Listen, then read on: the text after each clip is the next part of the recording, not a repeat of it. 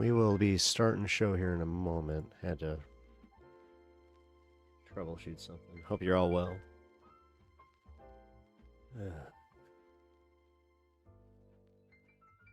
Welcome to stream, everybody. There we go.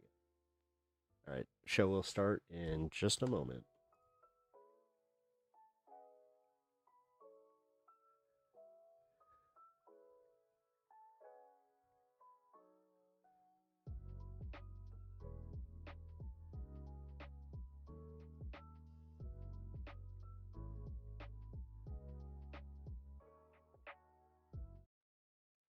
Who the heck is PepTalks? I'm not gay, but I fantasize about Marco Rubio. PepTalks. PepTalks. PepTalks. Let's eradicate the Kung Flu. I'm literally coming. PepTalks. PepTalks. Who the heck is PepTalk? They want our women. They want our children. PepTalks. Sometimes no means yes. Grab them by the PepTalk. Grab them by the Marco Rubio. Obama is a racist. PepTalks. I'm literally coming. I'm literally coming. PepTalks. We found weapons of mass PepTalks. destruction. My fellow Americans, it has been confirmed today from PepTalks that we are indeed all high on politics. Good afternoon, everybody. Welcome to the new edition of High on Politics and a new week here. I hope you guys are well and hope you guys had a good weekend. As I was saying at the beginning of the show here, had a few technical difficulties. Forgive, I just kind of got out of the shower not too long ago, and yeah, there was a whole timing issue. It's been a day, it's been one of those days. So, but I hope everybody is well, and yeah, if you guys are just joining us, you know the deal. I'm gonna have to ask you to hit that like button and sub to the channel if you haven't already. Come on.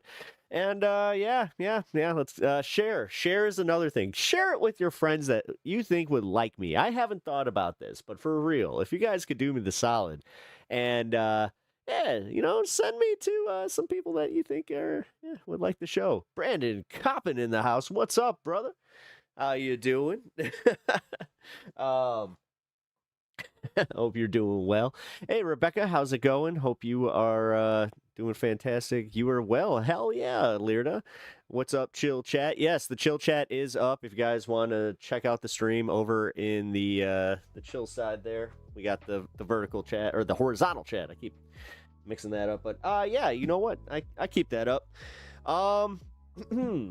Yeah, you know what? Those do better with the VODs. I've noticed, like my horizontal ones actually like help with the VODs. So, hey Ken, how you doing, dude? Thank you for popping in. As Ken is doing over here, you guys can also pop over on Twitch if Twitch is your jam. I always recommend giving a follow over there, just in case, we got a positive outlook on the show and everything, but it's just a hey, but all right, weekend update. Let's see, weekend update was pretty much just getting everything settled with the missus. She is now back. She's doing well. She is healing up really, really well. Her appetite is man, I would dare say her appetite is better than it's been in months. So yeah, just, we had some changes. Made my first turkey burger yesterday. That was cool. Turkey burgers are actually fucking good. Yeah, especially made by yours truly here. I nailed that one, Pinkerbell. You would be very proud of me. Yeah, woohoo! Eat, Uni eats. Yes. She needs to gain some weight, and just in general, yeah. I guess that protein stuff is good for healing, But you know what else is good for healing?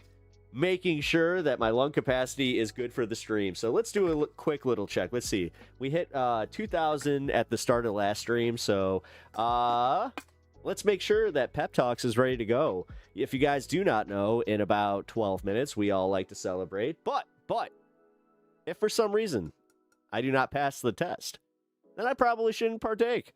So let's see.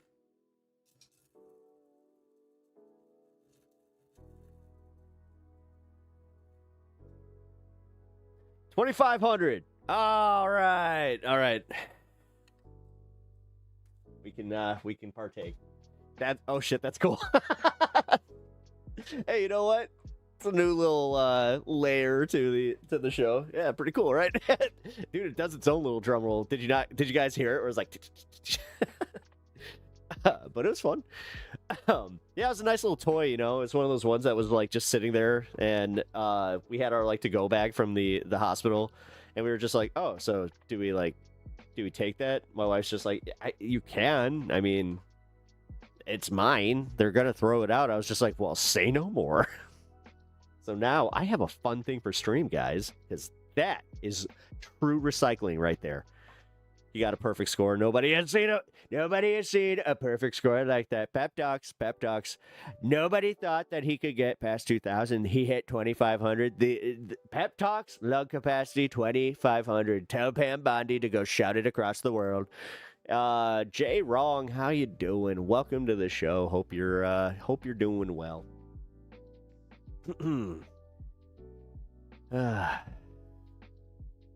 Hey Jerry. Hey.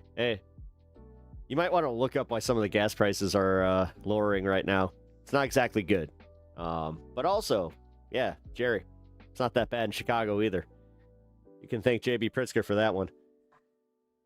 I guess the lung is at 2,500. 2,500 is scored like I've never seen. Bandit, hey Bandit, dude, how's it going? Welcome to the show. Good to see you, brother. How you been, man?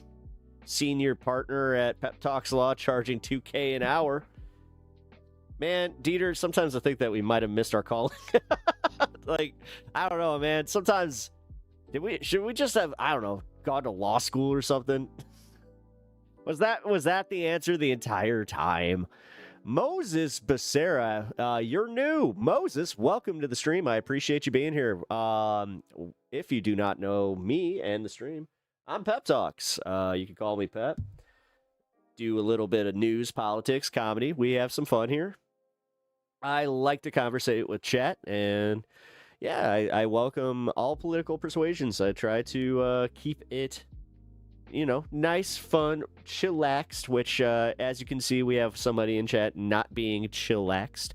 I'm not sure if, like, a lot of right-wingers have the ability to chillax, but we shall see. Yeah, chillax. You know what? Fuck it. The young ones will probably think it's cringe, but I don't give a fuck. I'm a fucking millennial. I own it, and chillax is one of those words. Lacrosse is a great sport, great medicine game. Man, I want to get back into contact sports, but the problem is, not exactly supposed to. Actually, you know what? I should probably might need an update on that one, because I was under a one of those concussion protocols for quite some time, and then I mean, I had a doctor just kind of tell me, like, yeah, you can't go play hockey. I wouldn't. And I love having a doctor that finally just says, like, dude, you're almost 40. Like, you can't just skate or, like, just, do that, like, do the things you like about hockey, but not actually, like, I don't know, have a bunch of people trying to kill you. I was like, I guess you're right. Hey! Come here. You must pay tax. Come here. You're being annoying. You have to pay tax. Yo. All right. Kitty tax. Say hello. Look at him. Look at him. He's so cute. This is Lito. He is a pain in the butt. Yeah. Here's a like. Have a great day. J-Wrong. Nice. Appreciate that. Moses, what's your favorite video game? Oh, shit. Doing an AMA. Oh my god, cute kitty. Yes, he is. He gets away with everything, though. They call him Catzilla here. Actually, right now, he is doing what he's not supposed to be doing. You guys know he's not supposed to be going and trying to claw the cardboard boxes that house my comic books. But that's exactly what he does. He is...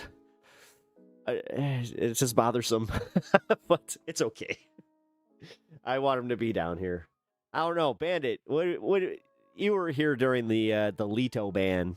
I feel like it's like, nah, we need to train him. We will train him. I know you can't train a cat, but I will succeed in this. Anyway, Moses, what's my favorite video game? Final Fantasy VII, if I had to say favorite game of all time. It was the one that I fell in absolute love with. The aesthetics of it, just the story is, it's nothing too deep, but it's great. I love it. I really do love it. Then I would say Final Fantasy VI is also good. I like Final Fantasy games, but if I'm getting outside of Final Fantasy games, I mean, I rocked GTA for a long time. I mean, Rockstar games in general are just Red Dead Redemption. Dude, Red Dead Redemption is probably one of the most underrated games. Witcher 3. I can't choose out of all the ones that I'm listing right now because those are the ones that I just love. I love them. I love them. Also, Spider-Man 2 is actually one of the best video games ever created. It's actually the most fun I think I've ever had playing a video game. So I call them video games because, hey, I forgot that I'm actually just an old man and I'm stuck in this body. Fallout New Vegas, come on. I haven't played it. I gotta try. I'm gonna try it. I'm more open to trying the Fallout games. Before, I don't know. I didn't have patience. Oh, hello, Lito. What are you? Wait, what's he doing? We got Stan here, by the way. Everybody. There we go. We got the Stan cam up. I said by the way because I was just like, oh, he just kind of snuck in. All right, cool. I see how that goes. He hasn't actually. Think about it. I don't think he's walked down with me for stream in a while. Yeah, whatever. That's my co-host. Sometimes he is lazy. Like right now, he is lazy. But he's okay. By the way, he is actually doing pretty well. Great energy today, Pep. Oh, thank you. I appreciate that. I'll be honest, I'm kind of surprised. I had a rough day today. It's just been a rough day. Lots of stuff going on behind the scenes, and I am not doing that great as far as that stuff goes. That's why I love this show. That's why I love coming here, because it gives me a little outlet to kind of just remind myself, like, hey, things are okay. I'll be okay. I do have to say, if you guys can, I should probably create a goal here or something, because yeah, that's where we're at. Let's do 3 hours, 5 super chats. There we go. What will I do? I will be completely honest.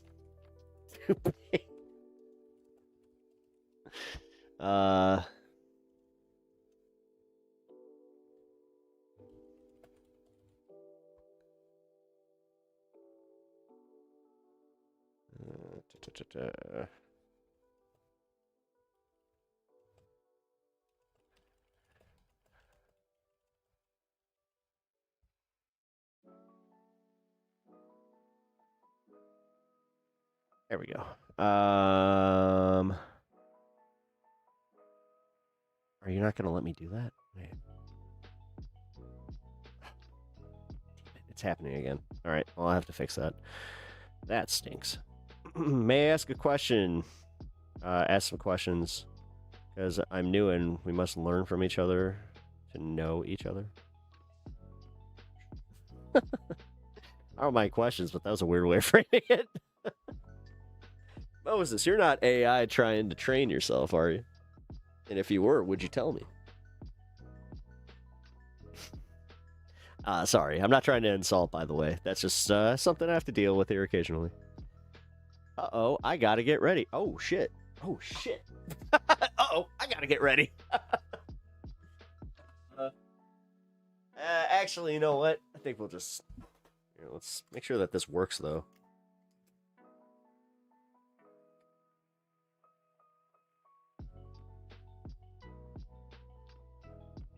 Alright, it works. Hey, Rev, what up? Good to see you, bro. Yeah, we'll just do the pen today. At least... No, that's cheating. That's cheating. Give me a second. Gotta stop off camera. Right? For anyone new here, I have to step off camera just because, you know, gotta abide by the YouTube guidelines. Also, yeah, I'm wearing my yoga pants today. But yes, Moses. Oh. No, I'm not going through those kinds of questions. Sorry.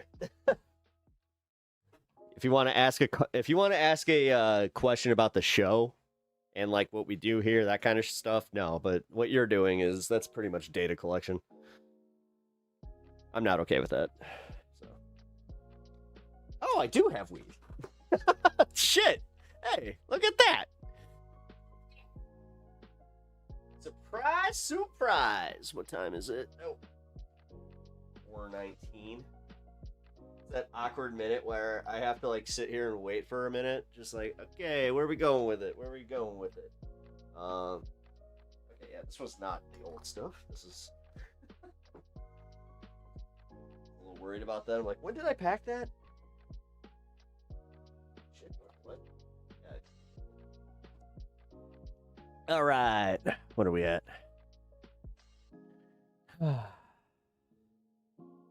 I wish I had my packs. Like the dog? Or are you talking about like something else? Yeah. What the hell is this? Yeah. What the hell is that guy doing? Oh, that was fast. Yep. All right. Well, let's do this. Smoke.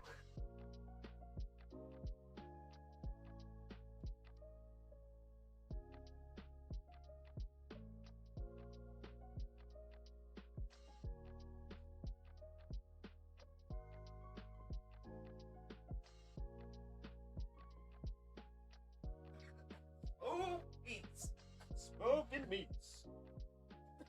That's what we're doing here. Smoking meats. Oh, excuse me. Damn.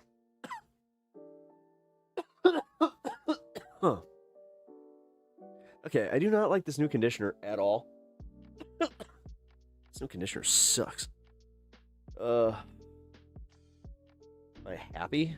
No, I'm not happy. I'm a normal human being that doesn't want suffering. Especially in the form of strikes on, anybody. But I want these wars to wrap up, including, what's going on in Israel and Lebanon, because this is just bad for all of us. What conditioner is it? Oh, fuck.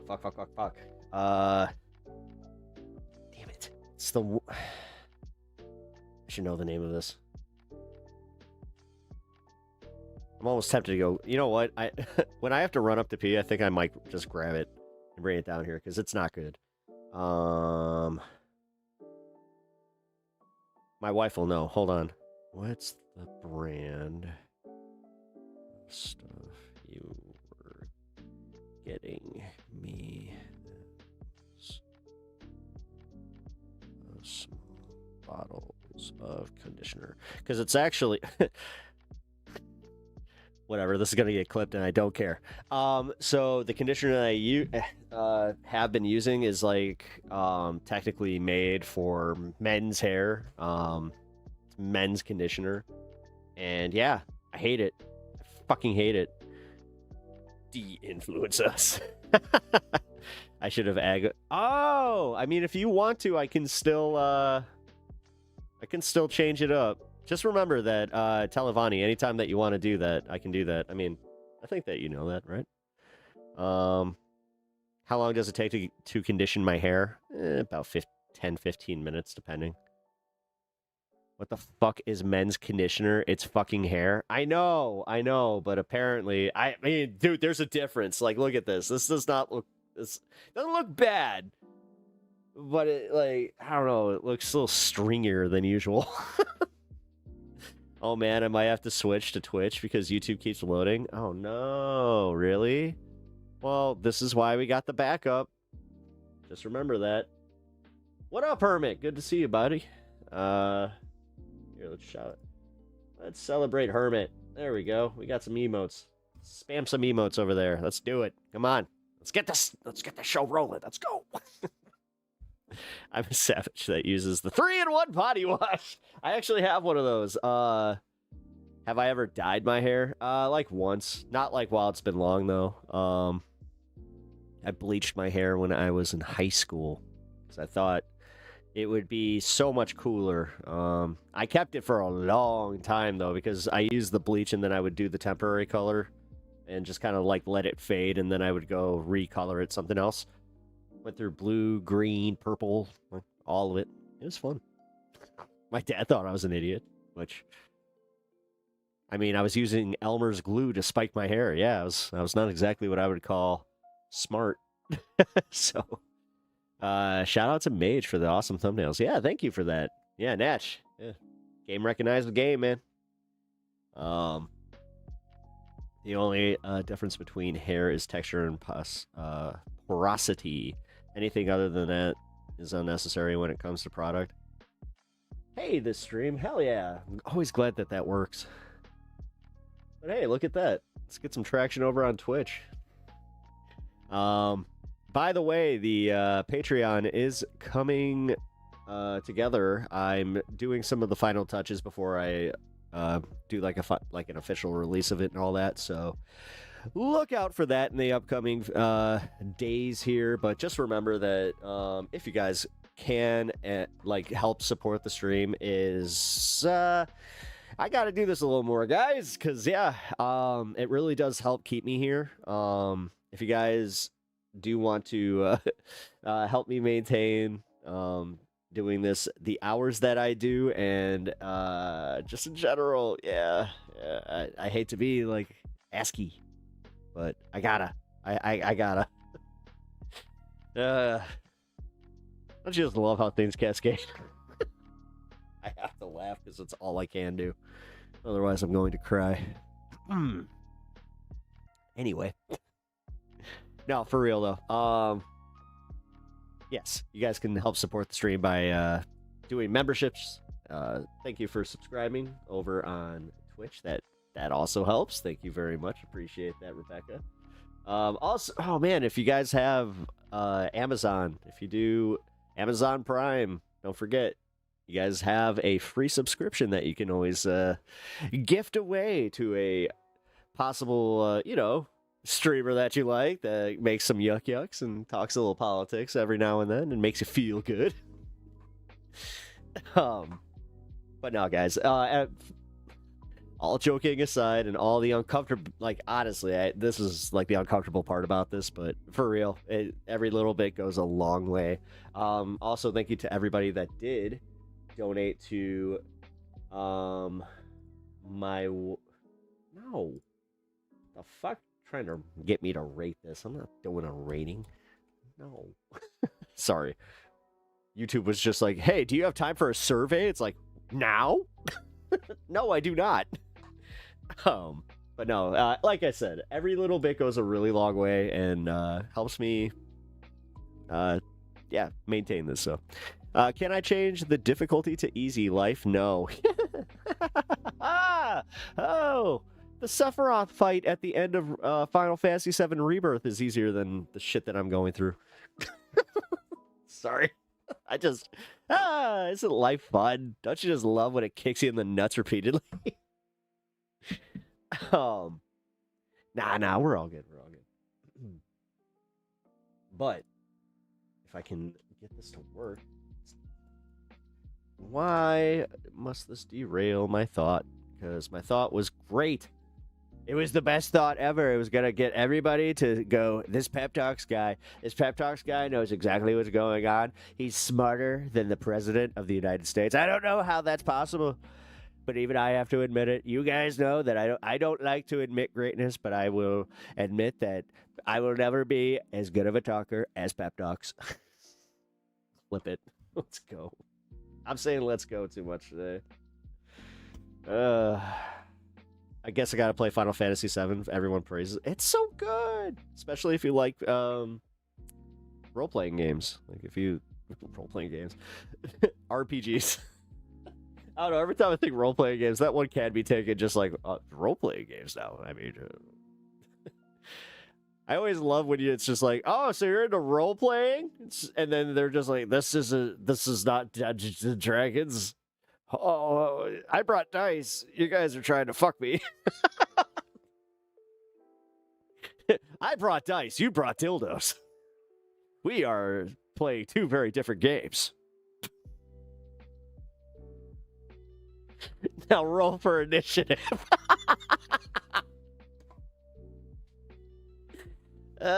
Shit. That would be one of the funniest things ever. I know it's probably been done, though. How is it not with that kind of wordplay, but still. Why not? Yeah, exactly. Why not both? It's just... It's a bunch of people in fucking bondage gear fucking rolling dice. Oh, shit. Thank you for the gifted membership, Mr. Cop, and I appreciate that. Hermit, you have just been gifted a membership by, actually, full disclosure, one of my best friends. Everybody say hello to Mr. Coppin. Also, Coppin, just a, I mean, now that it's out there, and I'm sure you don't care, but, yeah, you can change your screen name. You can ask Uni how to, you know, do the handle switch if you are the handle switch handles. I guess that it does actually. Yeah. All right, Mr. Coppin. Yes, very much like. Well, yes, Coppin, but with a K. but only one K. He doesn't. I don't know where I'm going with this. You know where I was going with it, but I couldn't go there with it because it didn't make sense. So it's kind of like yeah. And that is a real-time look into the brain of Pep. Isn't it fun? Now, I'm copping with life. Yeah.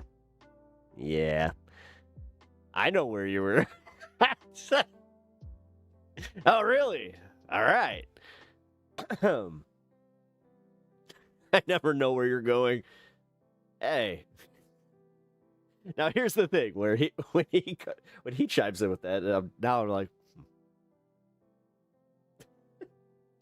he knows how to give me shit. Like your closest friends know how to give you shit. He is very good at it. Just so you know. Yep, love you too, bro.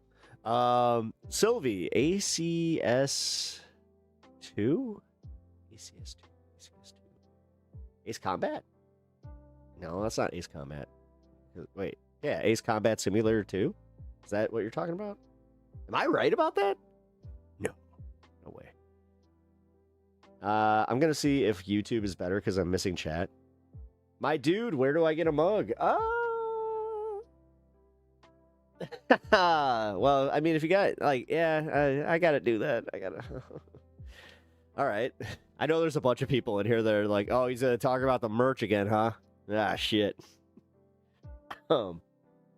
Yes, the merch is, it's a coming. I'm figuring things out because we had some setbacks. There was some health condition stuff related, as far as the person helping me put this stuff together, and in general, you know, I'm not going to go and bug somebody for help with something that was essentially like a volunteer project in general, and no, I want them to focus on their health. So yeah, that's why we do not have any of the stuff right now. So but yes, if you guys want your very own Pep Talk mug, I think I should probably just make this a thing and you guys get Pep Talk mugs.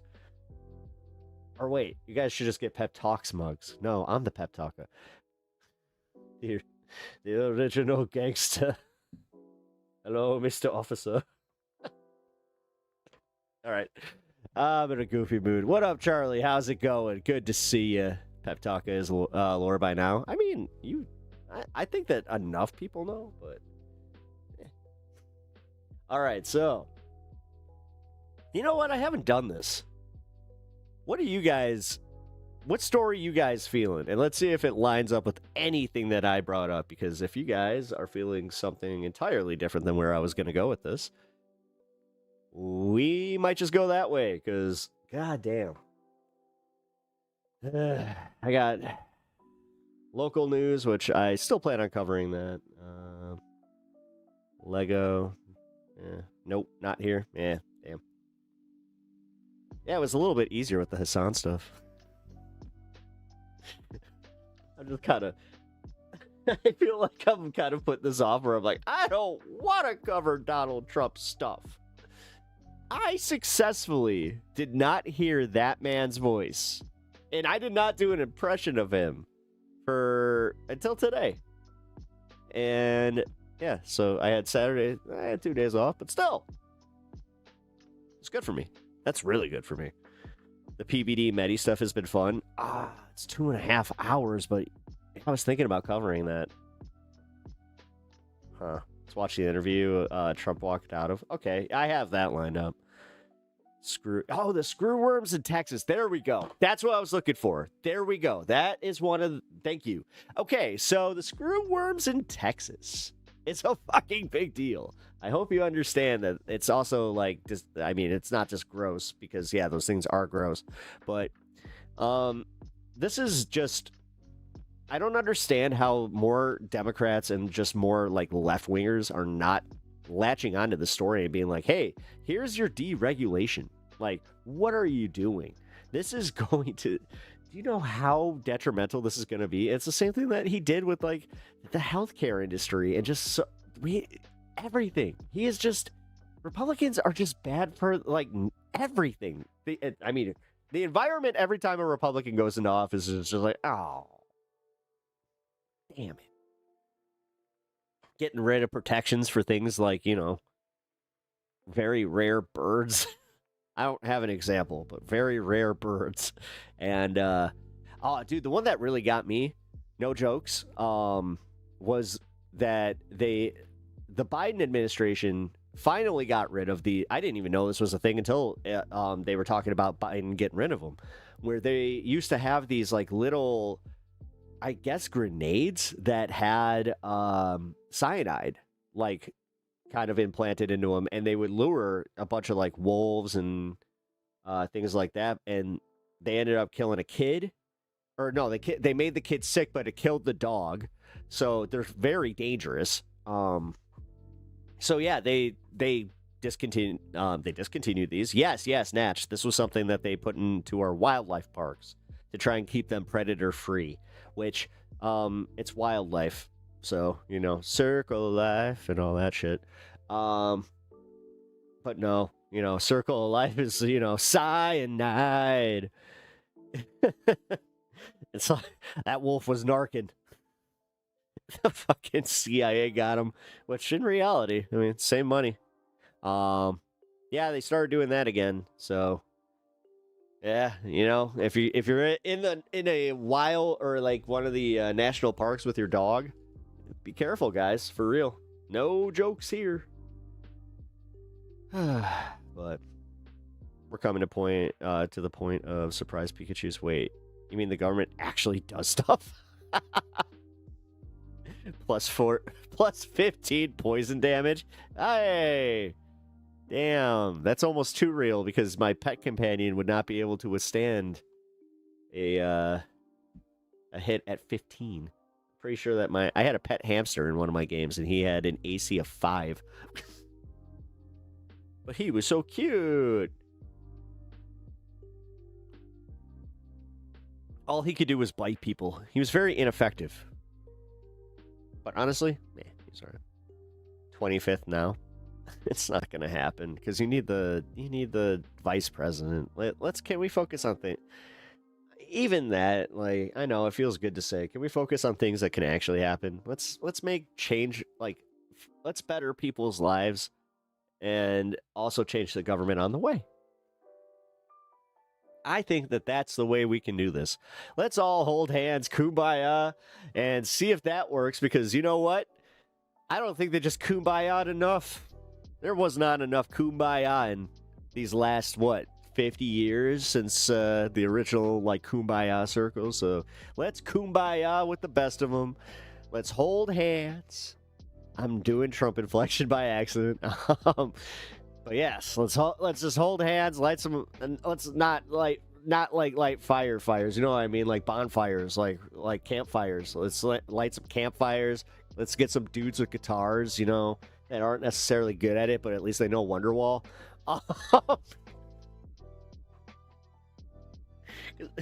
Because then we call it just, you know, baby, I'm gonna be the one that changed me.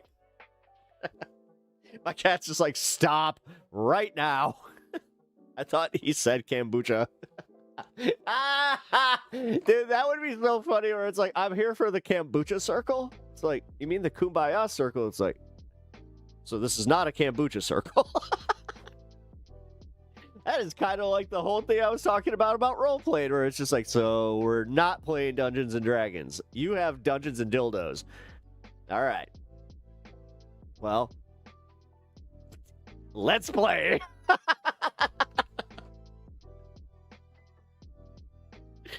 Ah, shit. I can make several more of these jokes. Who wants to roll my dice? My testicles are the equivalent of a nat 20 and then a nat 14.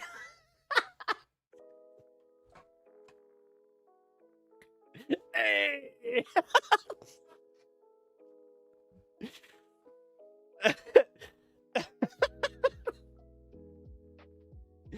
I'm gonna go. Oh, wait. Yeah, Rebecca, you're back. Woohoo. Yeah, welcome to PepTalks.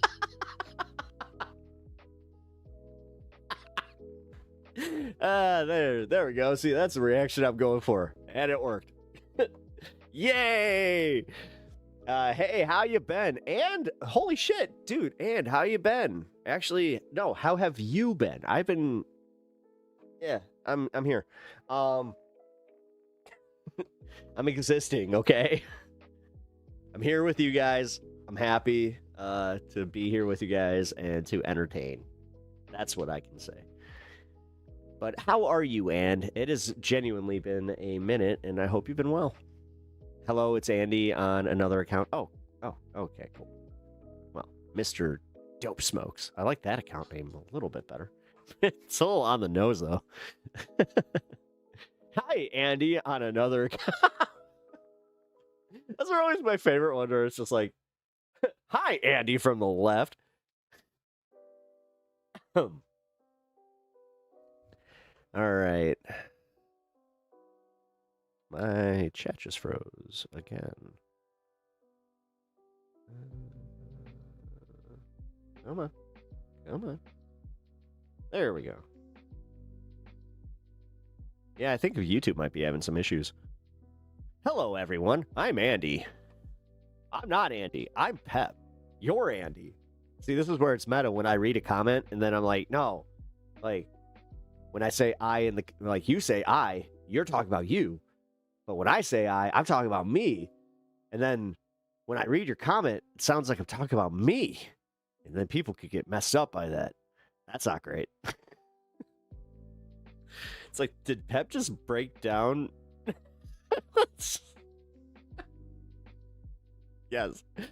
Yes, Pep section. Oh, DA, Devil's Advocate Productions coming in with a raid. What's up, Devil's Advocate Productions? Hope you had a good stream, my man. Also, if you guys are just joining us, Devil's Advocate Productions is a friend of the show. We do some collabs, and we also are talent over at this space. We are just there to have fun, get some left-wing talent over. I'm going to keep saying talent, and I'm going to use wrestling terms all day today. Fuck it, I'm going to just go with it. So, yeah, we're there to get left-wing talent over, you know. I like to, well, when you say I like to put somebody over, that sounds a little, all right, let's not do that. Because then people that don't like wrestling is like, why is he talking about putting this guy over? What's that mean? Either way, Devil's Advocate is a fellow YouTuber, so go follow Devil's Advocate Productions at Devil's Advocate Productions over on YouTube. Pep, am I a face or a heel? Ooh, I think I'm heel Pep today. Yeah, I'm feeling a little heel Pep. I don't know. But if I'm gonna be honest, my energy is like face Pep. Ooh, I might do Ooh, I like the I can play the ambiguous card. Ooh, the wild card, if you will, because that's what that's called. Yeah, this guy Pep Talks. He talks like he knows a lot about wrestling, but he doesn't really know the business all that well. You know, it's a lot easier when he's talking about things like being the governor of Minnesota because that's his lane. He talks about a lot of politics, but he doesn't really keep to the wrestling as much. Dude, I have a fun Jesse Ventura bit lined up. Latino Mafune. Hey, thank you for joining the stream tonight. Hope you are doing well. We were just actually doing a This Space shout out, so LeMayo, Pepe Ventura, let's go. Yeah, this guy over here, he Natchiket. It's almost like he's from another country or something. Not saying that's a bad thing, because, I live over in another country in the Baja. I like to get my Baja tacos before crossing the border and going over to my house across the border over near the Baja. Sorry. The thing is, I know you guys, like some of y'all love that impression. I am starting to realize that there are a lot of people that do not understand who I'm talking about or know who I'm doing. So they're just like, what is this guy like? I already talked about it a little bit where I bombed in my therapist's office because I did a Trump impression at one point, and I was just like, yep, it's rough out there. It's rough out there for us. And like, she started laughing, and I'm like, oh shit, I gotta laugh. And then I did the ultimate no-no where I was just like, yeah, I actually I figured out a new impression. I didn't know that I actually do a really good Jesse Ventura, and then I did it where I was just like, yeah, did you know that I was a Navy SEAL? I was a deep sea, I was an underwater demolitions expert. And I was also the governor of California and also one of the heel commentators in the WWF. And she just looked at me with a dead stare. I was just like, that was probably the worst bomb I have ever had. Ever. I don't care. Like, I have bombed in a room full of people, and that was far more comfortable than getting a solid laugh from, a therapist. And then, yeah, she took notes.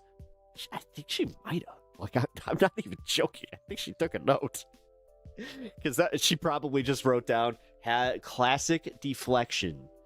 Well, like, I mean, she has said that. There's, that it's bad when your therapist is just like, okay, but we need to tear down the comedy walls, and you need to look at this as what it is and not laugh at it. If it makes you feel like you need to cry, it's just like, I know, like it's kind of how you should manage your emotions, right? not the way I do. The late Raider has arrived. Hell yeah, Dead End Joker. Thank you for being here. Also, yeah, Dead End. Thank you for rating over from DA's. It's not letting me do my shout out. Okay, so it's not YouTube. It's just everything. Or it's user error. Come on, it's got to be user error. Look at me. That's a good therapist, though. No, I got a kick-ass therapist. I am very, very happy with my therapist. I'm happy with the fact that I have had a strong support system in having that therapist, and also just in general having a strong support system of my family. Woo! What up, Etch? Good to see you. Thank you for being in chat.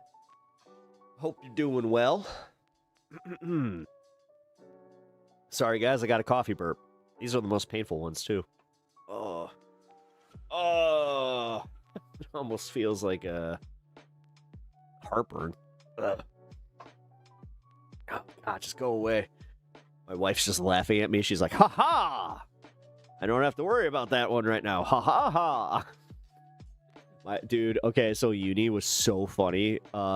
She started doing this where she started cracking some legitimate, like, really funny jokes about her being on a colostomy bag, which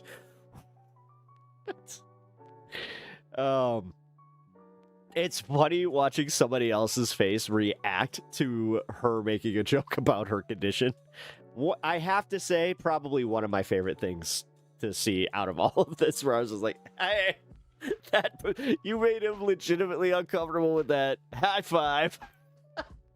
All the streamers seem to be gassy today. Really? Yeah. Like, oh man. Yeah. You know what? I feel for him because, yeah, I got it right here. It's like, I don't know, it's like trapped. Yeah, the sternum. Yeah, it's like, yeah. Oh.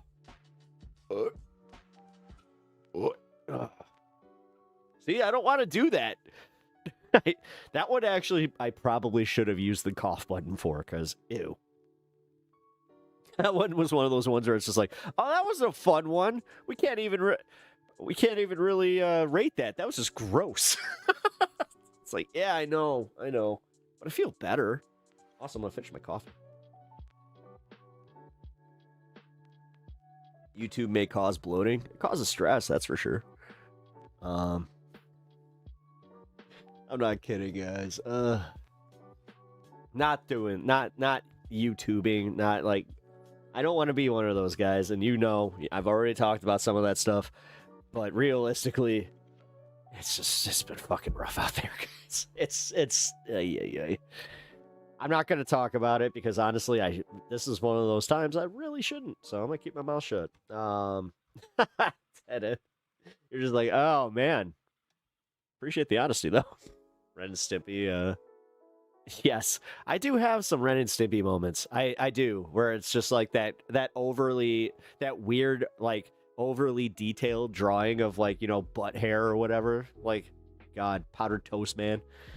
All that fun stuff. Today is blah. It is a blah day, man. It has just been yuck.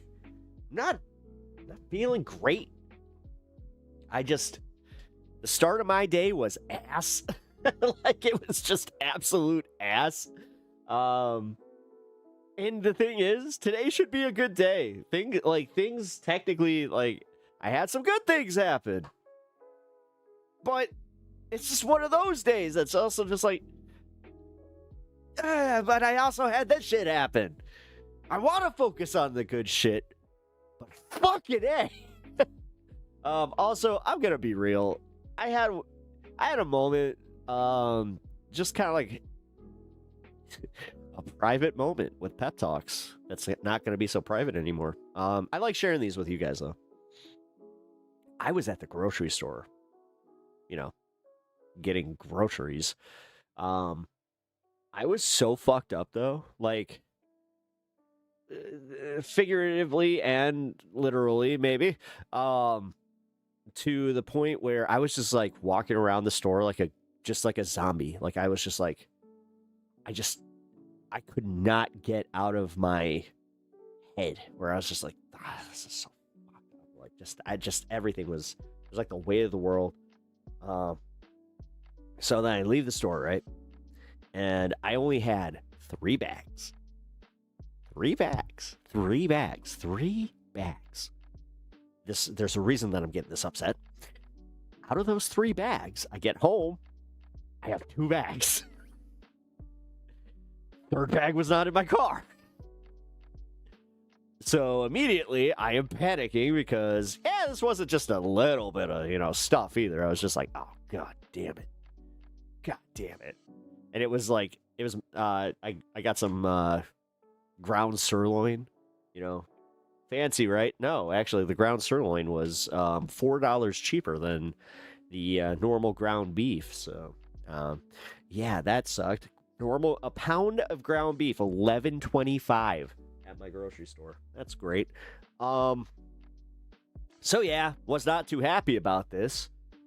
Had to go back to the grocery store, which is not exactly what I would call an easy drive, because, yes, I do, believe it or not, have to drive to my grocery store. People think just because you live in a city, it's just like, we have, like, bodegas everywhere. It's like, yeah, but you don't shop. Like, trust me. If I bought my groceries at a bodega, I'd be fucked. Like, goddamn. So, yeah, I get back. They had my, like, thank God they had my stuff, right? But, the guy behind the counter, like, he's one of these, you go to the grocery store enough, they kind of start to recognize you.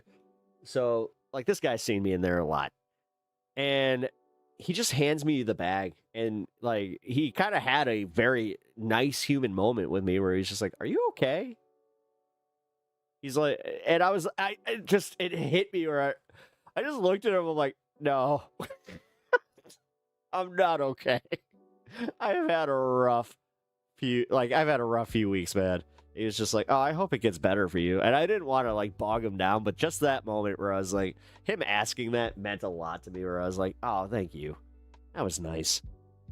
But overall, it was also incredibly annoying to just be that in my head and just like having like such a just bad day that I forgot an entire bag of groceries in a cart. Like I put the fucking cart back with my bag of groceries in it. Like I just, that was one of those moments where I was just like, I don't care how, like I've never been high enough to do that shit. That was just, yeah. Shout out to the grocery store guy though. Yeah. Thank you to my local grocery clerk. He'll probably never see this, but hey, if you know who you are, good on you, man. That was solid. Like that meant a lot to me because I think that was the thing that kept me from actually breaking down in my car because I was at that point.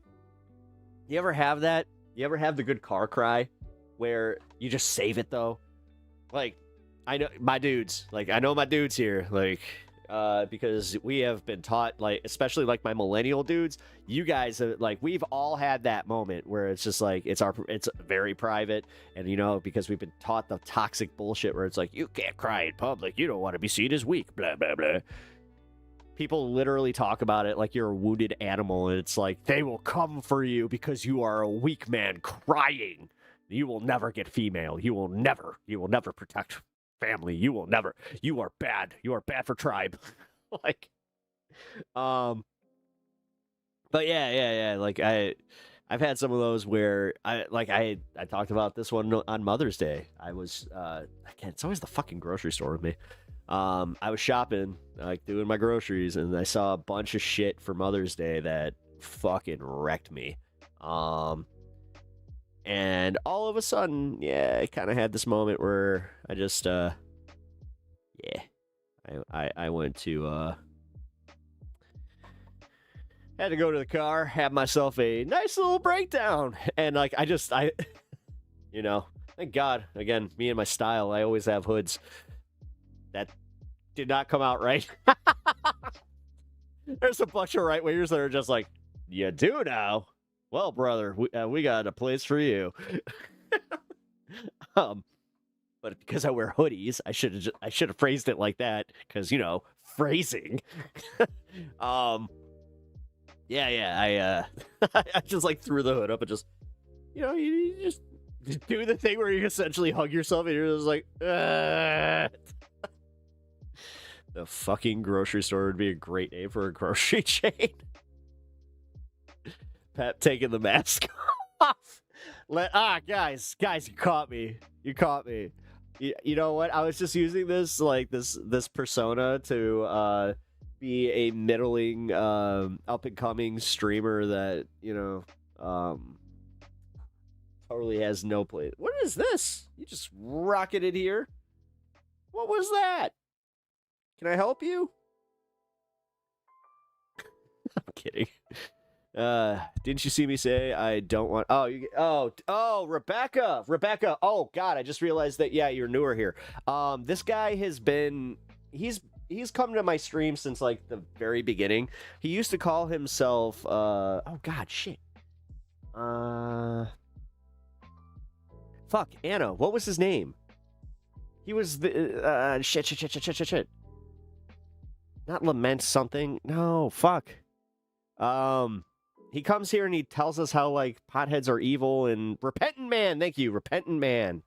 Hey, repent. Yeah, I like how he just admits it. He changes his name and he's just like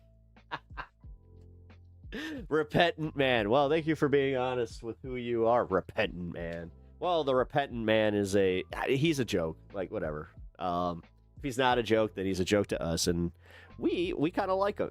Like, I kind of like it. I think it's hilarious. This guy's like sitting over here just being like, you potheads need to go to rehab. You guys are dumb, blah, blah, blah. Oh, my cat is oh my God. Oh my God. So what just happened there with my cat just barreling down here and jumping onto my lap? Apparently, my wife just, she just said that, uh-oh. What just happened? Oh, there we go. Oh, she, was opening a thing of Greek yogurt, and she did not give him any. So I think that was him coming down here, being like, Mom didn't give me any Greek yogurt. I'm mad. Like a little temper tantrum. Is he drunk? Complaining of California drivers. Okay, I'll see if YouTube stop freezing. Okay, cool. Poor Alito. Yeah, right? Yeah. Wait a minute. What's up with that uni? That's total. That's cat abuse. What are we doing? We can't have that.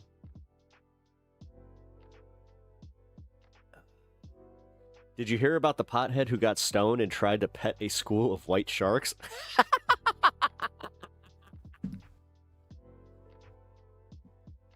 That's fucking hilarious. Oh, if that's real, that guy's so dumb. Social Darwinism at its best. That ain't the pot doing it. That's just, there ain't no helping those guys. It's like that one couple that like didn't listen to anybody at Yellowstone. They're just like, we're going for a swim. They're like, okay. Yeah, they found their shoes later. And only their shoes, because, it's totally not like boiling acid. Oh, you guys are don't actually like engage him like that. Just laugh at him. He's an idiot. Like he's one of the, like, he's legit. I'm not sure if he's, to this day, I'm not sure if it's a bit. I don't care. It's fun. So we're just gonna keep it going. The fucking grocery store. Mafune, that is something that I should do like a bit on that. Oh my God, that would be a fun little This Space thing where we create like a This Space community. It's like, I run this fucking grocery store. 100% etch. I had an actual addiction for over 20 years, so I know the difference. Yup. We're handing out Darwin Awards tonight. Ooh. Okay, so how many of y'all like to go down those like, so I have found myself not watching list videos, like the listables and fucking what culture and all that. But one that I still do is the one where it's the, I think it's just called Social Darwinism, or like Social Darwin clips or something like that. But man, because they do a list. It's a top 10 list of stupid or dumb ways to die, I think is what it's called. I think that's what the channel is actually called. But if I'm not mistaken, I think that's actually where the song Dumb Ways to Die like literally came from. But yeah. My original point. Darwin Awards are definitely yeah. Also, I don't see you sitting out here talking about all the drunk accidents that happened. Nice, that song. Yeah. So many dumb ways to die. Dumb ways to die. I love stupid songs like that. Potheads would sweep the Darwin Awards. I mean, if you mean like quite, well, wait. Now I got a joke here. No, it smoked the Darwin Awards. You do understand that like stoners are actually like don't really do that stuff because most of the time you're too high to even do shit like that. Like, dude, you're one of these dweebs that thinks like pot causes like actual psychosis. Like, yes, if you smoke enough, it could fuck with you that way. But it's not like that where like you have hallucinations, and if you do, you didn't just smoke weed, my friend. You might, especially if you're smoking with someone that you might have, like you thought you trusted, that's not your friend. That's a bad person. Kinsley, how you doing? Welcome to the show. Appreciate you being here. As you guys do file in, can you do me the solid double tap the screen, hit the like button, sub to the channel if you have not already.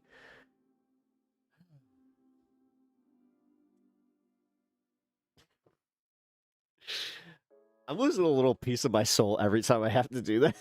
I swear to God. Somebody mentioned they're like, Pep, you're getting good at that. Oh, actually, shout out Alex. I remember. Yeah, it was pretty funny. I can't see the chat clown. Oh, wait, you guys can't see him? Oh, that's right. I forgot that I don't have the chat up on here. Yeah, he's in Twitch.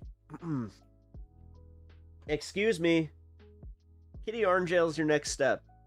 Listen, your mother was the one who was that upset you. Do not bring that smoke to me. You're not good at the schmoozing thing. Where's the poll? Where's the... Yeah, you know what? Let's get a poll up.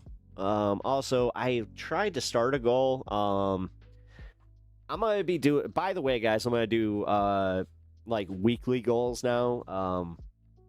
Yeah, I'm going to be doing weekly goals of about $500, because that's about how much I need to keep doing this, as much as I do. So,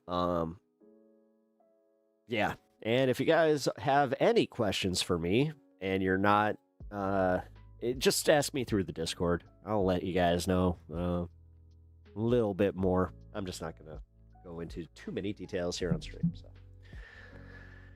So, Uni offloading the Leto anger. I mean, he came down here like a little, like, dude, seriously, now he's acting like a little shit.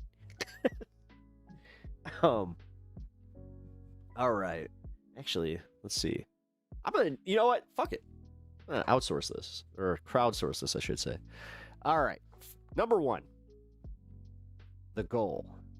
I want something better than just weekly goal. Help pay Pep's cancer. No, well, because it's not my cancer.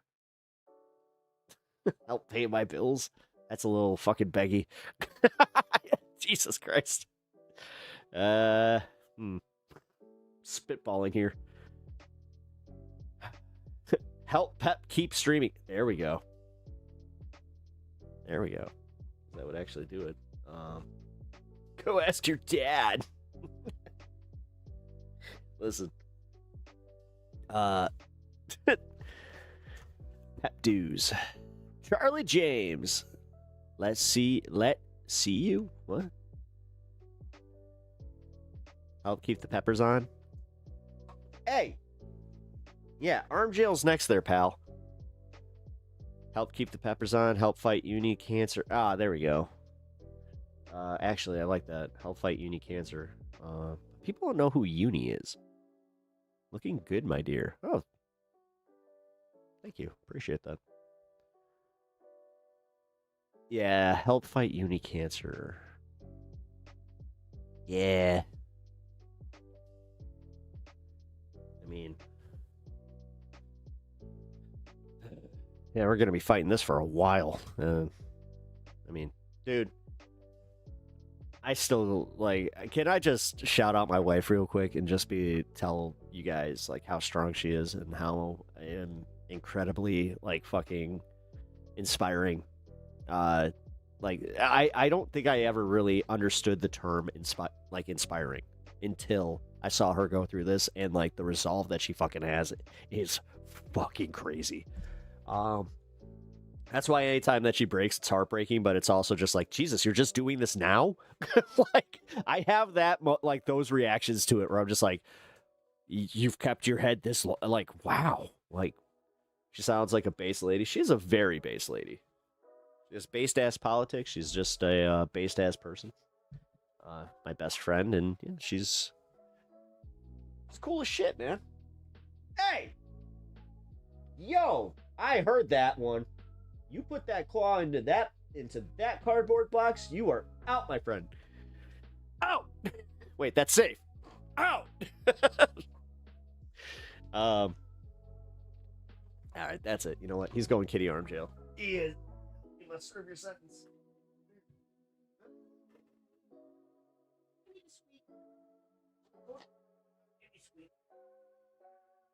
Oh. The arm jail is where you belong right now. Also, just chill. It's just chill. Just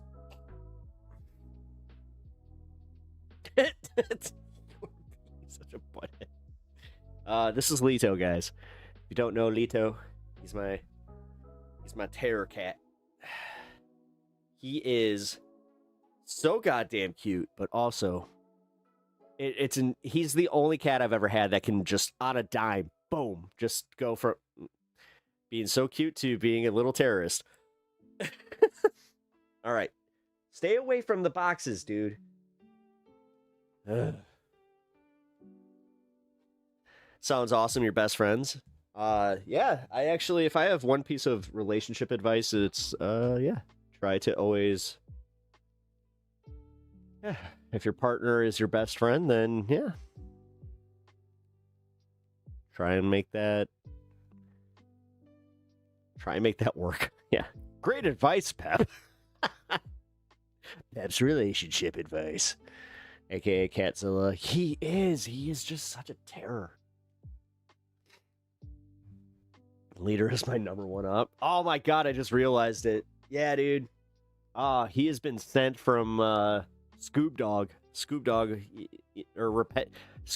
aka Repentant Man.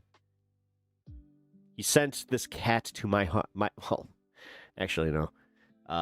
He got booted from 2 houses before he came here. Like, he was that much of a problem, and then when we met him, I don't know, I fell in love with him.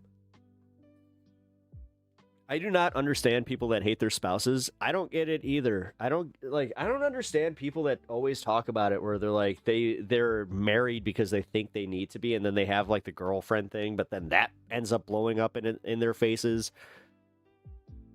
Looking handsome, my man. Hey, thank you, brother. Are you still here? I mean, dude, you're welcome to come on stream. We just got to figure out the mic. I just don't know how much you want to talk about politics. Ghost Dog. What up, Ghost Dog? Good to see you, brother. How was the weekend for Ghost Dog? Yes. Nice. Very nice. Oh, shit, dude. Look at you with your fucking orange star. You guys do not know. That is he's been a member for over a year.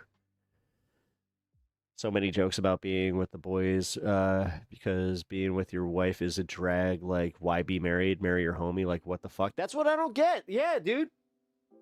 Thank you for saying that. That's what I don't understand are the people that, like, yeah. Oh, the ball and chain. Oh, my wife says I can't, and she's just being a bitch today. Blah, blah, blah, blah, blah. Also, what up, Joe? How you doing, brother? Preach, brother. Marriage is no joke, and it's a lifelong commitment for a reason. Yeah, a lot of people don't seem to they don't take the social contract very seriously. Looking forward to seeing you, Brandon. Yeah, I mean, I didn't really discuss it. I don't want to pressure him, though. He'd have fun. Actually, for that one, that would be a fun one to just, like, watch, like, some TikTok bullshit videos. You know? Like, just watch some, fail... Ooh, some fail videos would be fun. Peptides high on ballistics. Hey, what up, Big Dip? How you doing? Your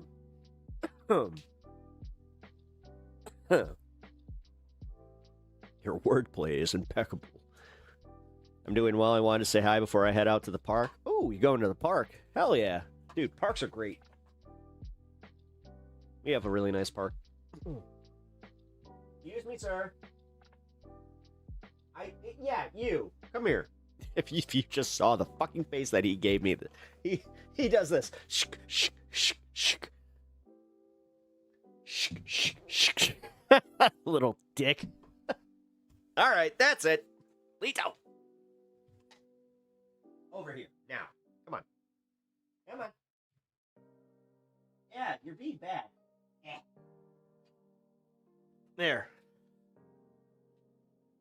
you coming up? Come on. Come on. Come on. Come here. You're getting tangled in the headphones. Stop it. All right, go over there. Go on. Go on.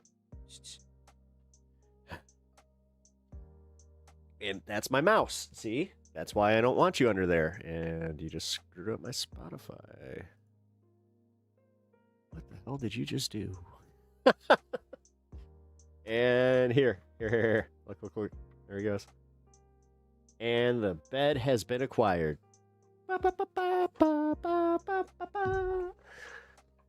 The cat has acquired the bed. Goal achieved. Nap time is commencing. He is literally doing his we call them his murder muffins, his moita muffins, actually. PepTalks dating advice day. Nice. I mean, I've been married for a long time. Honestly, hey, listen, as someone who is looking for ideas to, always date his wife, but not do, you just want to go to dinner or like any of that. I don't know. I got like doing farmers markets and like that kind of shit and antique malls with my wife. We have a lot of fun doing that. Like a lot of fun. One of my favorite things to do with my wife is people watch with her. Anywhere we go, we people watch, and we just like I love making fun of people with her. Yeah. You know what? That's my dating advice. Find somebody in your life that you can go around the world like just making fun of everybody else. That's PepTalks dating advice. Take it or leave it. Palestine is almost free. That's arguable, but hey, welcome to the stream. Appreciate you being here. What you want to come? You want to come on? This is my friend Brandon. I mean, dude, I do have a chair. You want to pull that up here? I know. All right, that's just fucking. It's weird as shit. Here, let's move the bed. Here. All right, let's say hey. Oh, you just came down to say hey? Yeah. Well, everybody say hello. Yeah, there we go. Remember, just talk in this direction if you're going to say hello. All right, so everybody's going to say hello to you. He's tall as shit, so he's going to be weirdly off cam here. All right. Who's on your shirt? Van Ark ride, dude. Trails. From Trails. Oh, shit. Does your wife ever come on? Not yet, but we have kind of worked it out that she's going to be able to come on. Who is he? This is just my buddy. This is my pal. You could call him Coppin, with a K, but he's also Brandon Coppin in chat. If you guys catch him, yeah. Just want to say what's up. Yeah, Coppin, actually. Did you want to hit this before you? Hell yeah. Did you bring yours? What? Did you bring yours? No. Oh shit. Yeah, you usually have. Yeah, he's got some fucking cool ass shirts. Like the cool part about what he does is he actually goes to like just a bunch of like weird anime and gaming stores, and he'll like find some really cool shit. It's badass. What's cracking, friend of Peps? Yeah. All right. So what's cracking? What do you want to say to chat? Everyone's having a lovely night. He says, I hope everyone's having a lovely night. I don't know what else, man. I'm high as fuck. You got high as fuck before you came down. Yeah. Oh, yeah. Oh, did Uni? Chill with Lori, dude. Smoking on... Yeah, did she, Yeah. Yeah, she's you guys... she's doing good. She's doing good. Yes, he actually came out to visit my my wife in the hospital as an unexpected treat. It was very, very nice.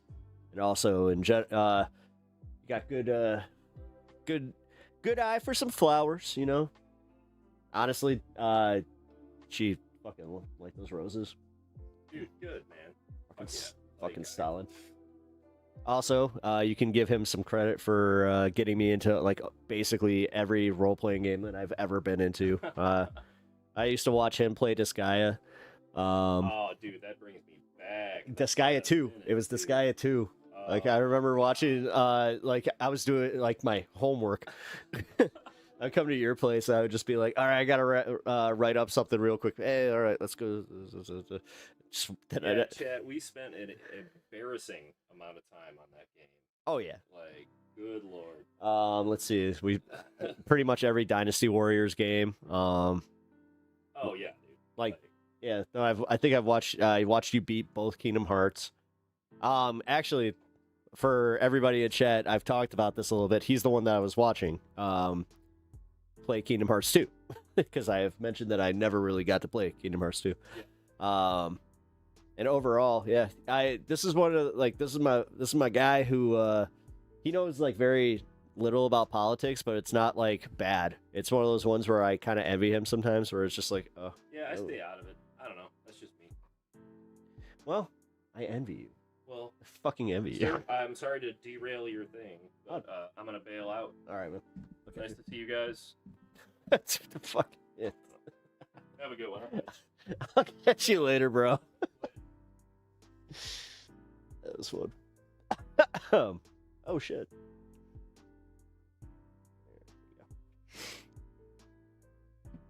Sounds blissful. I pray to God that God blesses you and your wife. Thanks, Mike. I appreciate that. Oh, Kingdom Hearts, another one I gotta try. Yeah.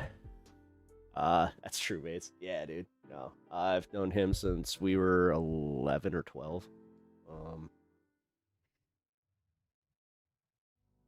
It was like right around the time like Little League was the thing.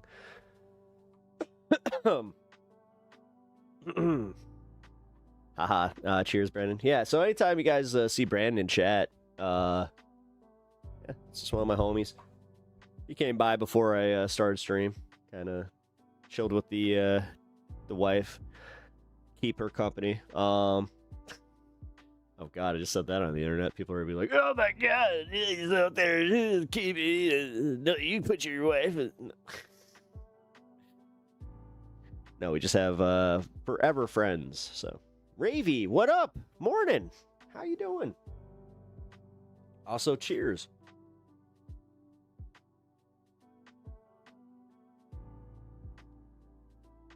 God damn it. Ooh, you're never supposed to really... Man, I just pulled a clog out of there.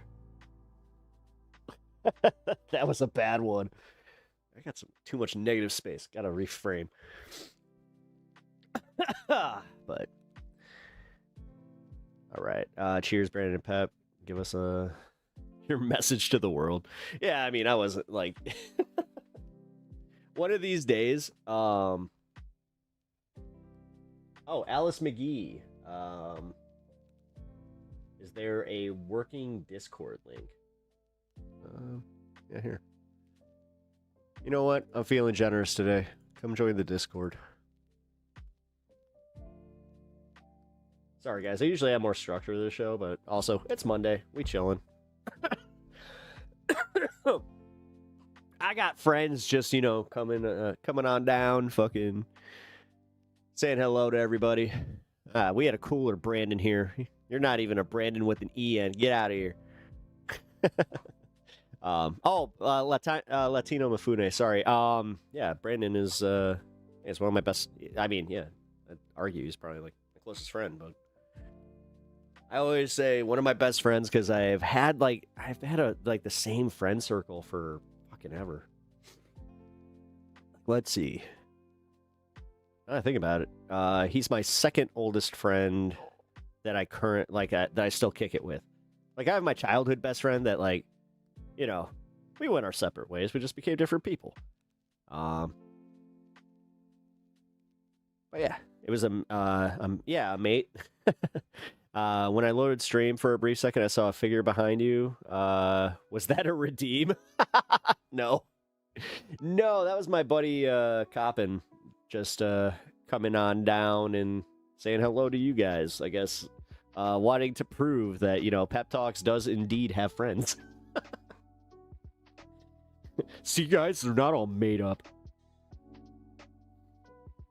Actually, funny enough, he is one of like my that's why I brought that up. Like he's one of my like what I consider normie friends that just he does other shit. Like he's got, you know, he's got his own life. Like he doesn't follow politics. He's interested in it.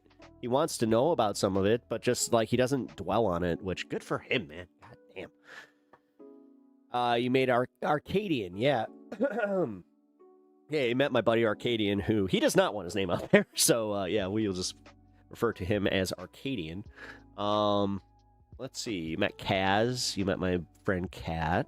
Yeah, and then you guys, it'll be a big deal. Like Uni will come on. You know, I'll probably have to get the second mic working for this. Finally, a streamer with friends, inconceivable. Yeah. Well. The thing is, I kind of understand why like a lot of streamers don't have friend circles, because, man, yeah, when you're working, doing stream, like it's a lot of time. But I always try to, you know, make sure I make time for my friends. I can't wait to meet Uni. Yeah, she'll be coming on stream soon. This Uni stream will be legendary. Fuck yeah, it will be. It'll be fun. It'll be fun.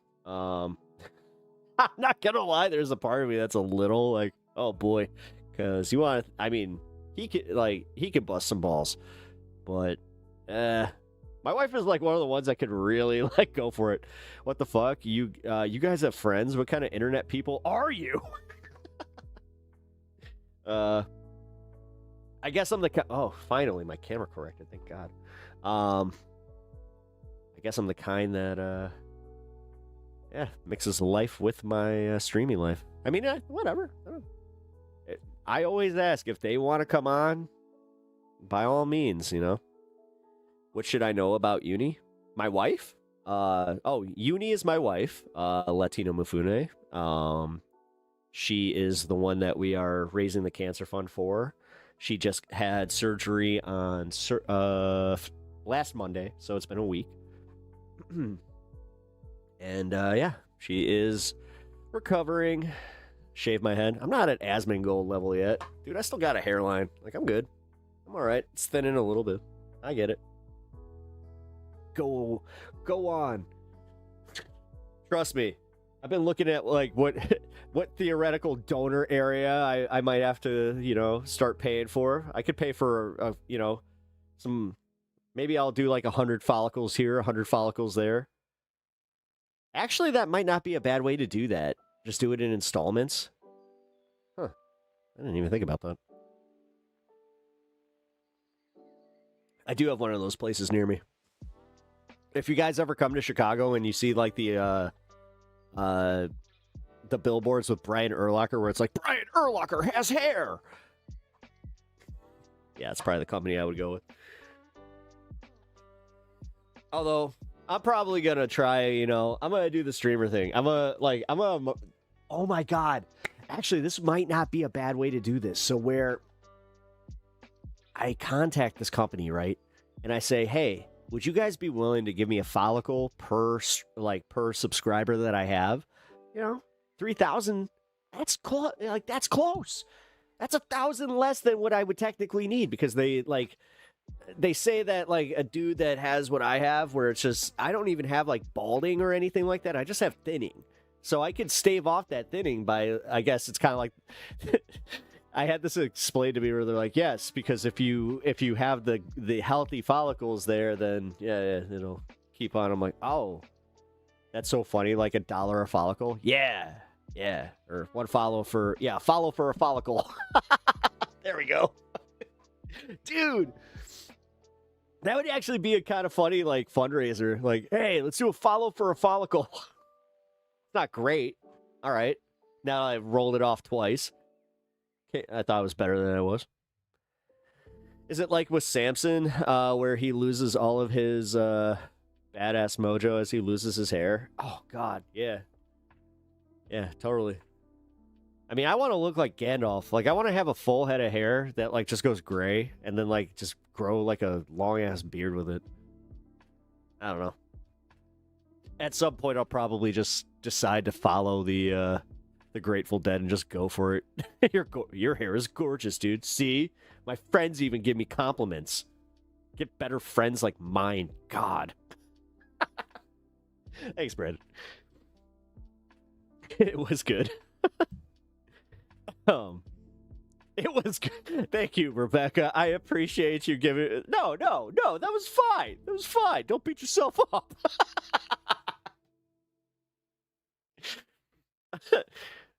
Like a polycule with less fun. A follicule. You know, leave it to me to do something like that where it just...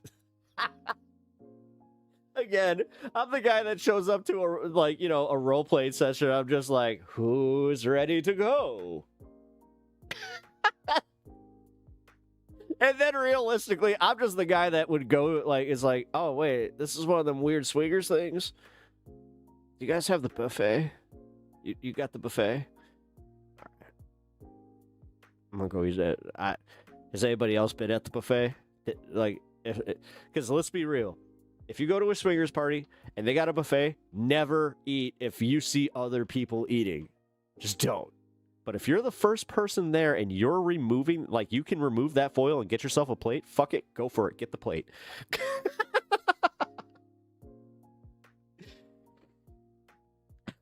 Dude, don't eat the buffet at those parties. I think I got the wrong room. You're just sitting there eating a carrot with some ranch, just...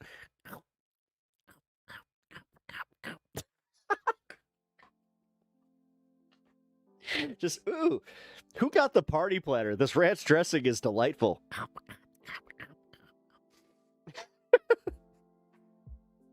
Hey, is anybody watching The Smoker?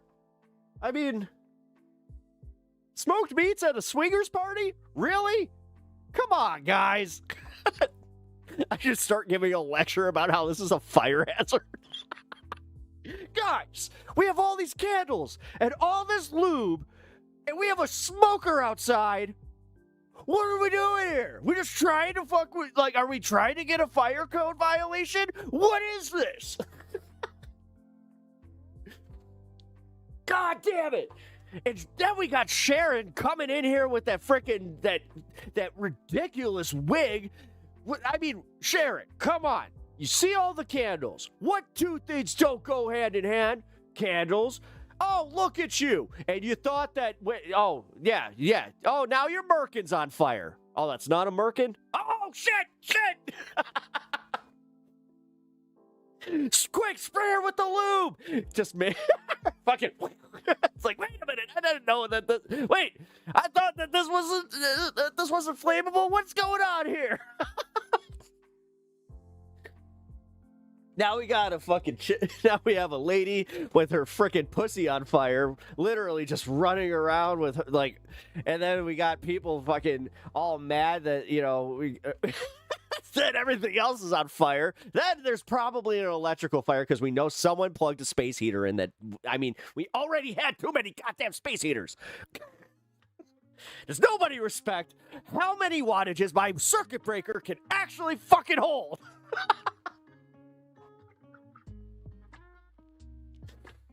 And meanwhile, you just got some naked dude eating carrots.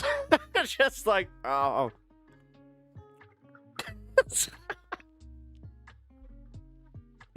It still comes up. Is it my turn?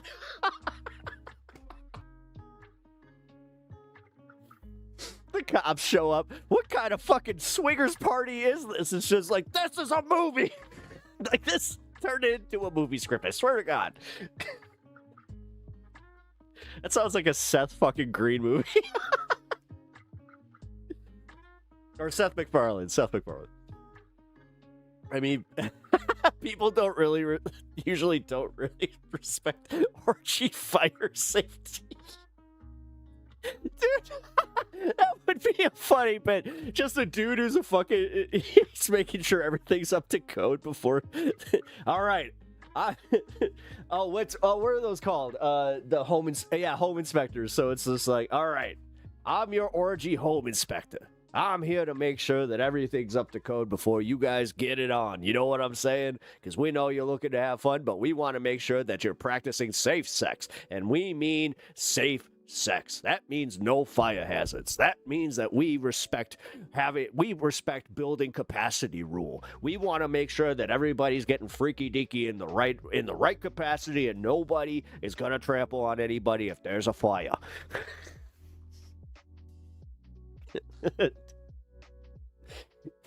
By the way, somebody gonna eat those carrots?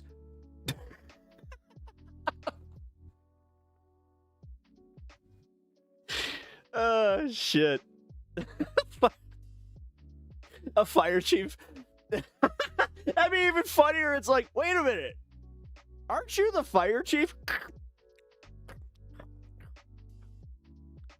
Only when I'm on duty. Here, they call me the cock chief. Yeah.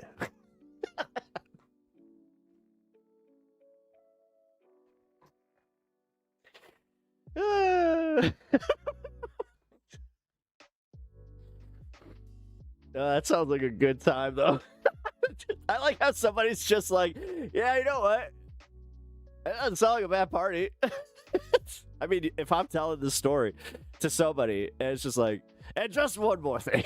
That's right. And just one more thing. Did you know that somebody came all over your curtains? I know. I hate to be the rat, but I saw it on the door that if you guys came on the curtains that you would be out of your orgy privileges. So we need to respect the rules. Come on, guys. Do you know how much those curtains must have cost? You gotta be kidding me. Those curtains, they had the silky feel. Do you understand what it looks like with the crusted up stains? Not great. Not great. And then the smell. We have to talk about the smell. Like, come on. What are we doing here?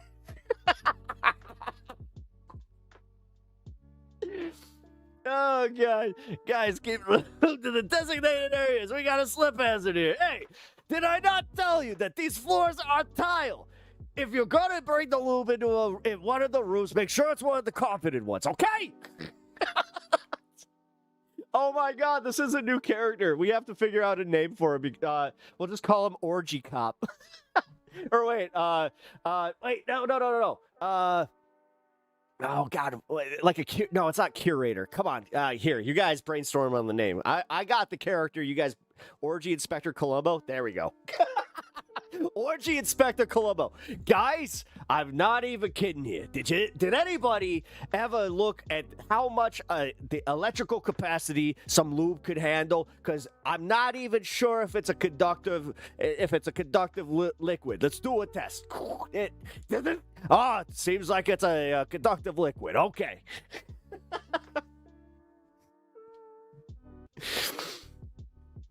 Welcome to PepTalks.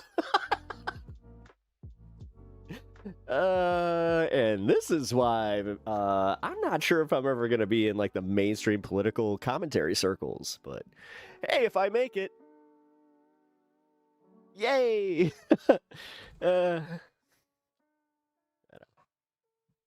Listen, if Dave Smith can break out into political commentary, I think I got this.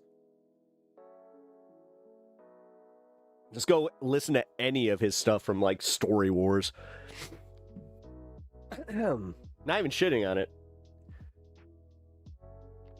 Hello, I'm a black man. Why do I get this feeling that you're not a black man? What the fuck? Nobody takes the pre-party safety videos seriously around here. No, they're like a bunch of fifth graders. They're all out there blowing up condoms, saying, "Oh, look at it, look at it. Hey, I could blow it." Like we have condom balloon. Like now we have this orgy was taken seriously, but now we got a bunch of clowns using it for party tricks. Look, now they got 3 people. You got somebody peeing into their mouth and then blowing up the balloon. So they're trying to figure. It's like the carnival game where it's got the balloon that goes up and up and up, and then you see who pops the condom first, and that's who wins.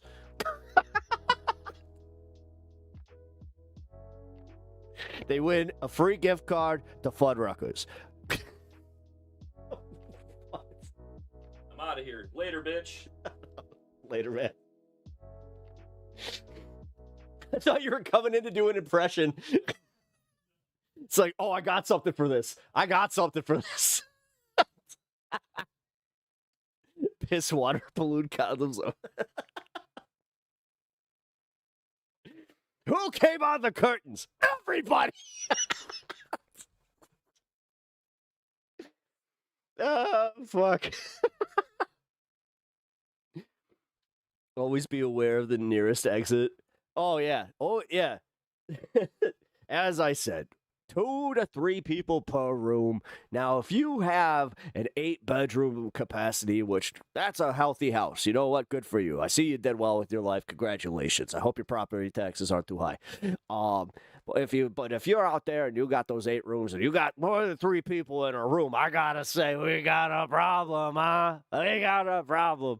Or if you got, listen, if I see more than 12 people in that pool, that's gonna be a problem too. And I think that's more of a problem than you would think. I mean, if you want to swim in some spooge, you want to swim in some spooge, but that's on you. Just trying to tell everybody that a lot of chlorine, a lot of bleach. This place is gonna smell like a brand new Holiday Inn Express tomorrow. God, it's just you gonna walk through the doors and just gonna hit you right in the face. It's gonna hit you in the face, like I said, the Holiday Inn Express, like a 5-year-old just took a dookie in it. All of a sudden, you smell all that chlorine. Did you know that when you smell the chlorine in a pool, yeah, technically, that's the chlorine killing the bacteria. So that means that if you smell the chlorine, you shouldn't go swimming in it because that's the chlorine is telling you that there's so much bacteria in there. Did you know how I knew that? It's because I was a underwater demolitions expert. We used to go and we used to test all of this out in some chlorinated pools. But then sometimes they wouldn't get the pH balance right, and then sometimes it would hurt my pee hole if I tried to pee down there.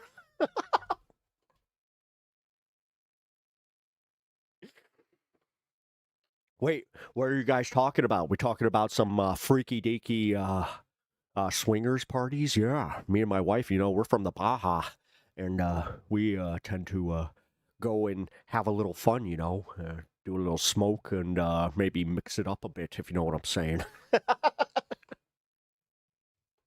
Did you see Massey's speech on the USS Liberty incident in Congress today? No, I didn't. Was it interesting, Zach? What's the news? I don't know. It's almost like I kind of do this as a job. You guys can help me do it for a living by either becoming a member or donating to the stream. Really, really helps out. I'm not fucking kidding. Even if I put on the announcer voice for it, just remember, every little bit helps. And yes, I will put on the announcer voice a little bit more. Midas touch voice. All hell is breaking loose as somebody came on the curtains at the latest orgy, and I told them that they shouldn't be doing that. So now I'm panicking, just like Donald Trump is about Iran. Iran has said that there's no deal, so he's out there panicking. Now I'm panicking about the curtains. I can't stop thinking about them. I'm Ben Mycelis, and this has been Midas Touch. Help us get to 7 million subscribers. Thank you. Oh my god, we're just going through all of them today, huh? I think that, wait a minute, $2 per impression. That's how we're doing this. I gotta monetize this shit. Fuck. You can tell somebody did his budget recently.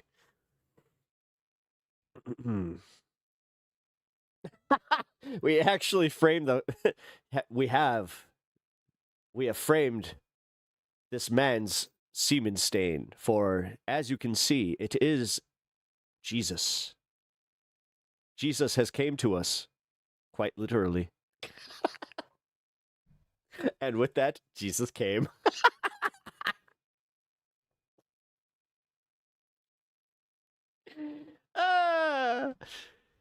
It's not Jesus save.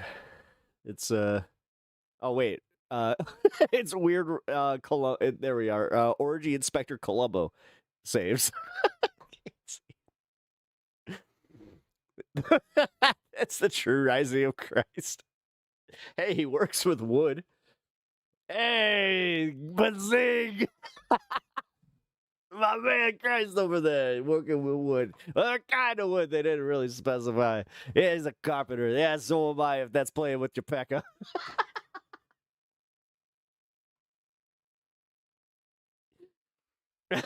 Stop Pep before you accidentally start a new church. You wait, what is this?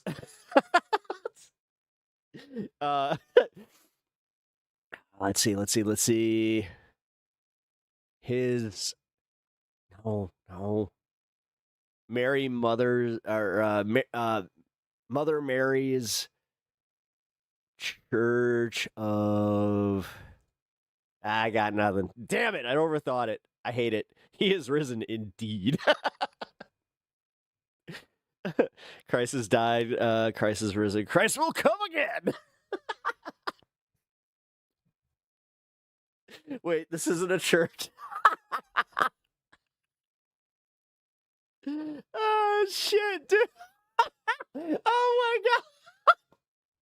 God. The grossest baptism ever. Oh, yeah, I'm about to baptize.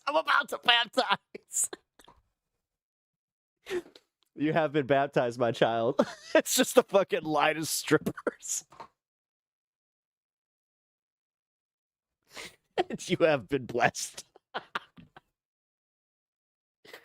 Wait, you're telling me that guy was not Jesus Christ? You're telling me I just... Oh!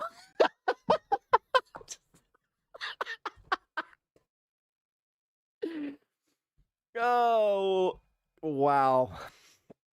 Okay, like I said, welcome to Pep Talks. We're almost 2 hours into the show already. This is my problem right here. This is part of my problem. I just go for it. God, we haven't gotten to any news. We haven't talked about anything. You guys have not, like, if you guys are joining for the breakdown of the news and, like, everything that happened this week, I haven't gotten to a single thing. I've just been having fun. Wait, the guy's not the real Jesus? Oh, no, now it's gay. Wait a minute. Rails? What? We have no rails. No. I'm a choo-choo in a grassy meadow. But somehow I'm the little engine that could.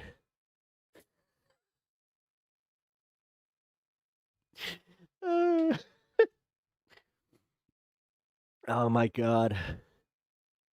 This is a good old-fashioned sacrilege, like type Mama used to make.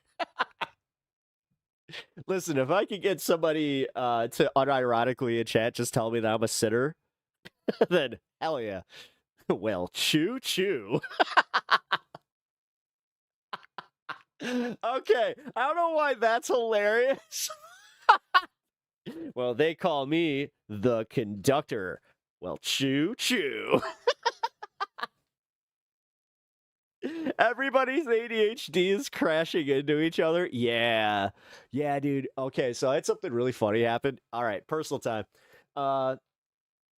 So I was talking to Uni, and at one point, I was stoned and I kind of spaced out, and she's like, it was like the nightmare scenario of a relationship where we're in the middle of talking. It was kind of serious, and she's just like, "Were you even listening to me? Can you what did I just say?" I was like,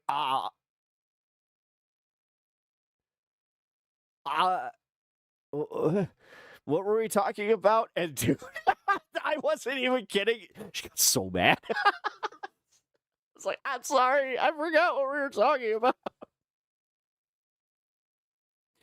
Yeah. Not great. But it happens. The toxic orgy train. Oh my God. Dude, if I ever become a DJ, well, at least we have, like, bits that we can work off of here. Ja, Dieter. Ja, Alex. We have, or Peter. We have a show the brother named Dieter. Yeah. He is train conductor. Yeah, he makes the choo-choo go choo-choo-choo-choo-choo. And then we go to the discotheque on the train. It is disco train. Oh, wait a minute. What's that Electric Callboy? They got a song like that. Riding on the techno train. Choo choo choo choo choo choo choo choo. Yeah, it's a great song. Anyway, that's a well wrong answer.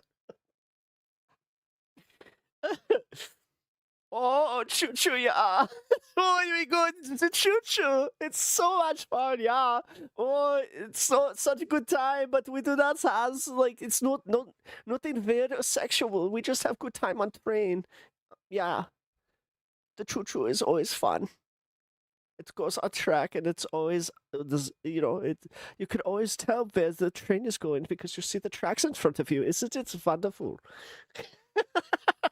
Blow my whistle and choo choo, yeah. Are you talking about the train song from Space Jam? Wait a minute.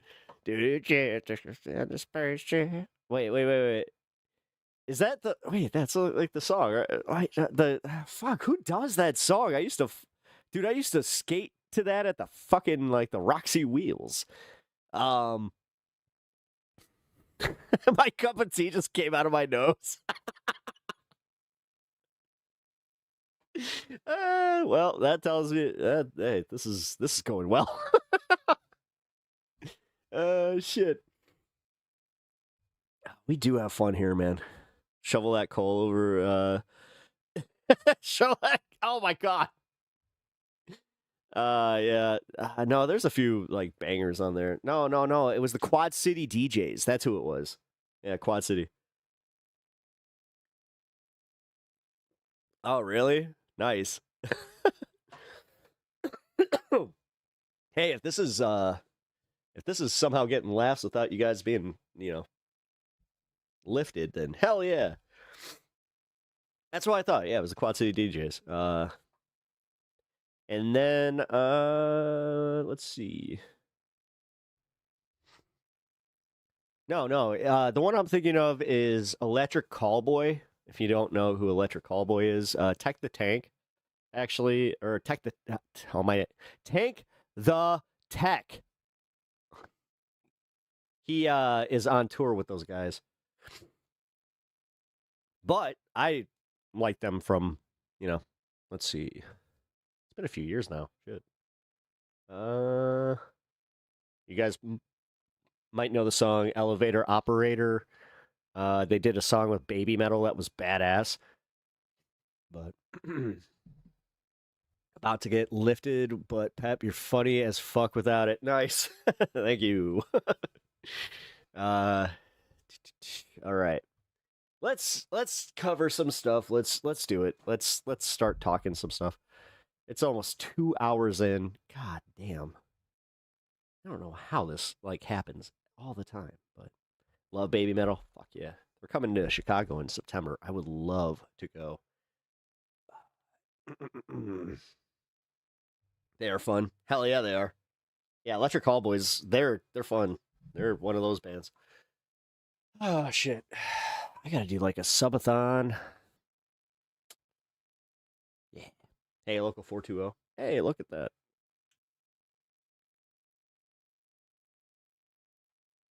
You could be lying. And I don't care.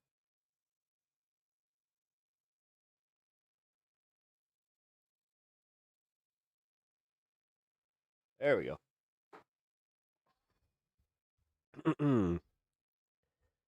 Japan, hop on the big bus. Kamala Harris 2028. That's new. I don't see that in my chat a lot, or ever. Actually, dude, I've not seen anybody. Did you say subathon? Yeah. Yeah, it's happening. I gotta do it. I'm gonna have to do a Saturday, or I just do like a full Saturday. Thinking what I can do is I'll start on Twitch. Then I don't know how to do this. I'll figure it out. It's gotta happen though. We gotta get some more subs here. We gotta get me to that 3K soon. Because, yeah, it's getting to that point. Yeah, man. It's just, life was so much more fun when there was the, fallback of everything. And just, yeah, not everything collapsing around you. I'll tell my smoker friends about you. Hey, please do. Yeah, no, honestly, like try and share this with people. Send it to people that you like, that you might like some, fun. I guess I'll just own it. Stoner content. That's what I am. I'm like, yeah, this is a stoner vibe. Like this is a stoner show where we have fun. We talk about news. Obviously, we go into bits, and it's just, it's a good old time. So you should get a real job. I have one of those. That's what sucks. Yeah, I know. This is like pretty much just giving like, what you would consider haters or trolls, everything that they would love. Like they love to hear that it's just like, oh, this guy who's, trying to make his dreams come true. Well, fuck his dreams. His dreams are stupid. He should quit on that. He should go get a real job. You should suck my butt. Dude, that's such a fucking, oh man, classic. That's a good one. Just, yeah, well, you could suck my butt. Both my kids are subscribed, but they don't tune into the lives because who wants to hang out with your parents and with your parents' friends? Hey, well, that's nice. I appreciate that. Why does everyone assume you don't have a real job? Oh, because I do a lot of this. Most people, like, I had this explained to me by another content creator that apparently I do a lot of content. Actually, I could just say who it is on this one. AG was saying that I do way more content than they could ever think about doing. So, he was complimenting me, but he also told me, he's just like, yeah, dude, do you do other? And I was like, yeah, I got like a whole life outside of this too. That's crazy. Pep show is popular mostly with people who are both deaf and blind. Yes. That was a banger. Latino Mufune with the comment so far of the day. That one got me. Fucking A. Yep. I'm the number one. Oh my God. If I could just get that though, where they just like, they put my show in the background of something. It's just like number one background sounds. It's like, yes, I'll take it. Great. Am I blind? You might be. Guys, didn't your fucking family tell you that, playing with your pecker or flicking your bean, like that could cause blindness? That's what I was told, and I believe it. Every time I have glasses for a reason, and then, I went a little bit, like to the point where I was getting a little raw, and then all of a sudden, I just had this moment where I was just like, I'm going to the eye doctor, and I lost some vision. That scared me. I'm actually telling a true story. There is no joke here. I got my glasses the same year that my dad told me that, master Sherber baiting. Yeah, that totally will make you go blind. And then, yeah, I don't know. It took me way longer than it should have for me to be like, oh, that wasn't real. Yeah. Still not convinced that's not real. Am I not winking enough? Actually, for real. See, this is the other thing is like, dude, all right. Content warning. I'm going to talk about, play with yourself. There we go. I'm just going to say it that like, it used to be so much more fun, and it used to be like more fun. There used to be like a ritual and stuff. Like now it's just like I got the attitude of an old man that like It's going to the job site where it's just like, I gotta rip one out before I go, you know, gotta keep the pipes clean. You know, like it's just so clinical now. It's just thinking I gotta have a healthy prostate. I think we're way past content warnings.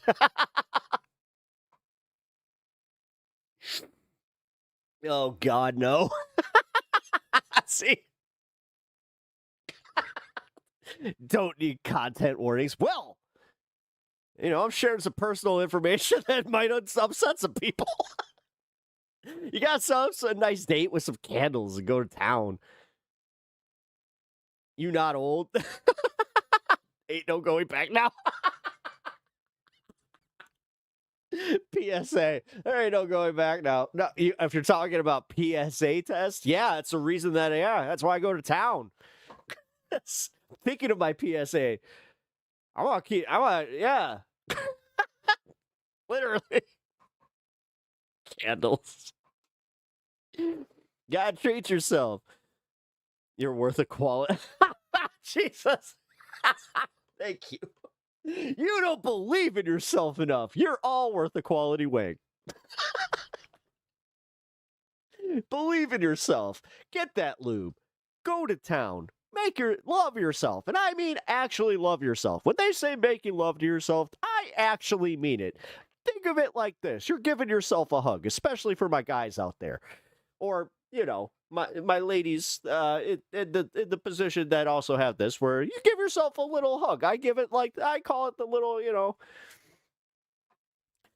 the good old crank and pull. Rub and tug. The hug and tug, the rub and tug.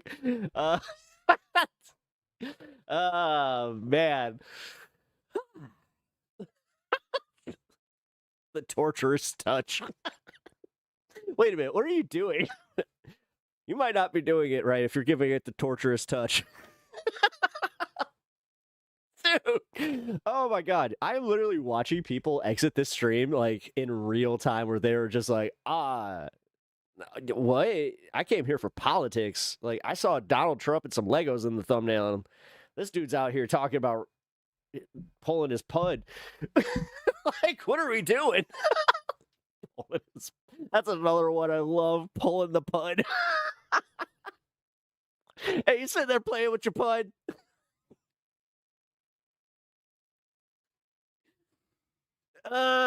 Fuck. Hey, come on. Good stuff. Subscribe, people. It is. The thing is, they don't understand it. This is peak. This is peak comedy. Are you not entertained? I'm actually asking. How in the hell are you not entertained? This is comedy. The master debater. Oh my God. That's what I should just do. I should just literally. That's not a bad idea. Just fucking go for it. Go for the joke.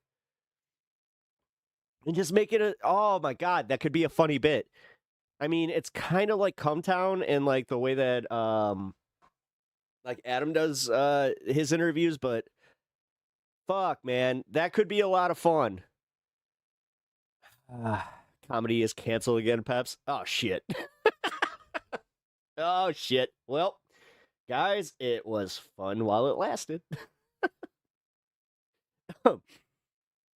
Wow.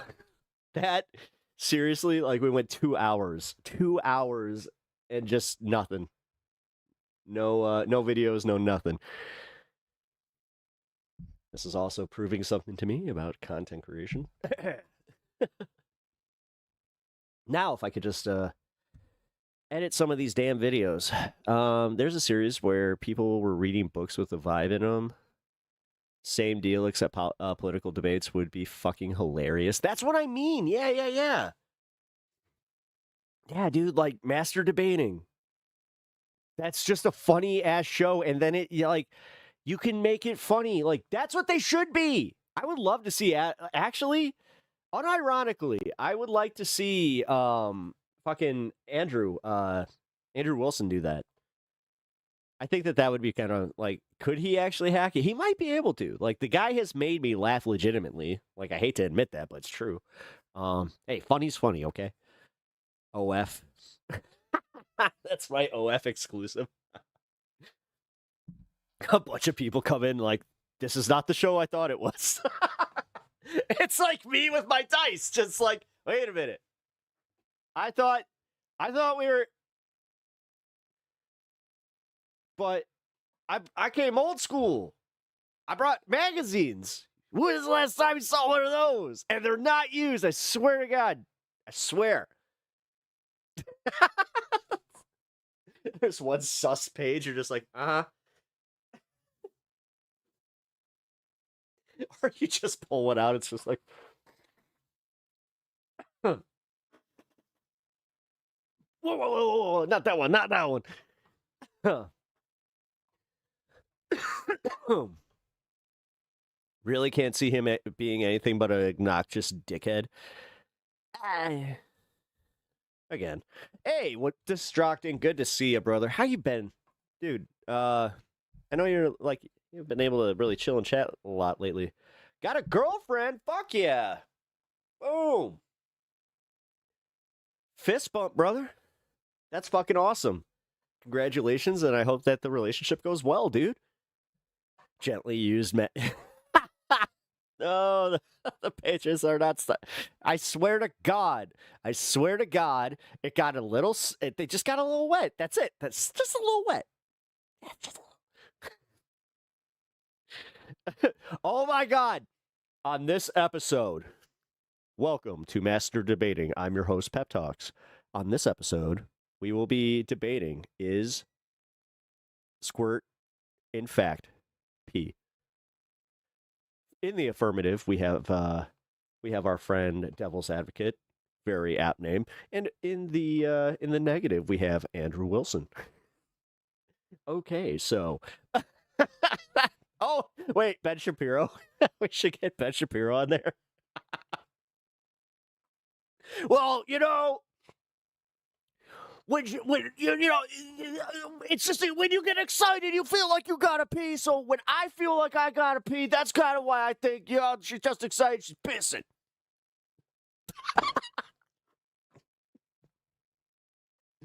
Well, actually, no. I believe that this is one of those things where if you understood a woman's, vagina, then then you would understand how the uterus works, and also just how this kind of production tends to build up, and then yes, it kind of it gets really technical and gross. And the vulva, yes, I know that the vulva. But this only happens when you hit the clitoris. I have to say, I know exactly where that shit's at. Hey, ladies. Bye. You gotta go to D&D. Sure you do. Sure you do. Uh-huh.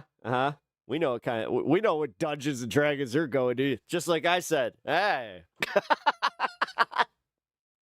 I'm just kidding. Ah, fuck.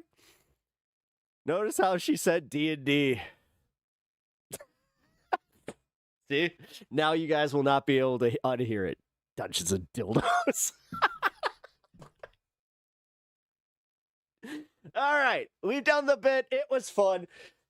With Anna signing off, I think that means that we should probably get to some news and comedy. Can kind of take a backseat here. Dungeons and Daddies. Okay. Oh no, man. All right, the stream is broken. We broke the stream. We did it, guys. Oh no. It's almost West Coast. Yes, I know. Oh, I'm so prepared. Okay, I'm also prepared to get to the actual show. So let's do this. Let's fucking do it. All right, what am I covering? Oh yeah, this Governor Pritzker news. Oh god damn. What the hell? Ignore that. if you guys are watching on the horizontal stream. There we go. Yeah, just all right. There's a thunderstorm here. We had a pretty bad thunderstorm earlier. It's broken. Can we rebuild it and come together? Dude. Oh, man.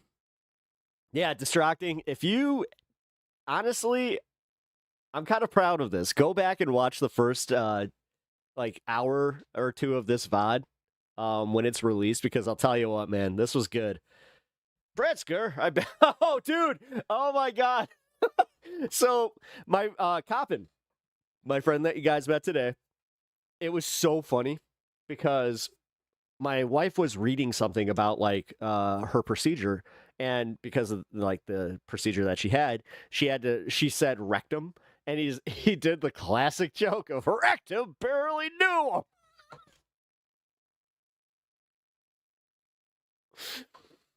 him. Shit. That shit was funny. Oh, no, it was rectum damn near killed him. Barely knew him, but it was very fucking funny. Because, yeah, I don't know. When you're dealing with this type of cancer, it does, yeah, man. It hits. So anyway, let's talk about some news. All right, first, let's go with some of my local news. We have some Chicago news very quick. We got J.B. Pritzker pauses data center subsidies, and billionaires are pissed. Everyone to the Power Act, which would have regulated data centers in Illinois. It failed to advance out of this legislative session as well. The lawmakers What? It failed? who introduced it said it wasn't ready in time for the May 31st deadline. Oh.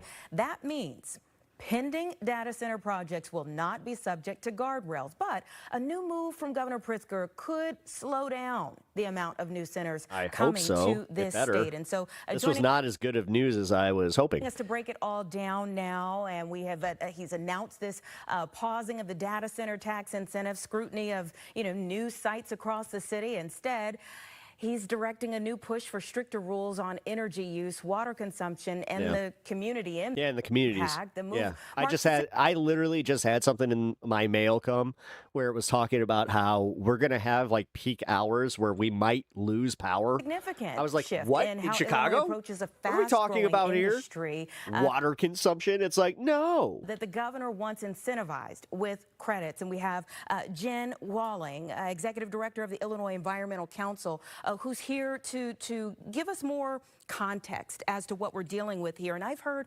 varying opinions on data centers in Illinois. What is your reaction to? Not going to lie, it's so hard to get into serious mode. That might be the rest of stream. Governor Pritzker pausing data center incentive agreements and effectively stepping in after the legislature failed to pass this act in session. We are thrilled that the governor decided to move forward with this pause and tax incentives to data centers. We look at what the department has already given. It's almost $1 billion between 2019 and 2020. By the way, we have a budget, balanced budget, so there's a lot of people in Chicago that like are just like, we're kind of floored that we can't get these fucking roads repaired without increasing the gas tax or any of this, again, with a balanced budget. 2024. This is why people in Illinois and they're legitimate in their grievances, but the Republican alternative, Bailey, is absolutely no better. These are industries that are... He wants to give these guys carte blanche. Like, he wants the opposite of this, where it's like, no. We want to give them tax incentives. It's like, okay, no. $1 billion. You'd think that being a farmer from Southern Illinois, he might go, no, I don't think so. Projects. They have the money. Dude. They are looking to come to Illinois because of the infrastructure that we already have in place. And we need to pause these until we can put guardrails on to make sure that energy isn't going to become more expensive, that it's clean energy, that we're protecting our water and protecting our communities. Until then, we should not be giving taxpayer incentives to these facilities. No, he's not a real person. Just ban him. On that note, what does the failure of this bill to pass say about Illinois' ability to No, he's trying to do Fed posting bullshit. It's not even clever. regulate rapidly expanding industries Yeah, do me the favor and just hit the ban on him. like AI and data centers through the General Hit the Assembly? wrong button. I think that this session in particular was designed not to advance major proposals. We're in the middle of an election year. I mean, we just talked about other projects that are being considered and didn't move forward. Yeah. And I think that this Yeah, well, okay, so there's a big one that would have really impacted my community, where I guess because of him freezing the tax incentives that they just decided, oh, well, we're going to pause construction on this. was part of So- that. I think that there is a lot of public support. Public polling shows fuck support yeah, dude. Nobody for wants these this. sorts of guardrails. I think there's a lot of legislative support. We need the leaders to get together and make sure that we're advancing a proposal as quickly as possible, because these will be built over the summer. Lawmakers will hear from their constituents as energy prices go up and these facilities get located in more and more communities. When you say that lawmakers will hear from their constituents, Governor Pritzker actually supported data center incentives in 2019 as a part of his economic development strategy.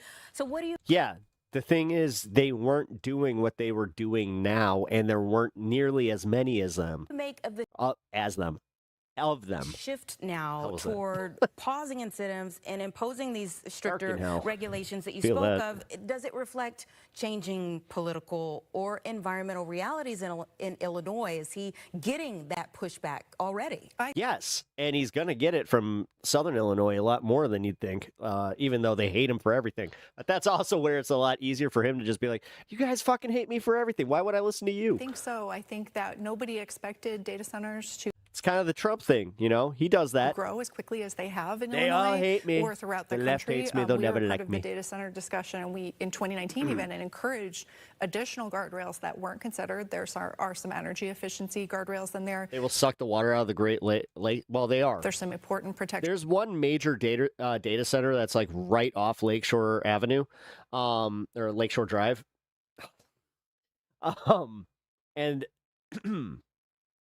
they use the water from Lake Michigan, but Lake Michigan is huge. So, I mean, as long as it's not being pumped back into Lake Michigan, I guess I'm theoretically okay with that. But yeah. For labor and the type of workforce we hire that are in lot those of ifs. incentives. But at Hey, this point, hey, we need to how you move doing? forward with getting Knock rid it of off. those tax incentives. So let's kind of go down the list here. Climate Jobs Illinois, which is a coalition of labor unions, I'm sure you know well, called Governor Pritzker's decision to pause data center tax credits short-sighted, arguing that it won't lower utility bills or advance clean energy goals, but could instead push tech investment and jobs to other states. Your response to their criticism? Well, I think that despite other tax incentives in other states like Wisconsin, Indiana, developers are still choosing to locate here. That's because we have great infrastructure in place. We have great transmission. We're going to need more of it. We shouldn't be putting that on our taxpayers' back. But communities are No, and it's the same thing with the pushback from the stadium. In reality, they are trying to like market this as it's a bad thing for Chicagoans for the Bears to leave. In theory, like, I guess because we lose our sports team, but technically monetarily, no. It is good for us in Chicago because we were on the hook as taxpayers, and they would have had to raise our taxes to keep that fucking stupid team here. the data centers are still going to Fuck them. Like, do you know how much they charge for playoff tickets in like at Soldier Field? Like, no. try to locate here. Enough of the even rich without fucking us and telling us to like it. these tax incentives. Bears suck But anyway. we need Yeah, that okay. pause, and we need to make sure that Yeah, I we're know. doing it in a way that doesn't increase energy prices for your average ratepayer, and make sure that we're protecting our water resources. That's going to affect us for generations. And when I said at the Although there's an aggressive push to like get us on solar, which, beginning of this, that I've heard varying voices. I have heard from those leaders and others who are in support of Brian Babin. Hey, welcome to the show. Shit grows especially profitable shit. There's nothing we can do. This is all corporate bullshit. data centers who say that they're doing just fine in their areas, that they've had them for a long time. And we've got to keep in mind that not all data centers are created equal, I think, as well. So from an environmental standpoint, what are the biggest Remember, this is Fox and this is Nexstar.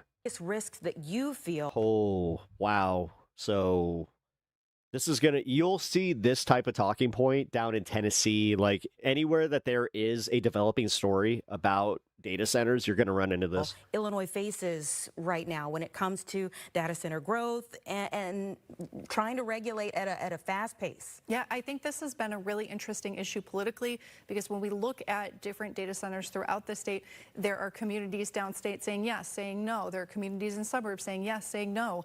There are Republican communities saying yes and no. And so it's been very bipartisan all over the state. And I think what is driving people to town halls, to city council meetings, to county board meetings, it's how much energy they're using. It's water, which can be up to 5 million gallons a day. It's the diesel generators in communities that are causing noises that sound like jet engines in Aurora. That's why different communities are standing up and trying to address the environmental impacts, but address how this might change their communities. We need to have important discussions about where these facilities go and what environmental resources they're using that are going to make our lives more costly and increase pollution. Thank you so much for being here on the show. We appreciate it. We always want to hear the different voices that all come to the table for big pieces of legislation like big business. You almost said it. Here we have an update, by the way, from the guy that had. I think I'm still thinking that it's like his phone exploded, and they don't want to tell everybody because this would cause public panic. A man killed in an explosion on the Eisenhower Expressway has been identified as Jorge Vaca from Cicero. It happened last Thursday in the outbound lanes at Mannheim. It's not clear yet what caused the explosion, but federal investigators said it was an isolated incident. Both directions of the Eisenhower were shut down Thursday for nearly 9 hours. Yeah. Still no update on what actually happened. I'm going based off of what like the chat was saying about this in one of the streams I was watching that was covering this. They were saying that, or that's the chat. I just realized I'm talking about the comment section of one of the videos.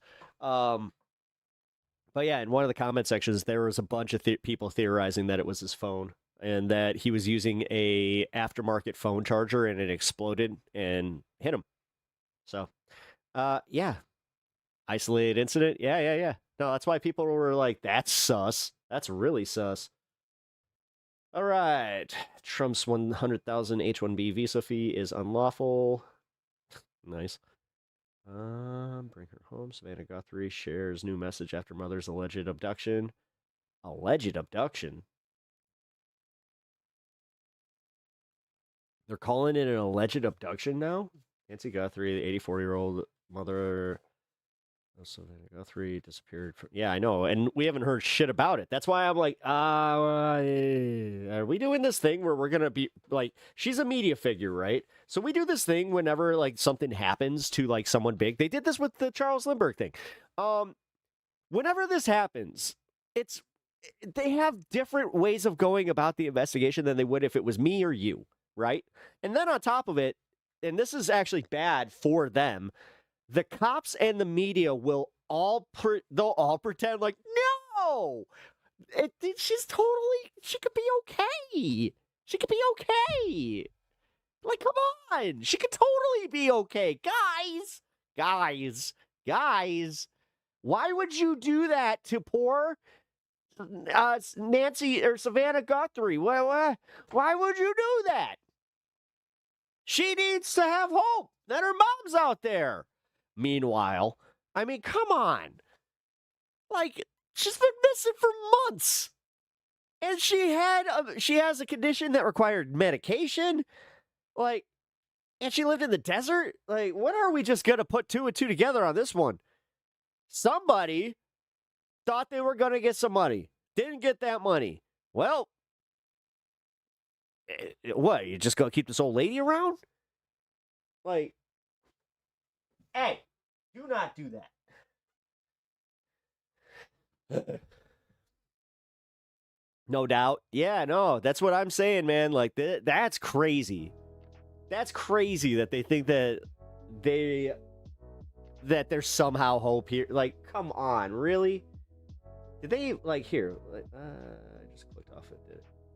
Oh, did that already disappear? It did. Completely out of... wait, FCC chair says Scott Pelley completely out of touch for not anticipating 60 minutes firing. Oh, really? So now we're just supposed to expect weaponization of media? Cool. Cool. Yeah, it's really sad, but she's gone. Oh, yeah. No, it is. It's sad. It is very, very sad. Like I said, the only thing that I am bothered about is the way that the media is just like not willing to admit that this was definitely, you know, like a foul play situation. Okay, what the fuck is going on here? Sorry, guys. I don't mean to fuck with it too much. There we go. Who, Big Yahoo? Erg, your thumbnail. What? What about my thumbnail? Are we attracting trolls? I guess we are. I don't know. Wait, what's wrong with the thumbnail today? Are we good? All right. Oh my god, I just thought about that. How come they didn't call... it's such a hack joke. Oh, well, why didn't they call Liam Neeson? I have a very particular set of skills, which happens to be not searching for an old woman in the desert.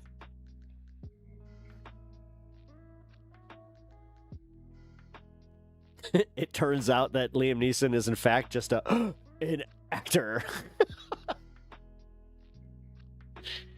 No Mage, the Big Yahoo. Oh, I see who you're saying. The first 2 hours are going to be so confusing for the trolls. Oh, yeah.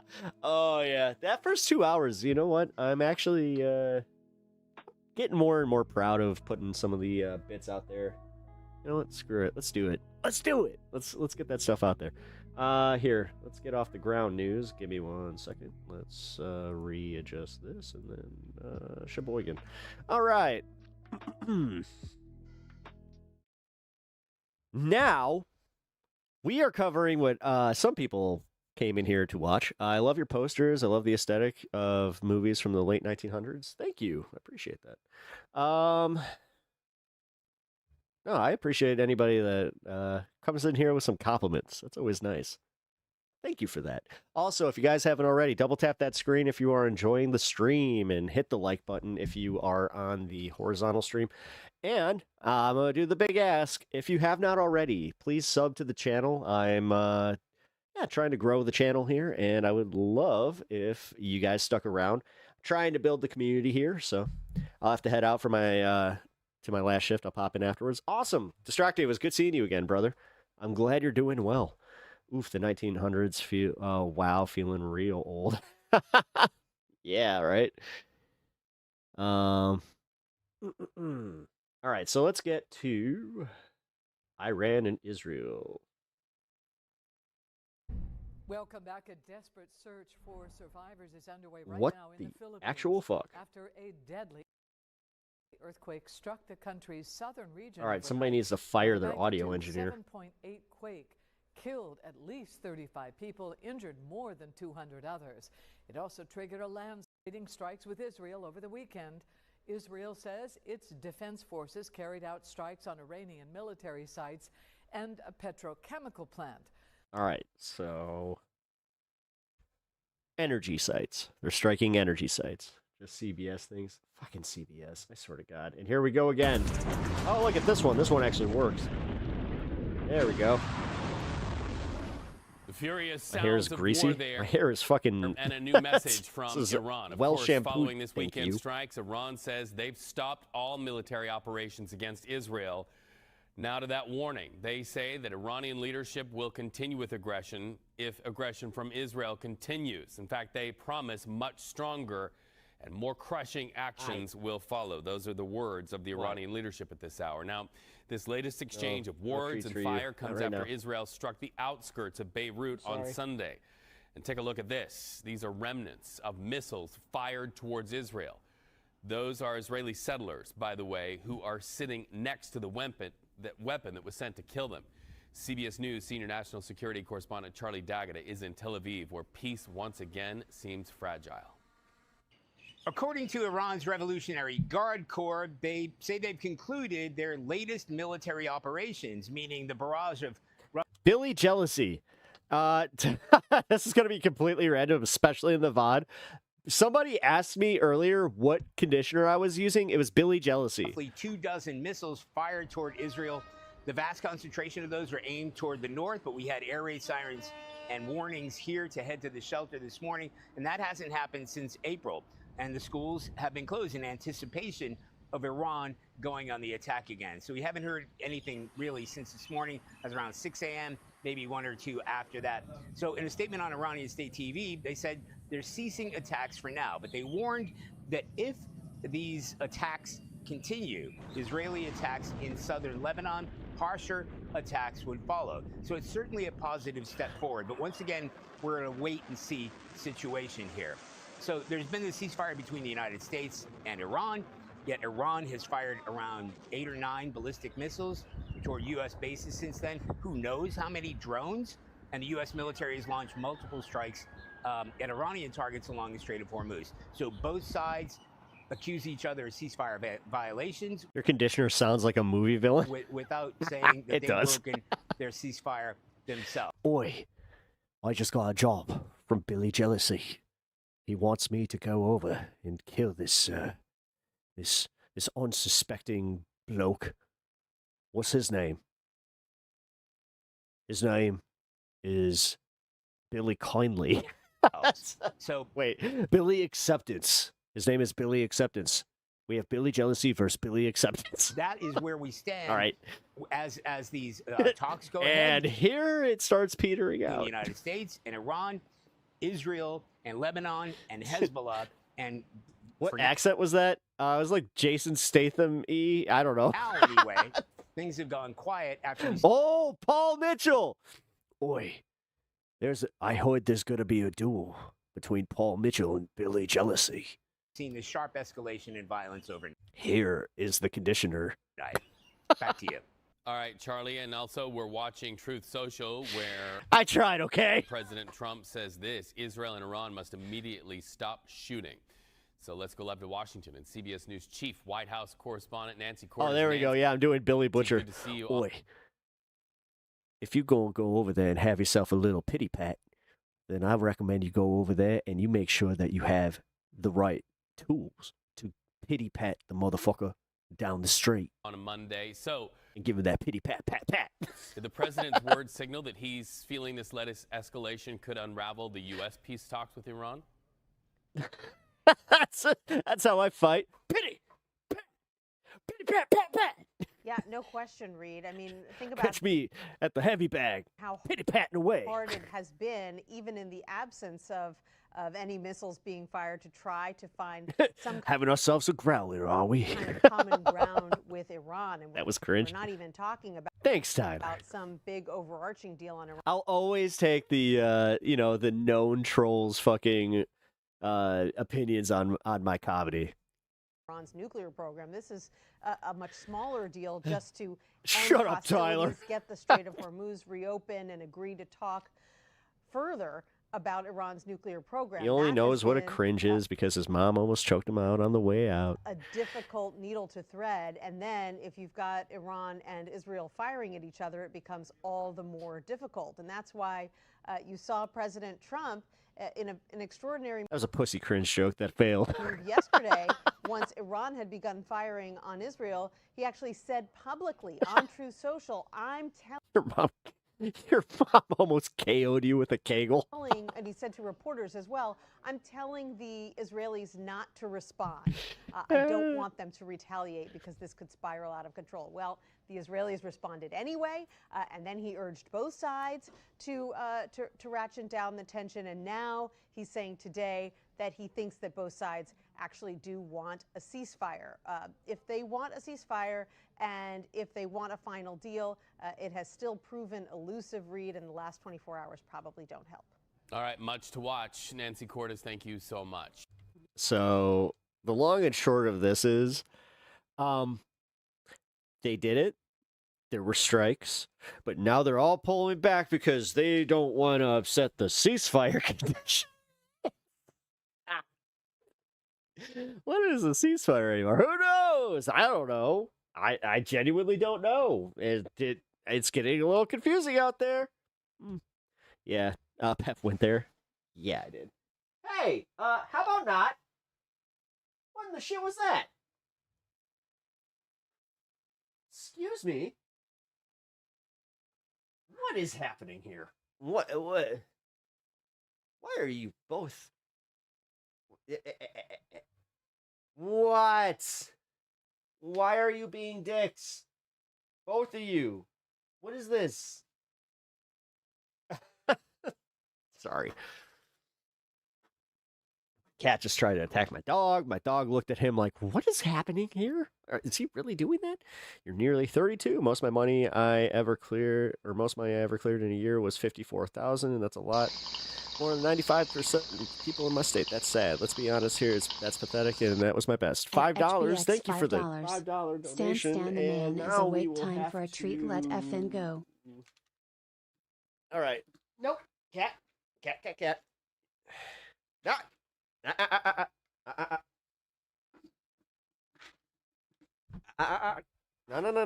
cat. Go over there. Kitty, come here. Nope, kitty. There you go. All right, thank you. Thank you, Ed, for the $5 donation. Really appreciate that. That is 5 treats for the kitty and 5 treats for the pup. That was a GM at a restaurant. Oh, shit. Yeah. I'll not talk about that stuff right now because, yeah, that'll make me go into a spiral. Leto has the confidence of a larger animal. Yes, he does. You should see what he does. So, like, he's got, like, this little bench. It's like a bar stool that he, like, lays on. So he'll, like, do this thing where he'll, like, lay back like this. And he'll just kind of, like, spread his paws out and he'll kind of, like, be playing. Stan will walk by and he'll just go, just fucking whack him. My favorite reaction from Stan, because, like, initially Stan would snap at him, but he gets confused where he's just like, you see that? It's really funny. I've been to Central PA before. Probably the same vibe as where. I have to do some washing, so you'll be lurking. Hell yeah. Well, all right. Well, we'll keep covering the news here. Might have to be back here in a moment because I got to pay. So we got a Breaking Points video. Let's go to that. Oh, actually, we got CNN. Israel and Iran are engaging in a barrage of fresh strikes. It is a major test for negotiations that President Trump said just yesterday were very close to being done. So we're going to start with a new wave of Iranian missile strikes. I really do hate how they do this. They kids glove this motherfucker so much. Could you imagine? Just for a minute. And I know we do this a lot, almost too much, but just bear with me. Imagine this was Biden. Just imagine for a moment. And just imagine what the media would be doing. Like, holy shit. Were launched towards Israel. This is new video into CNN overnight showing damage inside a home in the West Bank. Now, this follows Israeli strikes on an Iranian petrochemical plant. The IDF said that you just found out that they did dabs behind the dumpster. Targets at that complex. Now, these one of my favorite things was telling my dad a story about how I got arrested once, and he was just like, "You got arrested?" I'm just like, "Yep." Who called his daddy then? Retaliatory strikes appear to be in defiance of President Trump, who called Israeli Prime Minister. Not me, because I didn't want to get yelled at. Benjamin. I remember talking to the cops, just like they're like, can we get your father's phone number? Like, nope. Netanyahu, and told him to hold off on call my mom's boyfriend back. Iran's foreign ministry spokesperson said Monday that the U.S., quote, bears responsibility for Israel's actions. Because that motherfucker was just like, you're where? And I'm just like, can I talk to my mom? And I'm just like, in the back of my head thinking, I'm just like, I don't want to know what they were doing. Going on to say, quote, whatever happens in the region, The direct responsibility of the United States is established, and it will also bear responsibility for the consequences of any escalation. Now, just now on Truth Social, President Trump, just in the last 30 minutes, writing, quote, Israel and Iran must immediately stop shooting. We've got live team. Hey! Hey! He's literally coming at this with like the fucking energy of one of your friends at a party when you start fighting somebody. Like, no, guys, no. Coverage throughout the region. We're going to start in Jerusalem with CNN's Oren Lieberman. Oren, can you give us the latest on these strikes so far this morning?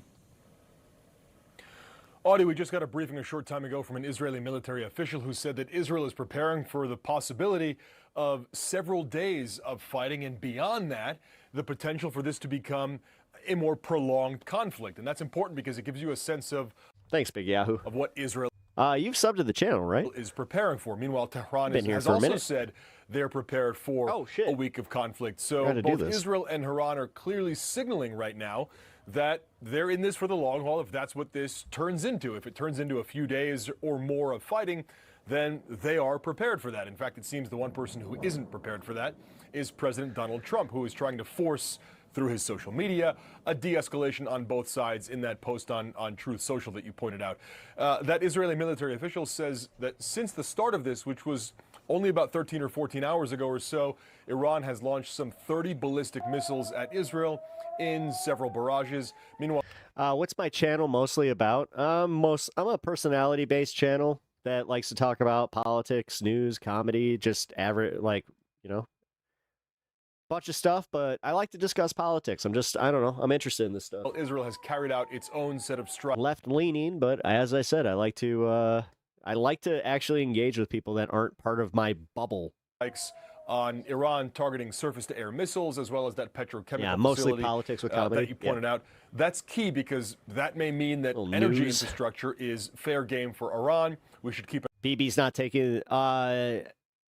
No, it really seems like he is not. an eye on the Gulf region to see if we spent over an hour on one orgy joke. Iran carries out strikes on energy infrastructure there. That would, of course, send oil markets and the energy part of this into turmoil as well, or at least has the potential to do so. So that's a very key element to keep an eye on here. Meanwhile, the Houthis in Yemen have also launched at least 2 missiles at Israel. So right now, it seems like we are climbing the escalation ladder potentially quickly, even as Trump tries to impose a ceasefire here. He has done it on Prime Minister Benjamin Netanyahu before when it comes to Gaza and Lebanon and even previous conflicts with Iran. He's like Dave Rubin, but without the career and not as stupid. And it seems like it's an odd compliment, but I'll take it. He's trying to do so once again. CNN's Fred Pleitkin is in Tehran. We should note. Okay, so because I was in the hospital with my wife, at the early parts of the day, so we were getting up at like 5 a.m., right? And we turned on some CNN just like as background noise for a little bit. But then, they show up right around 5, 6 a.m. That's why she always got that coffee cup and shit. CNN operates in Iran only with the permission of the government. I didn't know this was their morning show. That's why I'm surprised. Full editorial control of its reports. Here's Fred's report. Sorry, I'm kind of dumb. Me too. It's okay. On our rooftop position here overlooking Iran's capital, Tehran, we have... Nobody's trying to be the smartest person here. If you're trying to be the smartest person at PepTalks, high five to you and have fun. Been able to hear a couple of very loud thuds that could be explosions, and then also some smaller ones in pretty close succession that might have been anti-aircraft fire. Now, that's not confirmed. It's not exactly clear what that is. However, we do know that the Israelis say that they have been striking targets. Yeah, no, I heard that they got struck with a drone. As they put it, in Iran's capital, Tehran, but also in other Iranian cities, like, for instance, Isfahan and Tabriz. That's also confirmed by the Iranians. And the Iranians also say, and the Israelis also confirm that Israel has hit a petrochemical facility in the south of Iran. It's very close to the Iraqi border, very close to the city of Basra. The Iranians are saying that the staff of that petrochemical facility has been ordered to evacuate that facility. And the Iranians are also saying that they are hitting back in a major way. They say in retaliation for the attack on that petrochemical facility that they launched ballistic missiles towards a similar facility, they put it, in the Israeli city of Haifa. The Iranians also earlier saying that there had been a wave of Iranian ballistic missile attacks targeting 2 Israeli air bases and specifically radar installations affiliated with those air bases. The Iranians are saying right now their missile forces and generally their forces are in a state of complete readiness, and they are also warning the Israelis to stop their military action. Of course, all of this coming as the ceasefire between the U.S. and Iran continues to very much hang in the balance. Iran and the U.S. saying that they are trying to work towards a memorandum of understanding to end the conflict between Iran and the United States, but also to then move towards broader peace talks aimed at achieving a larger peace agreement. The Iranians are saying those talks are in a difficult state. They want some of their frozen assets to be unfrozen immediately. And both sides are acknowledging, of course, right now that especially with these attacks going on, it's... Pep, what region do you think in the USA is the best? East Coast, West Coast, Midwest, or South? Midwest? Certainly seems as though... Well, I'm biased. Chicago. That ceasefire and the general situation right now, very volatile. Fred Pleitgen, CNN, Tehran. I mean, Colorado's technically Midwest, right? Joining us to talk more. I don't know. I really love Colorado. Like, my favorite states, legitimately. So if I had to break it down, like, my favorite places to go in America is Chicago. I love where I live. I really do. Then Denver is number 2. I love Denver. Actually, I like Boulder, Colorado, like, a lot.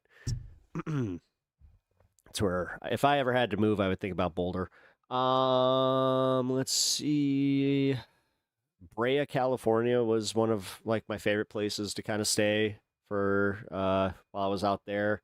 And then New York City. Yeah, New York City is dope. More about the military strategy here is retired Air Force Colonel and CNN military analyst Cedric Layton. Good morning. Hell yeah, Chicago. I slept there in a truck one night. It's as dangerous as an active war zone. So first, I want to talk about... That tells me that you were either in like the wrong area. Like, dude, we have a few blocks that are what you would call problem blocks, but the thing is, we know where that's at. Crime in Chicago is actually way down. Like, dude, if you want, like, these people that think that Chicago is like this hellscape, they say the same thing about any city, really. Let's be real. Like, let's call it what it is. They're scared. They're scared middle Americans. Like, they have never left their fucking small town, so they have no idea what they're talking about. Because people may... The idea of a train terrifies them. May be hearing about the back and forth between Israel and Hezbollah for many... Trust me, bro. What, were you sleeping on 68th Street? What's wrong with you? Many weeks. Why did this particular round of strikes kick off? Yeah, good morning, Audie. The reason this particular round of strikes kicked off was because the Israelis hit the Beirut suburb of Dahya.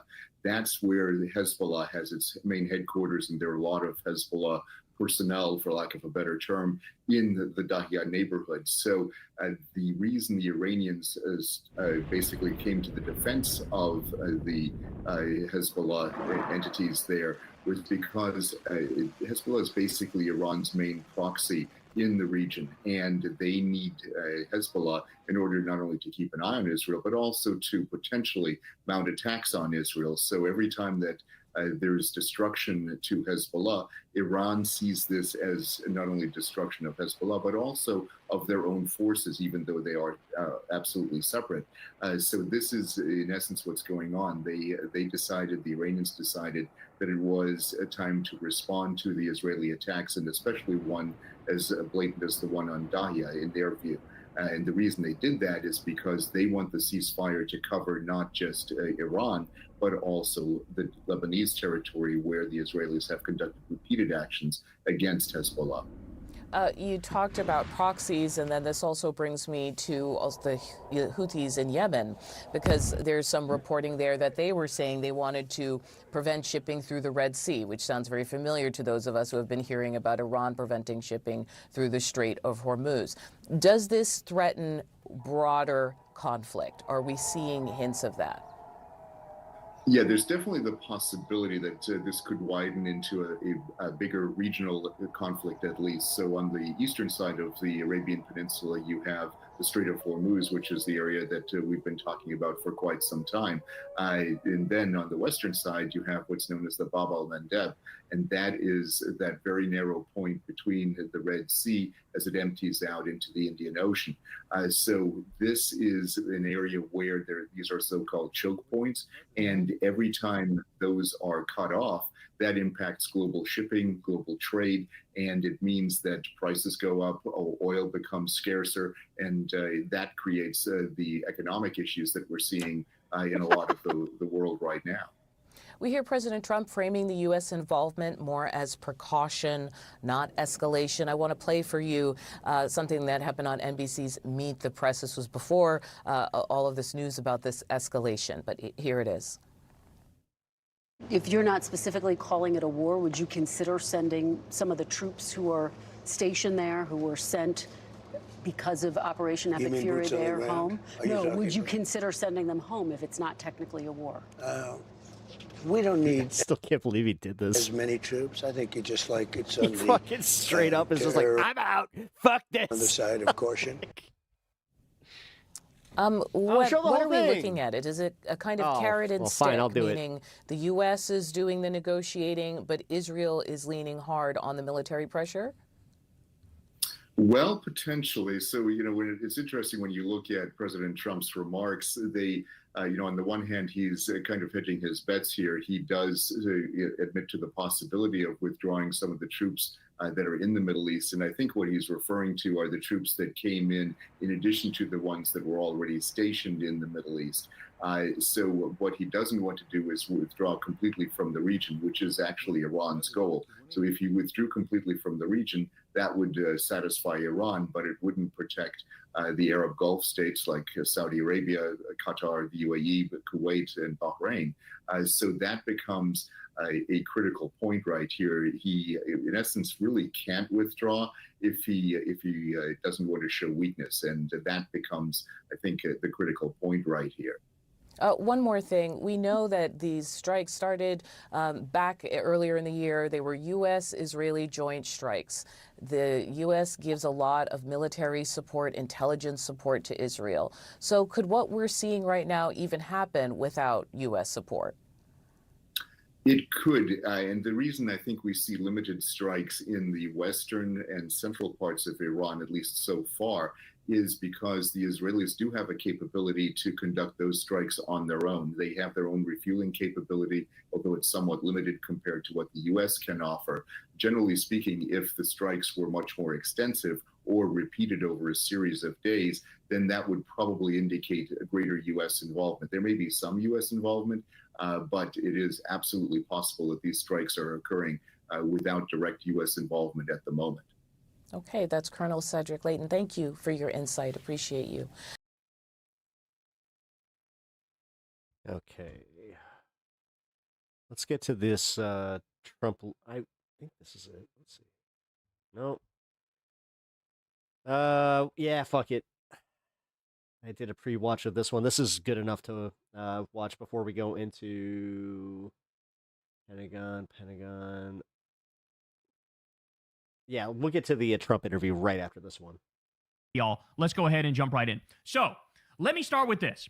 Anybody who's been following what's happening in the Middle East for an extended period of time understands there's a bunch of fake ceasefires that are happening. And usually what happens is Israel violates those so-called ceasefires on a daily basis. And what they've been doing in Lebanon is nonstop attacks. First, they basically made 1 million people forcibly leave their homes, made them evacuate. Then they started bombing all over South Lebanon, and they took all of that territory up to the Litani River, okay?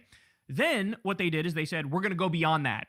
And so they started bombing in Beirut. They've been bombing in the suburbs. They've been bombing, innocent people, and they've been taking more and more territory.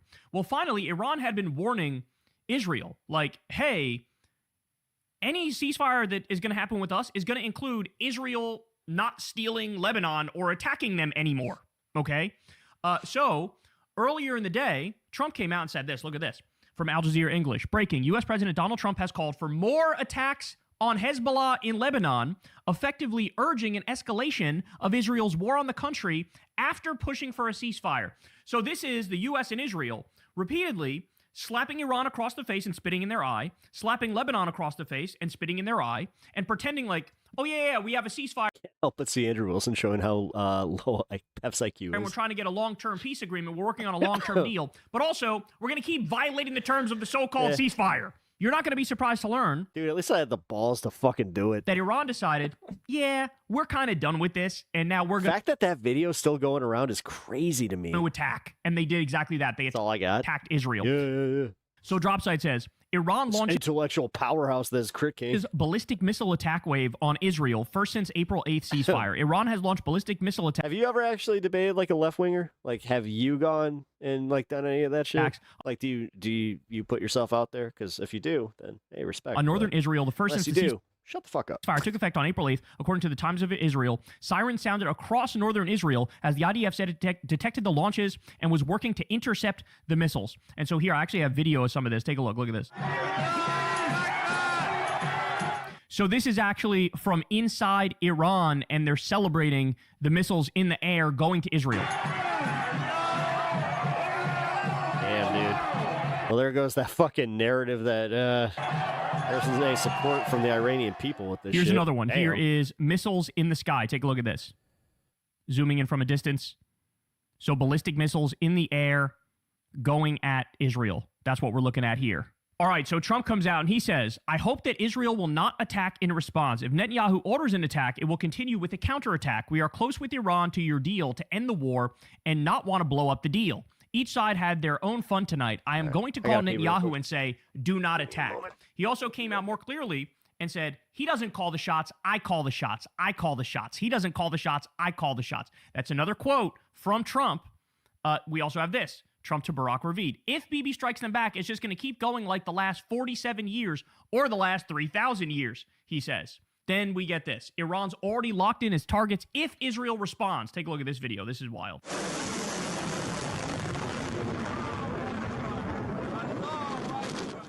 The Iranian military has not officially announced its reasoning for striking Israel tonight, but from Iran's foreign minister, this indicates that it was retaliation for the continued Israeli attacks in Lebanon. That was verified in a little bit, by the way. Most likely the strike on Beirut's southern suburbs earlier today. So right before Iran attacked Israel, there was an Israeli attack on the Beirut suburbs. Okay, so this is Aragchi posting the flag of Lebanon and the flag of Iran together. All right. Here is Galibov. He said, they are neither committed to a ceasefire nor believe in dialogue, and by demonstrating through the naval blockade in violation of agreements regarding Lebanon that they only understand the language of power. The naval blockade against the Iranian nation and America's green light today to the Zionist regime turned American and regime bases and assets in the region into legitimate targets. The hand of our armed forces is open as always. This becomes even more explicit and even more clear. Ready? Jeremy Scahill from Dropsite says, Iranian official says, at this point, reaching an agreement with Trump is not really feasible. The primary person responsible for the current situation is Donald Trump himself, the Iranian official told him, referring to Israel's massive escalation in its attack against Lebanon and Iran's retaliatory strikes against Israel. Quote, should Israel carry out another attack on Beirut in the coming days, missiles will immediately target areas within the occupied territories in retaliation, the official said. Quote, for nearly 20 days, the draft of a potential agreement has been on Trump's desk, said the official, adding that Trump is driven by his fear of the Israeli lobby and his saying I had DJ X's life. Hell yeah. Hope that the naval blockade plan will prove effective. Iran will no longer accept or tolerate his current position.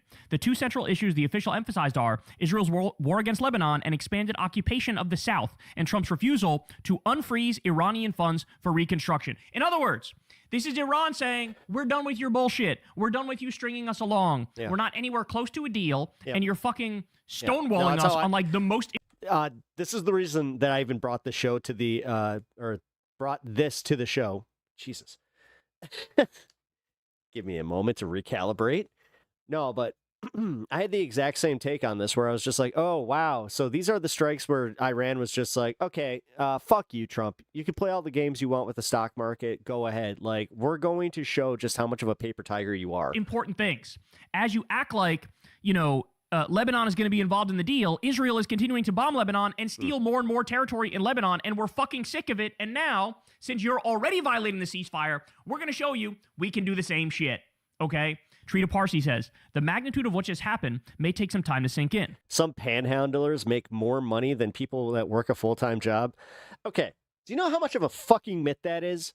I've heard that. I have heard this bullshit my entire fucking life from a bunch of, and it's always the same assholes, rich, white, suburban dudes who are always, they have the balls to say, I bet that panhandler makes more than you do. I bet that panhandler makes over 50K a year. Oh, yeah, go follow him. I bet he does.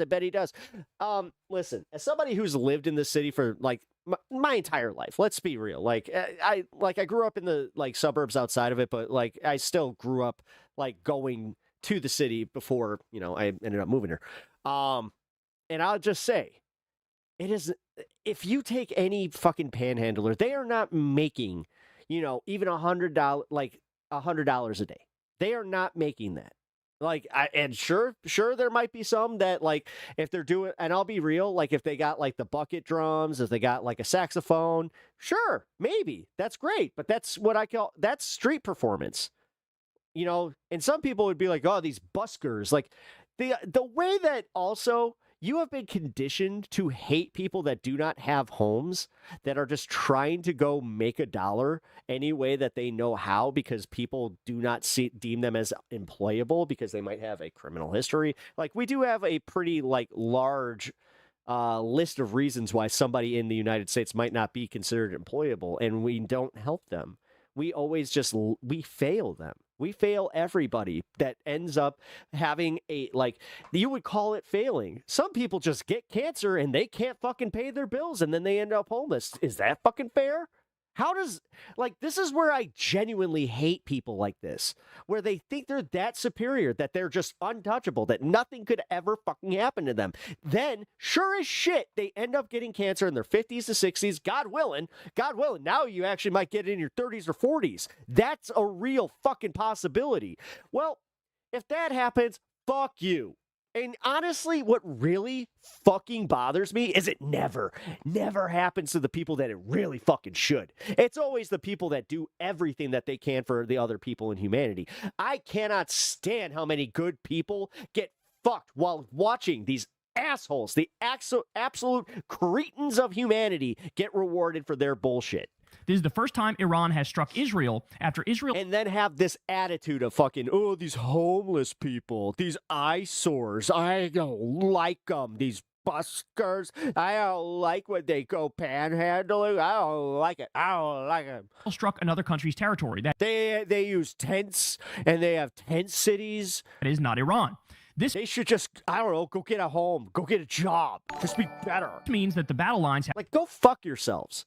I cannot stand this bootstraps mentality of these soulless cunts that, like, they walk around every day with nothing inside of them. No empathy, nothing. They just care about themselves. And you know what? This is the problem with society, is the fact that we look at them and go, hey, we should be more like them. Have been moved. Iran's deterrence had already been restored in the sense that Israel knew that any gets rewarded. Strikes on it would be responded to. But now Iran has proven that it will also respond to Israeli strikes on Lebanon. This is the first time in decades that a regional power has the means, capacity, and willingness to put hard power against Israeli military maneuvers or aggression against a third party. So that's a huge deal. In other words, Iran feels very comfortable with the position that they're in, controlling the Strait of Hormuz, right? Basically having veto power over the global economy. They know that Israel and the U.S. are in a weakened position. So now they're willing to say, no, we didn't stutter, bitch. When we said you can't attack Lebanon, we meant you can't attack Lebanon. And since you are doing that, well, guess what? Now there's going to be some fucking consequences. You're going to have to pay a price. More celebrations, this time in Lebanon, and Iranian flags raised following Iranian missile launches to Israel. Watch this.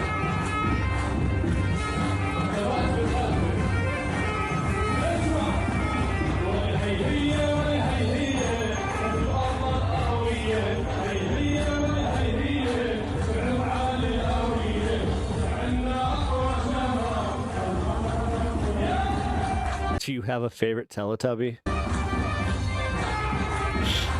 Hey, listen, just because you named your dick Tinky Winky doesn't mean that we all fucking know and love the Teletubbies.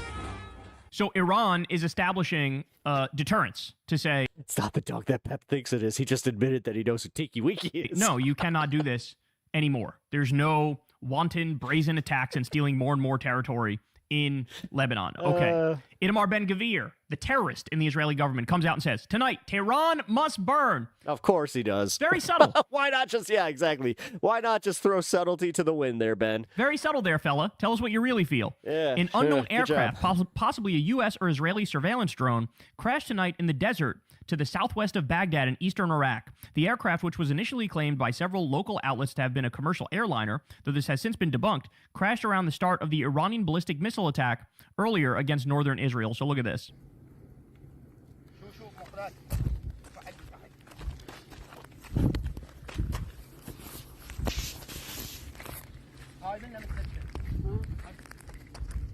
So it's popping off all across the Middle East. Then we have this. Multiple explosions are now being reported across several areas. Yeah, and then literally the mainstream media in America today is just going like, hey, there might have been some, booms. There might have been a few things, but honestly, there's still a ceasefire. We're good. We're good. Hey, what up, some dumb beats? How you doing? Of Iran Welcome as to the show. Israeli Air Force launches a new wave of strikes, according to reports. So, turns out, it looks like Israel attacked Iran from Iraq. And so that might have something to do with the down drone that we just saw in the last piece, okay? Yeah. But this is a huge deal because remember, Trump came out and Trump said, don't attack. Don't attack Israel. Whatever you do, don't attack. Okay, so as Midas Touch points out here, this is a tremendous rebuke of Trump by Benjamin Netanyahu. Trump claimed Netanyahu had promised him he would not launch new attacks or escalate the conflict, only for Netanyahu to proceed with a new round of full-scale military strikes in the region. The war Netanyahu, is now as active as it has ever for Trump to just finally be like, oh, fuck this guy. Been. Yes, we're back to total war. Now, Yep. here's the question, though. Was Trump actually snubbed? Yeah. No, he was. No, he was. Was this just part of No. This is the thing about Trump. He doesn't have like the filter to not do like the deep state thing. He said it. It's just like, I told him not to fucking do it, and like you could tell he was pissed. What Israel and the U.S. always like, dude, Trump has been having a bad time. Think about it. Like, he was pressed on a fucking a nothing burger question, and he fucking flipped out. Like, the dude is not in what I would call a good state. It's almost his birthday. His birthday party's coming up. Like, what, this Saturday or next Saturday? Like, guys, it's a special boy's birthday party, and nobody wants to come. Which is a campaign of deception. Was Trump a duplicitous liar and he was in on it? Does he start World War III because nobody comes to his birthday party? I wouldn't doubt. To fake out Iran by saying, oh yeah, I said don't attack, they're not going to attack. And then Couldn't Israel be more unqualified for the job. Yep. attacks. Or was he actually... Big Topper. Hey, I see you got the don't tread on me flag. We call that don't step on snack. Now, you may not agree with all my politics, but hit that subscribe button. Feel like you like to discuss politics and have a pretty chill spot to do so. Actually snubbed. Okay, that's the question. Now, I submit to you, at the end of the day, it doesn't really matter. Yeah, just winked. Either he's a duplicitous liar or a weak loser. And both of those things are bad. They are objectively horrible. And the only way he could disprove that is to say, I'm going to cut off all the money and cut off all the weapons to Israel right now because they didn't listen to me when I said don't attack. And we all know he's not going to do that. Number one, because he's bought and owned by the Israel lobby, and they've given him a tremendous amount of money over the years. But number two, because there's also Epstein-Mossad blackmail on Trump. And if Trump were to ever it actually says don't trickle down on me, or don't trickle down on me. break up with Nice. Israel. Well, either way, you should be sub Stop to the giving channel. them money and weapons. That goes for Immediately, all of you. you would learn For all real. of the lurid, specific details about Come what on. he did with Or at underage least girls. hit the like button. Drop Come on. site says, Israel strikes targets across Iran. The Israeli Air Force has struck sites in western and central Iran with explosions reported across multiple cities. The IDF said in an initial statement that it had struck military targets belonging to the Iranian terror regime in western and central Iran, adding that details would follow. Iranian state broadcasting confirmed multiple explosions in Tehran, Tabriz, and Isfahan. The scale and impact of the strikes remain unclear. Now, by the way, Israel was lying because they also attacked petrochemical plants. They attacked chemical plants. So an Iranian official reached out to No, Big Yahoo, nobody muted you. YouTube does, like, this is all YouTube stuff. Like, I can see when you're muted or somebody, like, gets a comment. You've had one comment gotten before, but nah. The news agent. This is, yeah, YouTube's got a new, like, auto mod out there. And said, if attacks on energy wonky. infrastructure continue, all oil and gas facilities linked to Israel, the United States, and their allies, including regional energy installations, will be targeted by Iran's armed forces. Oil companies and energy sector assets in the region with American or Israeli ownership are considered legitimate I don't know what you targets said. by... Then if they did it, then they must have had a good reason. Trust me. Well, Etch wasn't a... Wait a minute. I do realize that we did have a oopsie. Iran. But no. So, as Israel was saying, oh, we're only going after their military installations, they were going after chemical plants and lying about no misinfo. And then Iran comes out and says, well, if you do that, all of the energy infrastructure across the Middle East that's yours is also up for grabs. Boom. Yemen's Houthis what was the misinfo? enter the chat. They say, we're going to do a naval blockade on Israel in the Red Sea. They're doing a naval blockade. Oh, they're doing it? They're doing the Red Sea? Blockade on Israel. Oh, shit, dude. Oil is about to skyrocket. Oh, my God. And it just went down again. Oh, in the Red Sea. God damn it. Okay, how come every Republican fuck thinks that, like, we're celebrating gas prices going up? Like, listen, the only reason that I am, like, I guess I can admit, it is bad for Trump, therefore I go, yay! But then I have that hard realization. It's like, oh, I pay for gas! That's a huge deal. There's also some reports of Yemen launching attacks against Israel as well. And then I'm like, no, you dumb motherfucker! Okay. Then Trump comes out, and he says, both sides, Israel and Iran, are looking... Ironically, trolling libs would actually be governing well. ...looking to do an... Because honestly, then we'd have nothing to say. Immediate ceasefire. Who the fuck believes this? The missiles are in the air right now, you fat fuck! He says, final negotiations on peace are proceeding, subject to ignorance or stupidity getting in its way. The blockade will remain in place and in full force and effect until a final deal is reached. Things should move quickly. Thank you for your attention to this matter. Now, as Ron Filipkowski points out, and he's 100% right, this is Trump's weekly Monday morning pre-market post that everything is great and a deal should be done quickly with everyone happy. Open, obvious, brazen, blatant market manipulation right in front of our faces, trying to calm the markets, knowing that it was already tanking and it's going to tank a hell of a lot more if things continue. Okay? So he just lies and goes, everything's great. Everything's actually awesome. They're actually hugging and kissing behind the scenes. Iran and Israel love each other. We're this close to a deal. I promise. I swear. I pinky promise. Okay, then we get this. Iran's foreign ministry on CENTCOM, quote, despite claims by U.S. officials, we are aware that CENTCOM is fully coordinated and cooperating with the Zionist regime in both defensive and offensive operations. Oh, okay. So in other words, yet again, it was a lie.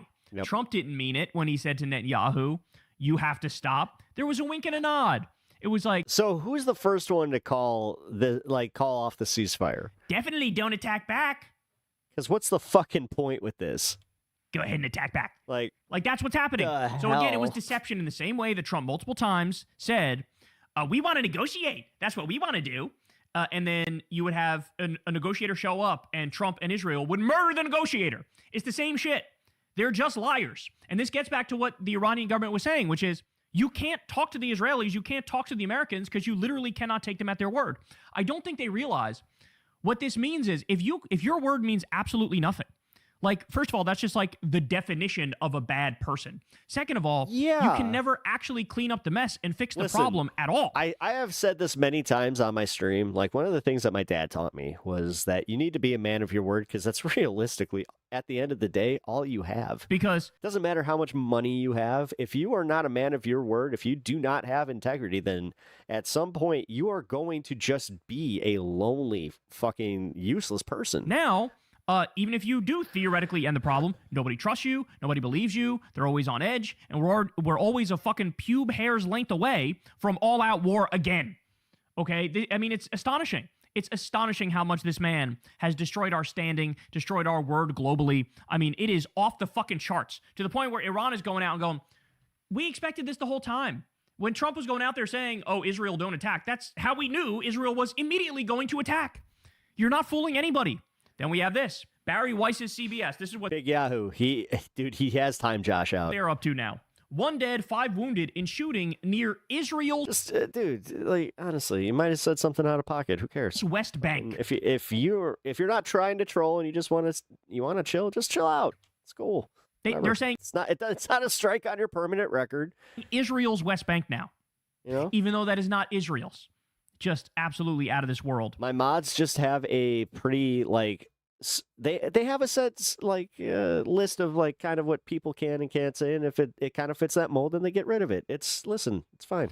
Breaking 5 new Israeli. My bad, bro. Yeah, it's fine. Attacks. And honestly, he's saying like it's okay, man. In Yadar Valley. It's annoying. Yeah, I understand, but my mods I know you're new here. Just understand that my mods are not overly zealous. Like they do kind of. They take into consideration whether they should, get rid of a comment or not. Like it's not just willy nilly. I'm not one of those fucking streamers. So Ali area in Lebanon. Do you answer viewer questions in the Bint? I don't know. It depends. Jabal district within the Nabateh Governorate of Southern Lebanon. You want to ask me personal questions? Then you got to donate to the stream. So again, you want to ask me general questions? Then I will consider it. Iran attacks Israel, saying you need to stop attacking Lebanon. We're establishing. As I said, I donate to stream if you want to ask me that kind of stuff. This is the second time that this has happened. I kind of know what's happening here. You guys, like, this is insane. Like, the more that I am seeing this scam bullshit, like, y'all are trying, like, this fucking info digging. Israel immediately attacks Iran and also continues to attack inside Lebanon. This is a rabid dog of a country. Do you not understand that? They will stop at nothing to rain hell on everybody. You're just curious? Okay. Gets in their way of creating a greater Israel. Do you now see it? The Dilophosaurus. Do you understand? They don't care about civil rights, human rights. They don't care about international law. Probably Dilophosaurus. They are crusading, fighting on... You get one free one. 7 or 8 different fronts, stealing more and more land, and are an openly settler, colonial, expansionist, apartheid terror state. That's what they are, and this is what that looks like. Dropsite says, breaking, Israel has closed all crossings into Gaza and halted the entry of humanitarian aid following Iran's retaliatory strikes on Israel, cutting off supplies to roughly 2 million Palestinians in the territory. Israel has imposed similar blanket closures during previous periods of regional escalation, including immediately after the outbreak of war in late February, collectively punishing Gaza's... It's like the anti-peacock, where it's just like, they look so, tame, and then all of a sudden that spitter thing. Civilian population. So this is Israel yet again showing how much of a rabid dog they are and how untrustworthy they are. They're now taking it out further on Gaza. That's what's happening here. I mean, there's already been a genocide there. They've already knocked down 90% of the buildings. They've already killed probably hundreds of thousands of people. They've already starved people to death. They've already carpet bombed hospitals and schools and everything in sight. But now they're saying, have a nice stream. Thank you, Doug. Are we being held accountable for what we've done? Well, let's also further take that out on whoever remains in Gaza and is still alive. Netanyahu also came out and said, we are tightening the noose around Hamas. We control over 60% of Gaza's territory. Soon, 70%. So again, during the so-called He's ceasefire, just saying it. He's just coming out about and the fact, saying it we're about to take this whole shit. Like, there's no doubt about it. This is going to be ours. And we're in the process of doing that right now. So, ceasefire my ass cheeks, okay? That's not fucking happening.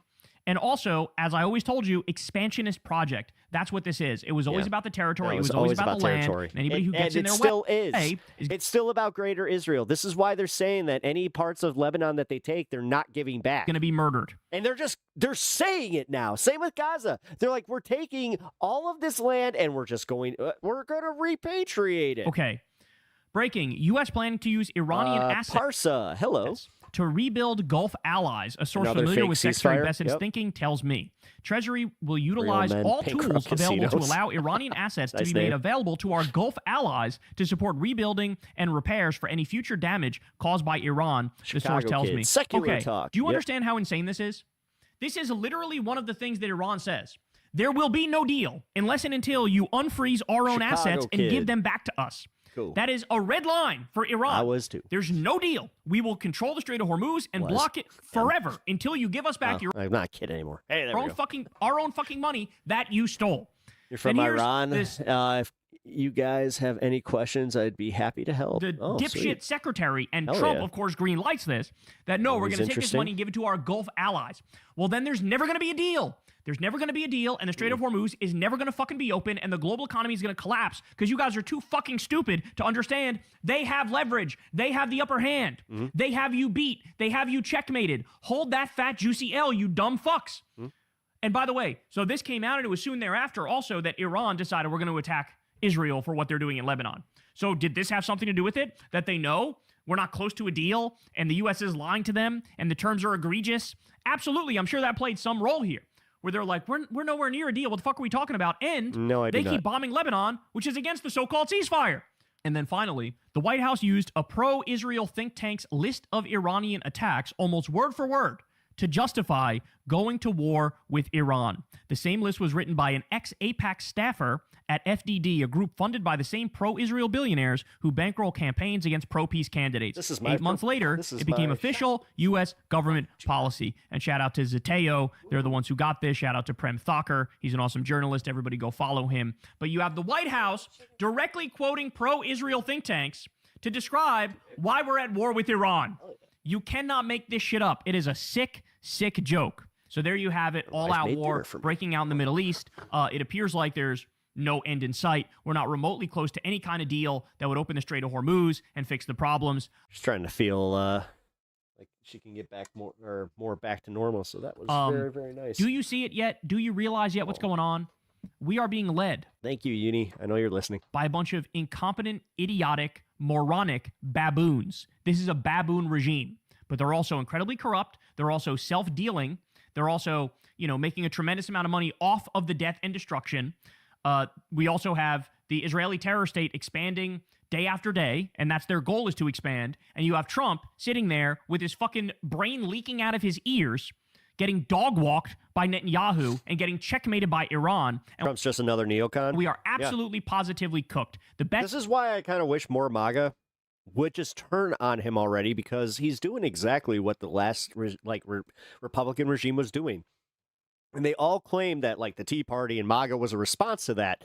Bullshit. This is why I don't buy it. It's all just a way to keep the fucking minions in the cult, and they just got to rebrand every once in a while. Could ever do is cut off the money and weapons to Israel, okay, and pull the fuck out of Iran, and issue an apology. Be like, hey, dog, our bad.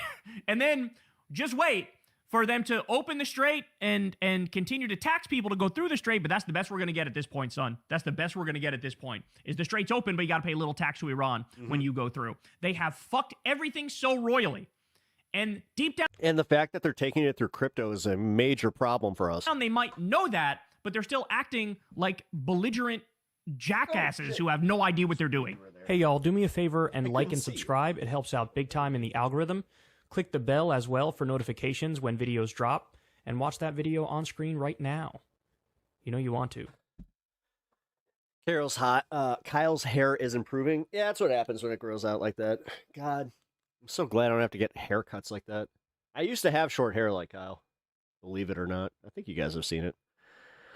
Compared to Pep, he's so unchill. That's really one thing that I don't like about Kyle Kulinski, is that he doubles down on that fear marketing bullshit. All right. Where is the Trump video of him freaking the fuck out? I think this is it. Yeah, here it is. During this pre-taped interview on Meet the Press, President Trump, as many of us have seen, stormed off after Kristen Welker asked him for evidence to back Damn, they pre-taped this too? up his false claims of election fraud in California. Let's watch. Let's talk Your about elections in this country, we're like a third world country. Your elections are crooked, and you're crooked, and Meet the Press is crooked, and so is ABC and CBS. How come nobody's bringing up then him winning? How come him winning isn't crooked? How come that one's just fine? This is what drives me nuts about the California bullshit, is the fact that we even entertain his nonsense, and everybody that fucking follows this dipshit's nonsense about, why is the California election taking so long? How come Spencer Pratt all of a sudden's losing? Because you can't conceptualize the fact that you're fucking Your policies and your guys are not popular in California. Whoa! Oh my God. And then the lack of logic behind the idea that Biden, during the election season that Trump won, didn't rig that one? What the fuck is wrong with you people? Will you wake the fuck up and realize that this guy is he's so bad at lying? That honestly, he does he does this fucking Ouroboros of the lies where he's just like, oh, wait a minute, the elections are it was all stolen from me, even though I was in charge of everything. Biden's FBI. What the fuck? He was still the fucking president. God damn.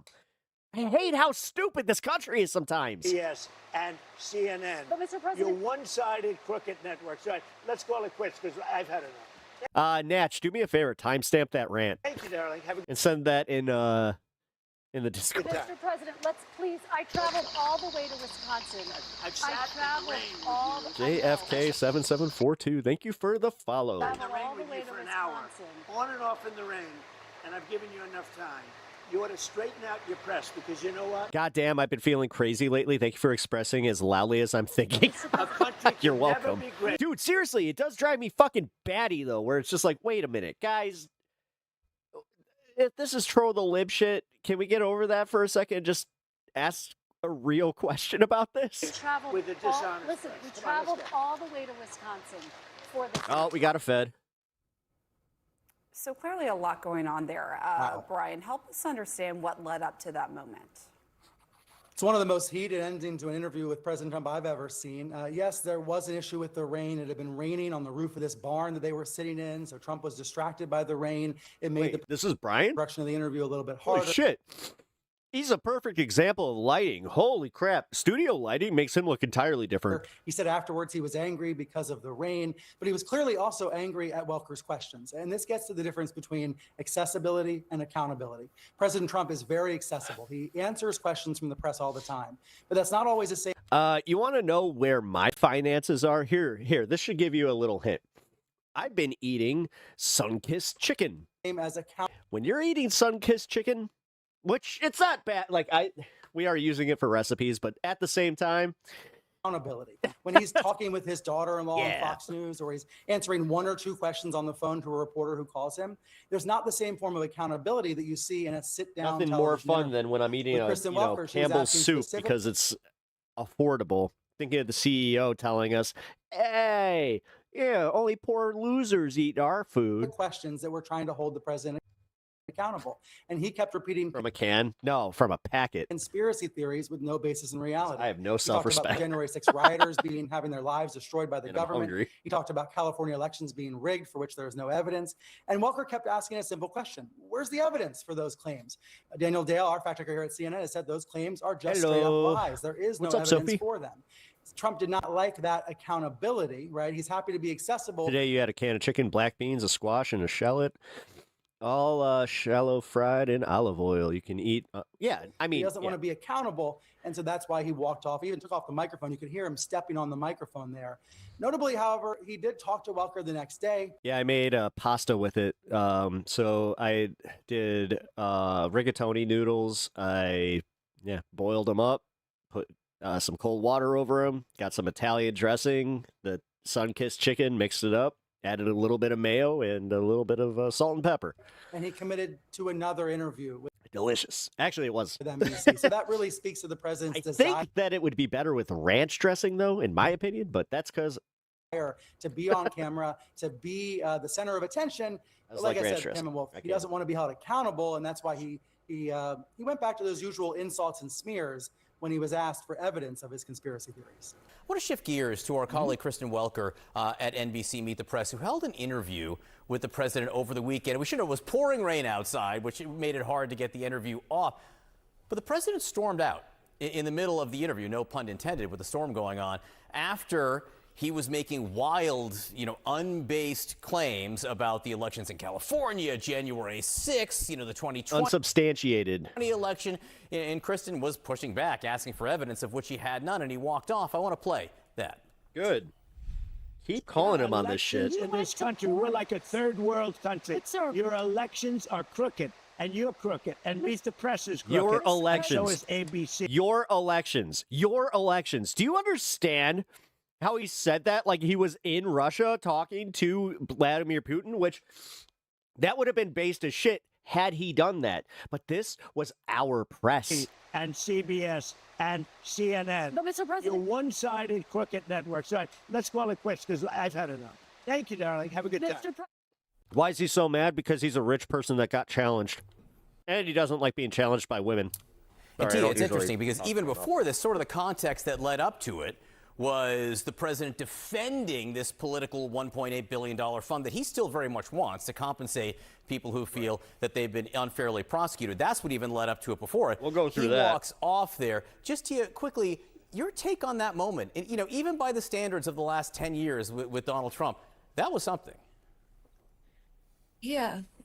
I mean, you know, I'll try to be quick, but I'll say this because I think a lot of people at home. He was bad during his first term, but nothing like this. He must be getting dementia. I really think he is. Are watching and they're going. He's more impulsive than he ever has been, and dumber. With him? Why do they platform him, knowing that particularly he treats women and Black women especially harshly and unfairly and quite frankly disrespectfully? But he is the president of the United States. We have to listen to him as the leader of the free world.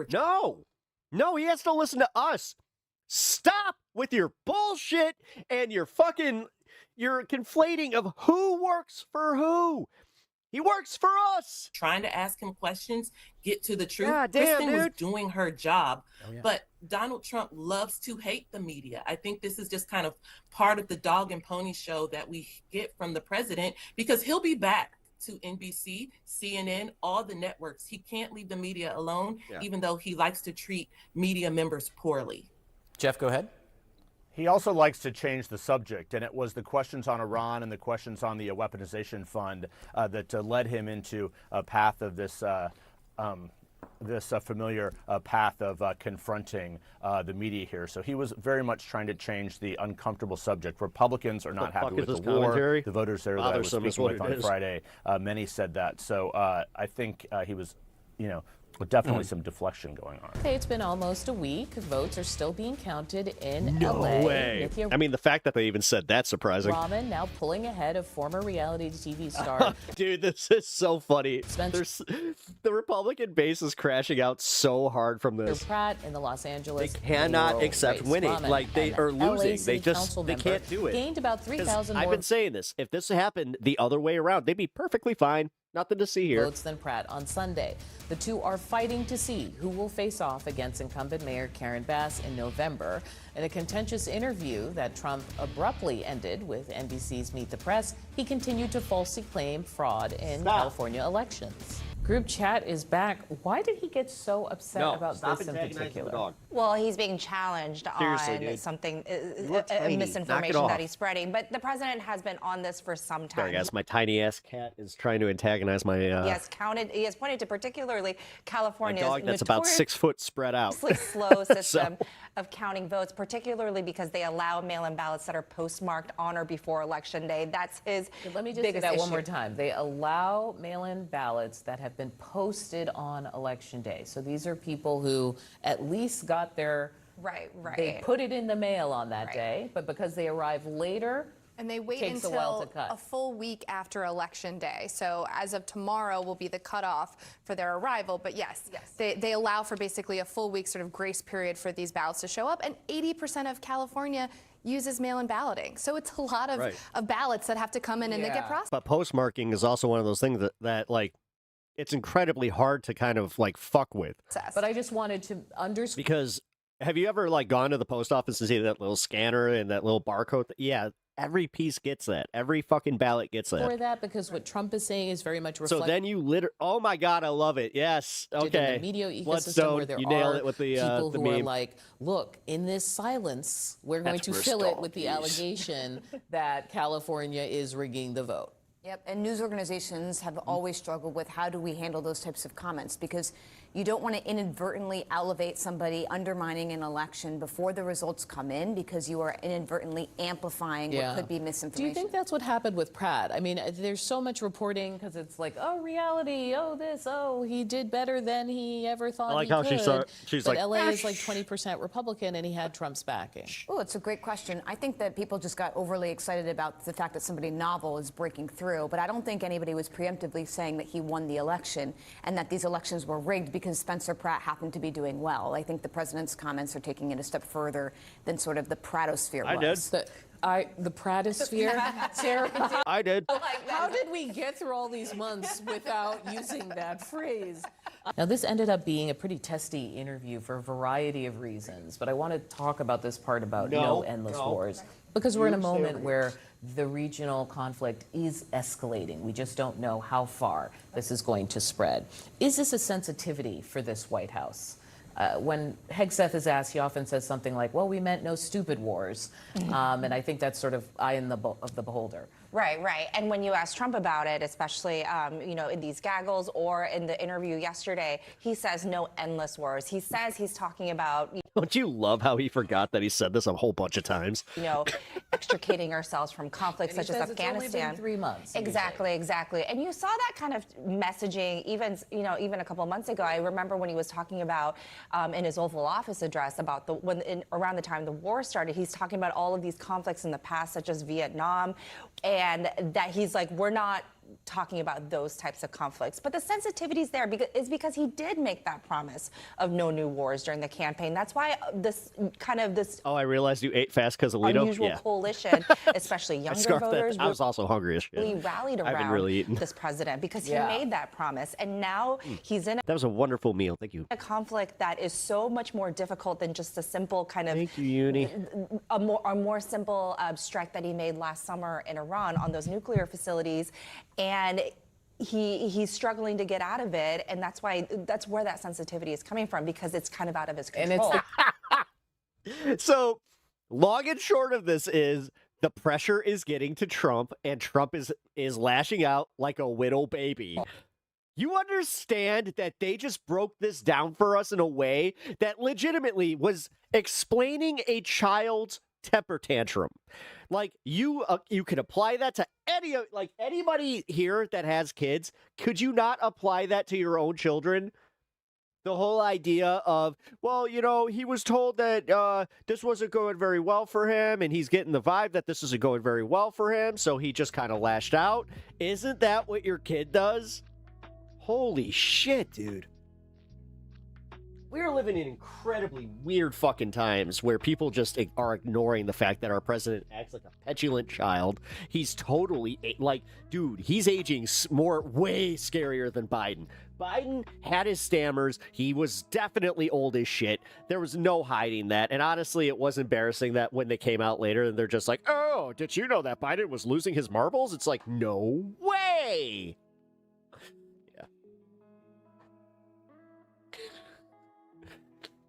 But,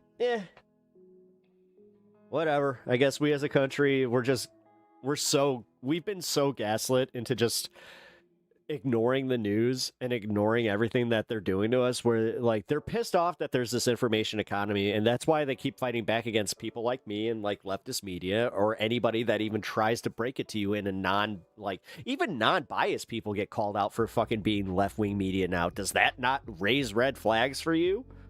Or is just every piece of alternative media or alternative information from what Trump says, all of a sudden, that's the fake news? That's just, they're all lying about the dear leader. Like, come the fuck on. This is what's more embarrassing about being a fucking American right now, is the fact that there's too many people that are ignoring this, and they're just going along with this shit. That's not American. Going along with this has been insane. The fact that, like, so many people, and I'm talking mainstream media too, I'm talking centrists that are just like, they're doing this thing where they're pretending that, like, we can just go back to normal after this. Like, no. This is like when you, like, if you caught your spouse cheating, excuse me, and then you're just like, oh yeah, I'll go completely back to normal. It's like the exact same vibe, where you're just like, yeah, that's I don't think it's ever going to go back to normal, guys. I don't think that the trust is ever going to be there. Like, come on.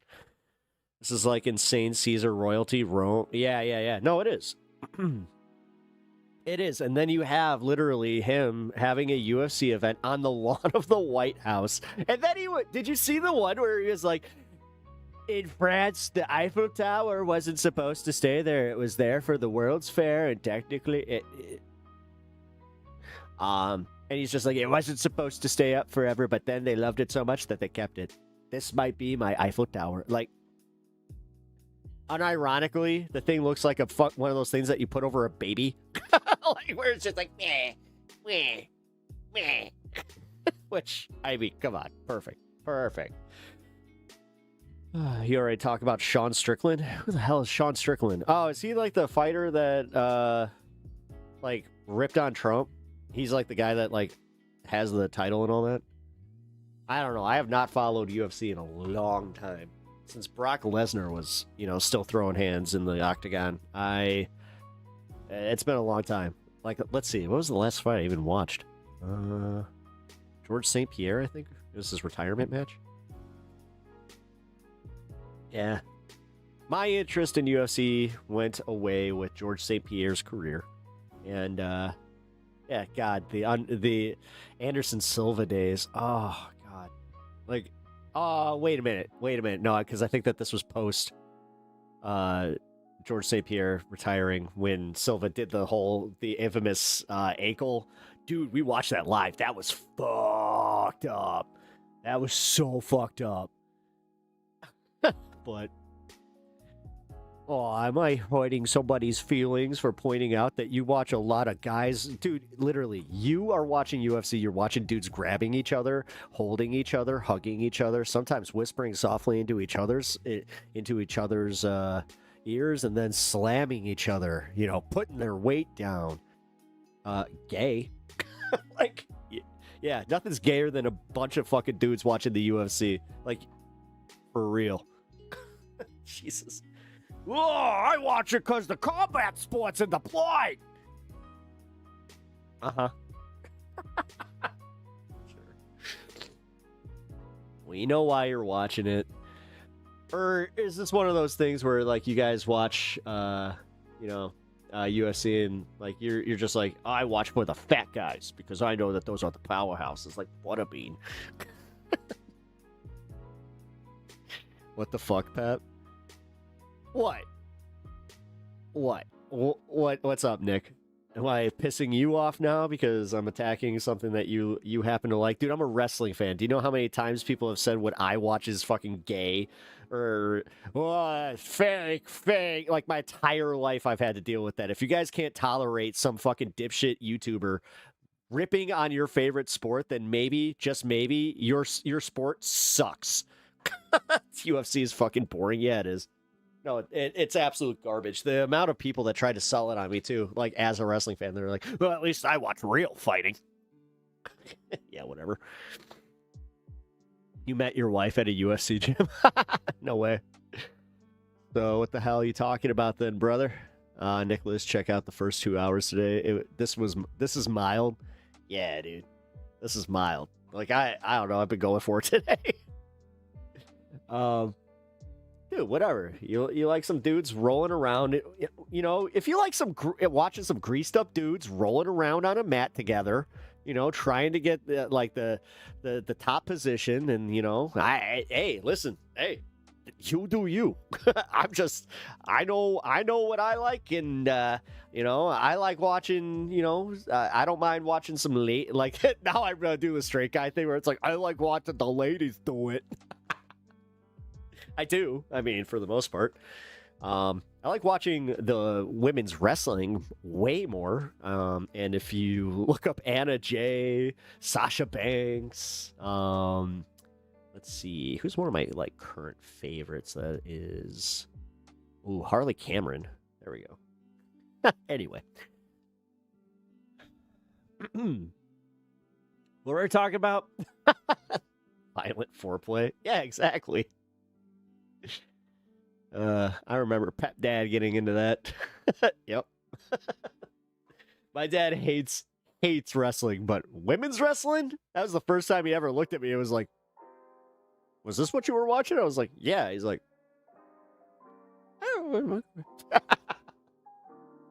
oh my God, I remember exactly who it was. It was the Bella twins, and it was Brie Bella. But Brie Bella got my dad going, huh? Okay. Rhea Ripley, fuck yeah. Rhea Ripley, I have shown Rhea Ripley to many non-wrestling fans, and all of a sudden they're just like, this is who you're watching? Anybody on chat call him another person out of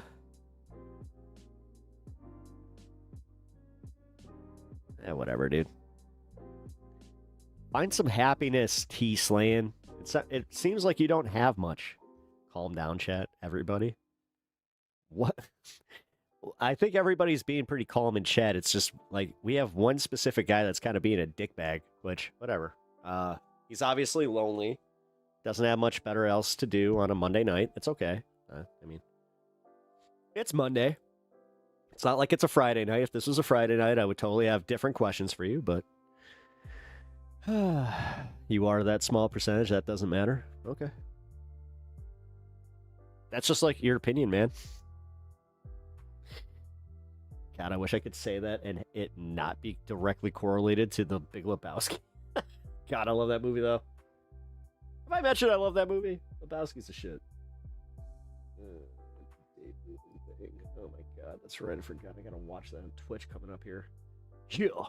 Macho Man call out coming over on Twitch. I haven't done one of those in a little bit of a long time here. Yeah.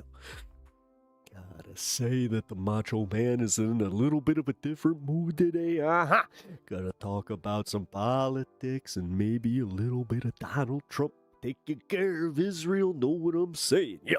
Maybe he's gonna actually tell somebody that he doesn't want them doing this. I don't know anymore. Yeah. We gotta...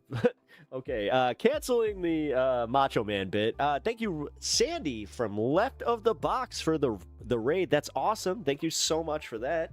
If you are just joining us from Sandy's stream, I really appreciate you guys checking out my content. Also, shout out Sandy, another This Spacer. Really, really appreciate that. We are a tight-knit creator community, and that's one thing I love about this space. We all support each other. That's what we should do as a working collaborative of creators. But also just in general, dude, I love the content that all my my fellow This Spacers produce, and Sandy does much different content than I do. And this is my favorite part about it, is the fact that you guys can watch this space. And sometimes, yes, you will get syndicated programming. Not the worst thing, though. Because it's stuff you haven't seen, then stick around and watch it. Hey, Pep, rating from Left of the Box. What up, Silas? Thank you for being here. Really appreciate you checking out the content. Hope you were there for the Ken, and Karen show that we so expertly put together. You know, I actually still have my my MAGA hat. Well, it's it's a piece of my MAGA hat. But yeah, no, it was a lot of fun. Can't wait to do some more collaborations and yeah, just kind of have some fun bits out there. Also, Distracting, you're back. Hell yeah. Welcome, welcome. If you guys have not already subbed to the channel and you are enjoying the content and the vibe of the channel, consider subbing. Not gonna tell you what to do. I know how it goes. I got a little bit of that oppositional defiance in me, where I don't like nobody telling me what to do. So don't tell me to hit the like or subscribe. I'll do it on my own. But it does help. It was an instant classic. Hell yeah, it was. Yeah, dude, I had so much fun doing that. Did you get your dental work done? That short came across my feed today. Gotta be old, right? Yeah. Yes, it did. That's right, you remember now. Yeah, so there's a members-only short that I put out there if you guys have joined the members squad recently, and if you have not seen some of the members-only content, there is, there's the one where I got back from the dentist, and he had to do an emergency Like he had to go in and do like an emergency, not like root canal or anything like that, but he halfway through doing my filling, he realized that he didn't use enough Novocaine, and I felt it, and I had that jolt where I was like, like it was, dude, nothing worse. Yeah. So I came home and I had, instead of, that one shot, I got that double dose of Novocaine. It like made, I definitely had a little trouble, talking, doing some things. So I made a video like yeah, that was very funny. Yeah. That sucked. That still took, God, it was almost 4 hours for like my face to like finally like not be numb from that shit. Oh yeah. Yeah, Novocaine and Cannabis. Oh boy. No.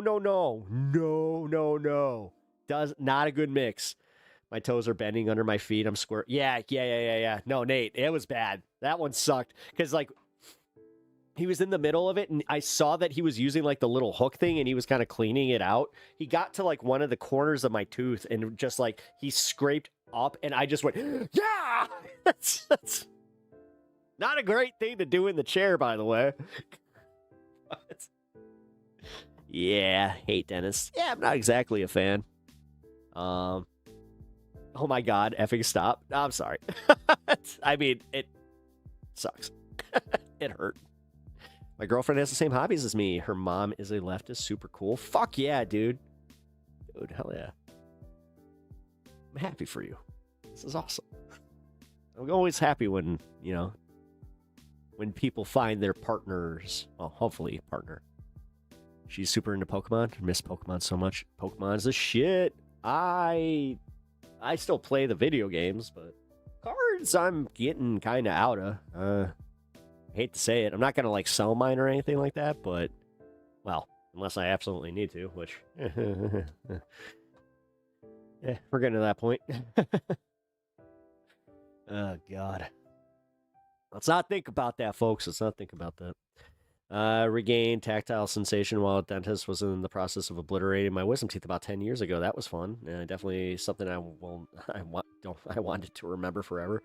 I had all 4 of my wisdom teeth removed at the same time, so they put me under.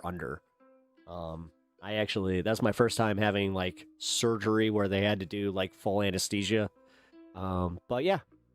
I also kind of found out at that time that I might have been questioning my faith, and that really did a number on me where I was just like, whoa, I feel like I only missed like a minute. Oh, that's what I've gone through this, but I'm like, oh, that's what happens when your brain shuts off? Whoa. Cue existential crisis. All right. Let's see what else we got. It says Israel's spying threat is critical and unhinged. Let's. My blood is boiling. Jessica Ventura. All right, yeah, we got this.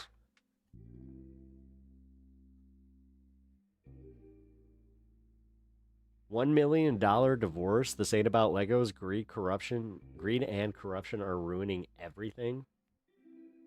There's an Abba and Preach take on this too. They're gonna hear. Shit! It's a live stream. Fuck that. Sorry, guys. I'm not gonna fuck with somebody else's live stream. All right. Then let's get to this. Pentagon says Israel's spying is a critical threat. Damn, dude. Are we about to do the? Oh God. Whew. Oh, Stanley. Oh, God. Oh, no. Meta the cat, thank you for the subscription for 3 months, by the way. Oh, my dog just... Oh, God. Oh, that is fucking brutal. That's it. Whoa. That straight up smells like shit. Fucking A. Woo! Okay, nothing like having a dog in the basement. A fucking crop dust you. Jesus Christ.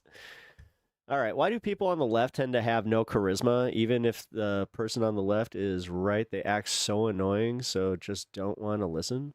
I don't know. I'm not that person. I have all the riz. You are in the wrong place, my friend.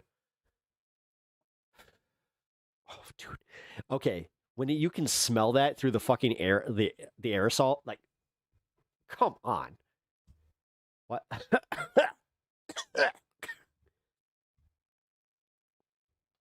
Oh. Who else we got in here? Chat and Pep, favorite Pokemon. Charizard. I know. Trust me, I get it. Mine's pretty much like he's a secondary mascot. Who cares? I love him. Charmander was my starter. Fucking Charizard was the shit. And yeah, when you grow up with the name Charlie, you tend to kind of go, Char. Hey, there you go. Anyway.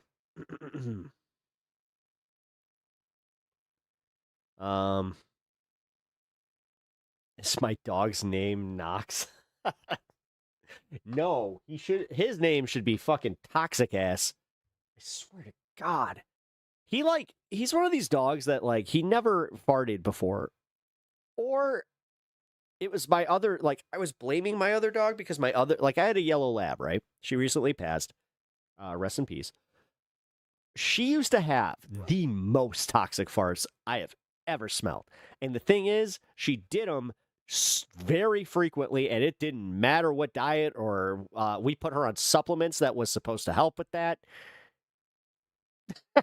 Like, yeah, did not help. So I always thought of just like, it's weird. Stan doesn't fart. Now I think I was wrong because now there's times that I'm just like, what in the actual fuck? It's just insane. Fun fact: we got fake Pokemon cards from India. So there actually was a Charizard card. Nice, hell yeah. Yeah, I got a nice real one. Again, it's one of my like last resort. It's the one sitting in that Pokeball behind me. For anybody on vertical, you're not going to be able to see it. But if I had to or be a monotype trainer, I'd definitely be a normal type. I know type. Psychic. I'd go psychic. There's a lot of different psychic Pokemon that also use like grass type moves and like Abra. Like I would use the Abra and Kadabra team. Or like Abra, Kadabra, Alakazam. And then Mewtwo I would have as my secondary, specifically like one of the Mewtwo EX cards. I would stack one Mew in there as well. And then... Oh, fighting and psychic. Yeah, actually, that is true. Actually, it's ground type, or fighting. No, it's fighting. Because I also like to use, oh my God, Lunatone. I like to use the Lunatone, but I also there's a mix where if you have Lunatone and I forgot who the fuck the other card was, but they can stack energy on Lunatone as long as you have that card out. So. Abra is your favorite. I like Abra because he has teleport. I have fucked over a lot of opponents' attacks by using teleport and getting the fuck out and then putting on one of my other Pokemons because then you always got to do it strategically. When you got enough energy, and then you just need to kind of stall for a turn so you can evolve. Definitely pretty useful. Anyway, I'm being a nerd right now. So let's get back to the politics. Nerd shit. Discussion of Israeli spying. Here, you see what I'm doing here? I'm hitting this like button. You should do the same. In the U.S. I'm going to give credit to NBC News. They broke this story first. Let's put C1 up here on the screen. Ralts and Abra. Oh, yeah. The Pentagon. Ooh, actually, Ralts Raltz is also one of my favorite decks to use, the Gardevoir deck. Has raised the threat of Israeli spying on U.S. to the highest level. Let me explain. Speaking of dorks, some of what they have, and then I will give you some of what I have. They say the Pentagon is increasingly concerned about Israel ramping up its spying on the U.S., recently raising the counterintelligence threat level from America's top ally in the Middle East to the highest. Damn. Wait, so this came from the Pentagon, so that, yeah, this was Hegseth, and dude, this is the thing about Trump. Trump has his hands in every cookie jar, so that means anybody with cookie crumbs is essentially getting their fucking their cookies from the cookie jar. Therefore, level. We know where they're coming from. Pentagon's DIA. So this, Mr. Hegseth, yeah, is that some cookie crumbs I see on there? No. Specifically is like the internal intelligence agency for the Pentagon, the Defense Intelligence Agency. In recent weeks has issued a new counterintelligence threat assessment amid rising tensions between the one in Emerald, that fucker? Israel and the U.S. over the way forward in the war with Iran. They said the DIA yeah, it's like that Abra in fucking Pokemon Red, Blue, and Yellow. An internal message viewed by a current official that raised the level for God forbid you don't have a fucking Butterfree in your list. Israel to, quote, critical. The designation stems from concerns within the Pentagon that Israel is making fun of making a particular effort to surveil top U.S. officials. I'm going to give you some of the names of those officials a little bit later on. The DIA they got assessment names? includes a 7-page document and Hey, features fitness game, a chart. by the way, The what up? document says the assessment of Israel is its ability to conduct human espionage and technical collection is at a fuck the world critical level. It also identifies a series of specific incidents that heightened U.S. concerns. So We the got Drowsy. spokesperson for the Israeli embassy said this, quote, completely false, that There we Israel go. spies on the U.S., that Israel spies on the U.S. Israel does not gather intelligence on American entities, let alone U.S. government officials. Israeli intelligence collection efforts are aimed at its enemies, not its allies. Any claims to the contrary are either misinformed or politically motivated. We should ask Mr. Pollard about that one. Yes, Some of the OGs that somebody had sent me. Thank you. I still don't know who that viewer was. They sent it anonymously. Has declined to comment, and a White House official said in the statement, the story is entirely false and sources someone who doesn't have any knowledge. The ODNI, the Office of the Director of National Intelligence, Yeah, right. overseas, did not respond to a request for comment. So let's focus in on a few things. Number Yeah, that was a nice surprise at the P.O. box. one is the statement from the White House that says that this is completely false. Can we put C2 up there? It was funny. True story. So when I went to the P.O. box to get those cards, they came in two different like bagged like stacks, right? And I was just like, what the fuck? And when I saw that they were OG Pokemon cards, I had that moment where I was just like, no way. So they have like this little station where you can sort your mail. I take everything else that was just junk mail, toss that, but then I'm like literally fucking sorting out Pokemon cards in the post office, just happy as a kid, just like, oh shit! On the screen, the entire was story awesome. is false and sources someone who doesn't have any knowledge of what's going on. I want to point everybody to a very interesting good line. day. The Office of the Director of National Intelligence did not respond to a request for comment. And I also want to point to some very, very specific examples, including a 7-page document that features a chart. That Oddish document, and mischievous, nice. I can confirm to all of you, exists. Now let me tell you about some of the I things. like Char Cadet and Cruel Edge. Actually, Cruel Edge is probably one of my favorite like modern Pokemon that are in there. I got to be a little careful here in terms of protecting some of the many people who I spoke to about this story. Basically, what they have seen in terms of their raising too critical is they have raised it to a similar level that they treat general U.S. adversaries. This is based on a few specific incidents. Some of these incidents, again, I cannot go into deep detail, include the explicit surveillance. Yeah, once you get a Villaplume, especially in Pokemon Red, you're set. Of top officials inside of the Pentagon who they deem to be a threat You to wanna start their a new agenda game? inside of the Pentagon. Go for it. The New York Times, by the I way, do it can all the time. confirm some of this as well. Let's put C3 up here on the screen so it's not just me who is telling you all. I played through Pokemon Red and Yellow. I'm playing through Yellow right now, but I've played through Pokemon Red probably 4 times. This. Like, I'm going to read from you a very I just specific get line. bored, and that's my The go-to report game. includes that Israel has I love stepped having a up game you can just pick up and play. its efforts to eavesdrop on senior American officials, Jesus. including Steve Witkoff, President Trump's top negotiator. Oh my God! Elbridge They're targeting the Zionists? Colby, the Pentagon's top official, and one of his main deputies, Michael Dimino. Now, Colby, Dimino, and Witkoff, I guess, could technically be seen as some sort of the restraint part of the Pentagon. Is he? Colby, in particular, we've had him here on the show. You can go back and watch. I don't know, man. He seemed like he's pretty fucking like rah-rah Trump, like. some of those. You got this. Yeah, Pete Hegseth is great. Hey. Past interviews. Witkoff, obviously, look, I don't really know what Witkoff believes, but Israel seems to believe he's a problem because he was one of the people who initially started that.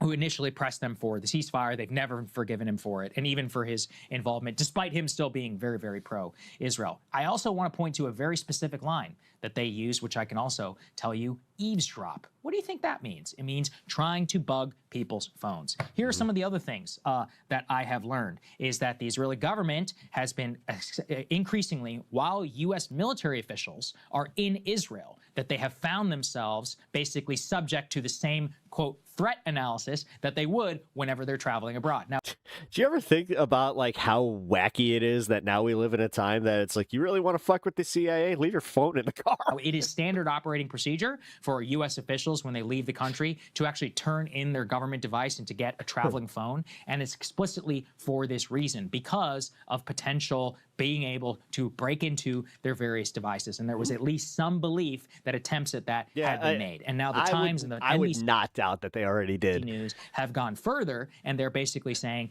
they explicitly tried to eavesdrop on these 3 officials that we know about, also military officials inside of Israel, CENTCOM and others. But the main target of Israeli intelligence right now, from based on everything I've been able to see, is to get as much visibility into the Pentagon's internal decision-making as possible, including to the White House, to make sure that they can try and influence things from their side. This is my surprise face that Israel is spying on our Pentagon. I'm so surprised. Now, nothing I'm saying is explosive in such a way that, like, if you watch the show, you probably believe it. But I think what's explosive is the fact that the DIA... How long until Congress passes a law saying that it is illegal for Israel to not spy on the U.S.? This in a swear to God, it wouldn't surprise me. I swear to fucking God. And again, the way that our Congress just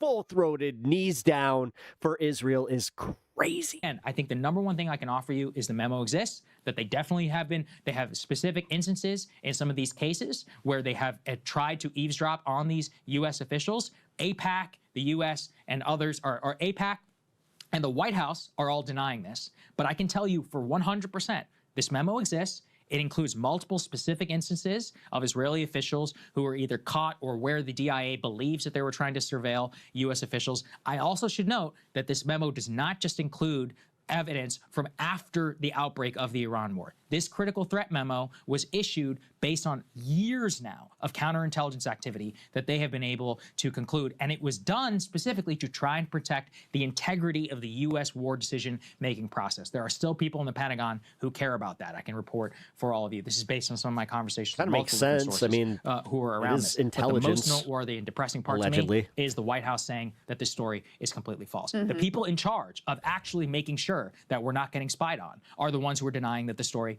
doesn't exist. It exists. I can tell you explicitly it exists. The memo is real. The actual things in various contacts that were made inside the memo, again, I wish I could go into even some more just because it's really crazy, but that would give away a little bit too much.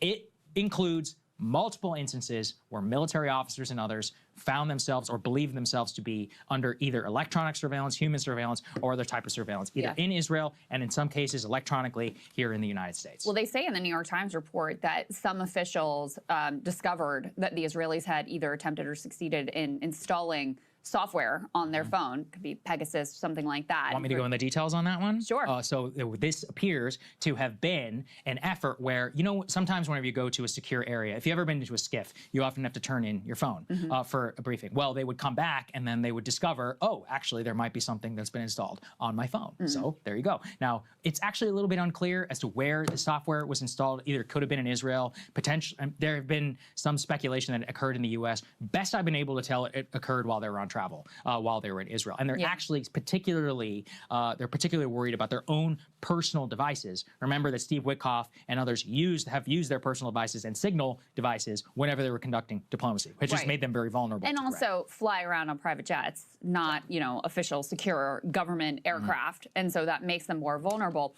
And what the New York Times points to is that, look, Israel has been spying on the U.S., and we spy on them too, by the way, but they aggressively spy on the U.S., and this has been always known, right? That's not new. But they say that the efforts efforts have been ramped up significantly, actually during the Biden administration after October 7th, as they were trying to get a window into, okay, what is the decision-making that's going on inside? Are they going to try to constrain us in any way? The answer turned out to be no. But in any case, that's when they really escalated these efforts. And one person that the New York Times quoted here said that what they're doing now is, quote unquote, unhinged. So, again, these are not people who are Pollyanna who, would expect that Israel would not spy on us whatsoever, which to me seems like a reasonable expectation of an ally. But in any case, that is not the expectation that our government apparently has. But even given that baseline of expectation that they will spy on us, they consider the actions to. By the way, guys, finally did it. I meant to do this at the start of the show. We have started the new goal. Been taken here to be unhinged. Thank you so much to everybody that helped get to the last goal. I really, really do appreciate that. Compare this too with you guys don't know how much that helps. Another story, which is the efforts to effectively link the U.S. and the Israeli militaries and make them so intertwined that this is something we talked about last week with Brandon Weichert, to make them so intertwined as to make it almost impossible to extricate ourselves from this relationship. This is the country that we're talking about, a country that spies on us as aggressively, if not more aggressively, according to these reports, as our adversaries, as our biggest adversaries in the world. There is no other ally that is conducting this level of operations against us. Well, no, because Trump is too dumb to see, Trump would be wise to listen to some of the people saying that he is a pawn for Netanyahu, because realistically, that is how Netanyahu sees him. And that is our only hope that we could break ties with Israel, is if Bibi Netanyahu overplays his hand, because realistically, Trump, there's one thing that they cannot they can't fucking control, or they cannot manipulate. It's his ego. Yes, it is not a thing. It is not when it comes to him feeling insulted. They could butter him up all day and get him to sign whatever and fucking make any of these deals, but the second he feels slighted, oh boy, only Israel. That's where the unpredictable Trump comes out. It really does call into. Look, to me, the relationship of Israel as an ally is already called into question. This further calls into question the idea that this country should be an ally, that we should have this type of relationship with them when they're committing, acts against us that are adversarial all the time. And I said earlier in the show, they would be delighted if U.S. service members got killed right now in the Middle East so that we would get drawn back in. That's our ally. That's who we send billions of dollars a year to without a second thought. That's who we're trying to directly intertwine our military and intelligence services with. This is insanity. And I can tell you, the Times had confirmed some of these instances. The ones that really shocked these officials the most, and why they elevated it to a critical threat, was when the Shin Bet, the Israeli Domestic Intelligence Service, the FBI, tried to plant a bug in a Secret Service vehicle here in the United States. They literally tried to do that. The Times has it in there too. That's in the memo. So that demonstrates the level of concern that they have. Remember, these are general bureaucrats. They're looking at China, Russia, all of these others, and they're like, hey, you have a country which literally tried to bug a Secret Service vehicle. We should probably do something about that, or alert someone over at the White House. They tried to put this into a memo and issued it to the Pentagon, and then the White House comes out and says it's entirely false. So that's the concerning part to me, is not just what they got away with, but if this were China, if this were Russia, if this were literally any other country, they would freak out. There would be calls from Congress to come in and to investigate. And instead, you have Ted Cruz, who defended basically Israeli spying on the U.S. In his interview with Tucker Carlson. And then let's also remember, there's basically been a years-long psyop by a lot of these pro-Israel people in the U.S. who are saying that Israel doesn't even spy on us in the first place. Let's throw back to Ben Shapiro making this case several years ago. Let's take a listen. This has become the hot speculation on the internet, is without evidence. You say that Mossad was running Jeffrey Epstein. When I say without evidence, I mean without evidence. Naftali Bennett, the former Israeli prime minister, said, quote, "As a former Israeli prime minister, with the Mossad having reported directly to me, I say to you with 100% certainty, the accusation that Jeffrey Epstein somehow worked for Israel or the Mossad running a blackmail ring is categorically and totally false. This accusation is a lie being peddled by prominent online personalities such as Tucker Carlson, pretending they know things they don't." And in fact, I followed up with the former prime minister, Naftali Bennett, and what he told me is that Mossad has not been active in the United States or against the United States, since the Jonathan Pollard scandal of 1987, when a U.S. Army contractor who's actually working for the Navy revealed classified information to the Israeli government, who's prosecuted by the United States government and ended up in prison for almost 30 years. And so Israel since then has not spied on the United States. So Ben called up the Israeli prime minister, former Israeli prime minister, said, hey, you don't spy on us, right? He said, yeah, no, we don't. And Ben said, yeah, okay, all right, let me go ahead and report that to my audience. The Israelis never lied. Why would they lie? Let's go to the next one. I love this one in particular. This is, very pro-Zionist poster. I believe he's done some stuff over there, the Middle Eastern analyst for the Free Press. Stop. He says, the deeper story of the NYT article about Israeli spying, citing an alleged report, isn't the spying itself. There's no direct spying on America because the costs of discovery would be enormous. But there's obviously a great deal of analysis and open source work on America, just like there is in the U.S. intelligence on Israel. Neither side is stupid. But as he claims, quote, there is no direct spying on America because the cost of discovery would be enormous. I just told you that the cost of discovery was actually nothing. Is that they are literally trying to spy on top U.S. and Pentagon officials who in some cases either oppose the war or espouse views that were oppositional to their, conquest of the entire Middle East. And they are getting no cost from the White House. The White House is denying that their own government's conclusion of spying is not correct. And just to be very clear, there's no cost. And there's never been a cost. No. When Jonathan Pollard was discovered, shipping secrets to the Israelis, which they then sold to the Soviet Union. Yeah, there was a cost to him.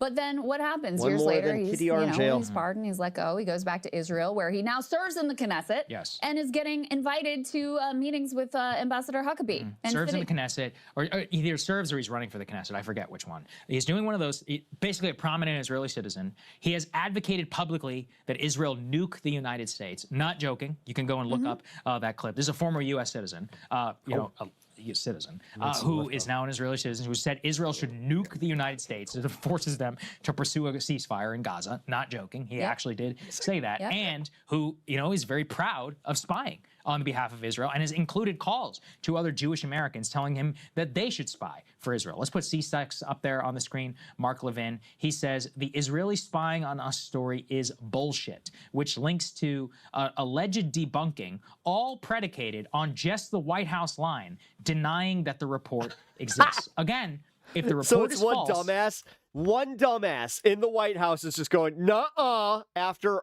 all of the intelligence community is just going like, hey, bros, they're totally spying on us. Then why did the Pentagon and the ODNI deny a request for comment? You know why? Because even they did not want to lie on the record to the press to say that the memo didn't exist, because it would mean that someone would immediately come out and they would leak the memo. So there you go, the details. Some of which I've been able to gather. The Shin Bet placing a bug in a Secret Service vehicle, but the top one is about the software installed on other officials. But the top one is them explicitly targeting officials and others here in Washington who they believe are opposed to their agenda. An immense counterintelligence network that has been put up against them to monitor either their communications or their beliefs and others to make sure that they can try to influence the decision-making from the outside. There's a lot of other explosive stuff in there. That, if I'm going to press to see if I can continue to report.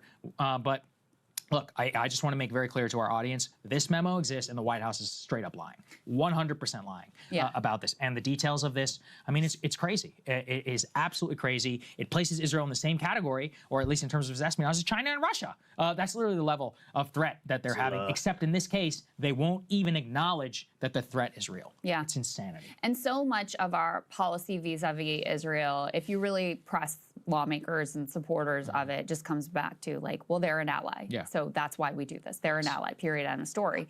And so this really calls into, well, why? What are it? Look, for me, I view it from a moral lens. But if you're viewing this through a realist, U.S. first, America first lens, what are we getting out of this relationship that justifies this? I mean, it has been utterly disastrous for the United States and our strategic interest to go along with what the Israelis want us to do. And then you see, these actions being taken against us. It I mean, there is no one, literally no one, who actually believes that Israel does not spy on us at all. Thank you. Like, that is just utterly preposterous. And just an update, I looked it up. Jonathan Pollard ran for the Knesset, but withdrew recently. Okay. So, right. so there you go. Best of luck, Jonathan, in your private citizenry there in Israel. Okay, all right, let's get to stocks. Hey, if you like that video. Actually, yes, let's get to stocks. I have the that story pulled up right here. Turning now to the stock market. Absolutely insane things happening. Dude, okay, this was way crazier than anybody was giving it credit for. I'm not sure if you guys paid attention, but there was like $1.6 trillion wiped out from the stock market. There are increases, but overall, the shakiness over the last couple of days, from Friday to Monday, stock market's not like, it's just not real. None of it is real. Like, for every dipshit that's out there, like, the Federal Reserve prints money. Okay. But can we just talk about how, like, that is, they print money specifically for the stock market? It's not like this is for us. Potential major weaknesses in the U.S. economy, which lead us directly wiped. into our Yes, wiped. And that's why I am just convinced none of it's real. next segment with Jeff Stein on AI. But let's start with D6, actually. Let's put it up here on the screen. This was written over the weekend. The market rout leaves Wall Street bracing for rockier times. Investors have to confront the challenges from the latest inflation reading and it's gone. Yep. IPO in the days ahead. Fucking South Park. Specifically, they show stocks, bonds, gold, Bitcoin. Hate that they Investors nailed that entered so the hard. new week battered by a market sell-off that left very few places to Man, hide. The rout did they. followed Friday's stronger than expected jobs report, which sheared 4.2% off the bricks and Nasdaq, minifigs. sending investors racing to increase bets that the Federal they're Reserve going after will the raise CEO of interest bricks and rates by minifigs now. year-end and Got an sparked update a on bond that. slide that lifted yields on treasuries to their highest level since early 2025. That pressured shares of multinational and smaller domestic companies alike, and gold fell to its lowest levels on the year. The tumble drew warnings from Wall Street that more turmoil lies ahead. Ray Dalio of Bridgewater said this: Friday was an important move that highlights the central role that the global craze for artificial intelligence and other related stocks has played in the record run. With valuations stretched and yields rising, bonds are now much more attractively priced than stocks, leaving the market in a precarious position. Market and economic concentration is in one new sector that is highly volatile and risky, is super popular among unsophisticated investors. Quote, that is classic bubble stuff. So the two things. I was saying this about the .com stuff. It caused the net. Once, dude, penny stocks. That's what did it. That was the first hint that I was like, oh, this shit's about to, like, all collapse. Oh, no. Stack and stock market to go down significantly on Friday were the jobs market that came in a little bit stronger than normal. Now, why would that matter? But what's backing that jobs market is more people need to go work. That's the problem. Now, this would be a much bigger problem if those jobs if they didn't exist, but you know what? Thank God for that, I guess. But will that be the case when all of this collapses? I don't think so. It would. Let's be real. There's a bunch of retail chains that are just hanging on by a thread. Those make up for those employment numbers. Mean that they believe that thus the Federal Reserve would have to raise interest rates. Everything from the AI stocks to the general rise had actually previously been bet on the fact that the Fed was going to lower interest rates, or at the very least keep them the same. So when that reading came they immediately bet that the interest rate was going to go up. That's already crushing now multiple years of generally high interest rates. How does that affect AI? Basically, from what I've been able to gather, a lot of it is based on the construction and the capex costs for borrowing, because they have to borrow all this money to build all these new data centers and for all these other things. Money being more expensive.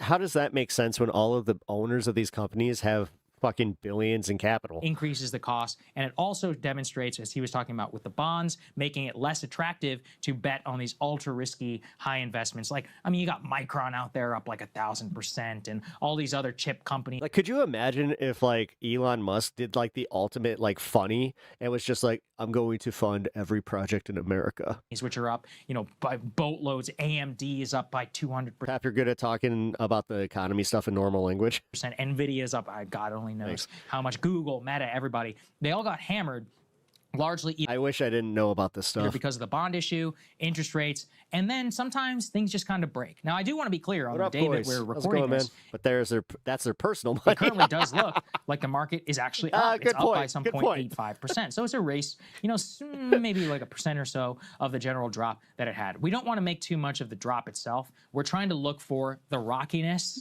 of where Infographic show has talked about how AI is going to crash the stock market. The Oh investor yeah, Samuel Meyer, welcome to the show. beliefs are and what that will mean in How the you future. doing? So, for example, let's put Discount D2 Hassan top half of the screen did a double up take. there on the screen. There was all that carnage in the chip stocks, quote, hit extra hard in the Also, top Brian heavy Comer, welcome to the show. market. Everything Also, Eurogin didn't give you a shout out. How you doing, man? has been dependent now on a small group of big tech companies, which they specifically All point right, to. 30 Micron, seconds. You went Supercomputer, early. and SanDisk, they all lost more than 11% in a single day. Cisco and NVIDIA dropped My nose at 6%. you. Caterpillar, lately apparently an AI play because of its power and energy business, fell by 3.8%. Okay. All of that you can point to. So in 20 seconds here, if you guys are 420 friendly and you want to join the fun, we all are going to smoke at the I've been on for 4 hours and 20 minutes, so we're going to celebrate, and then we're going to continue with this story and go into some more fun stuff and a little less heavy, news. All right, we're there. Let's do it. Let's celebrate together, and then we shall continue.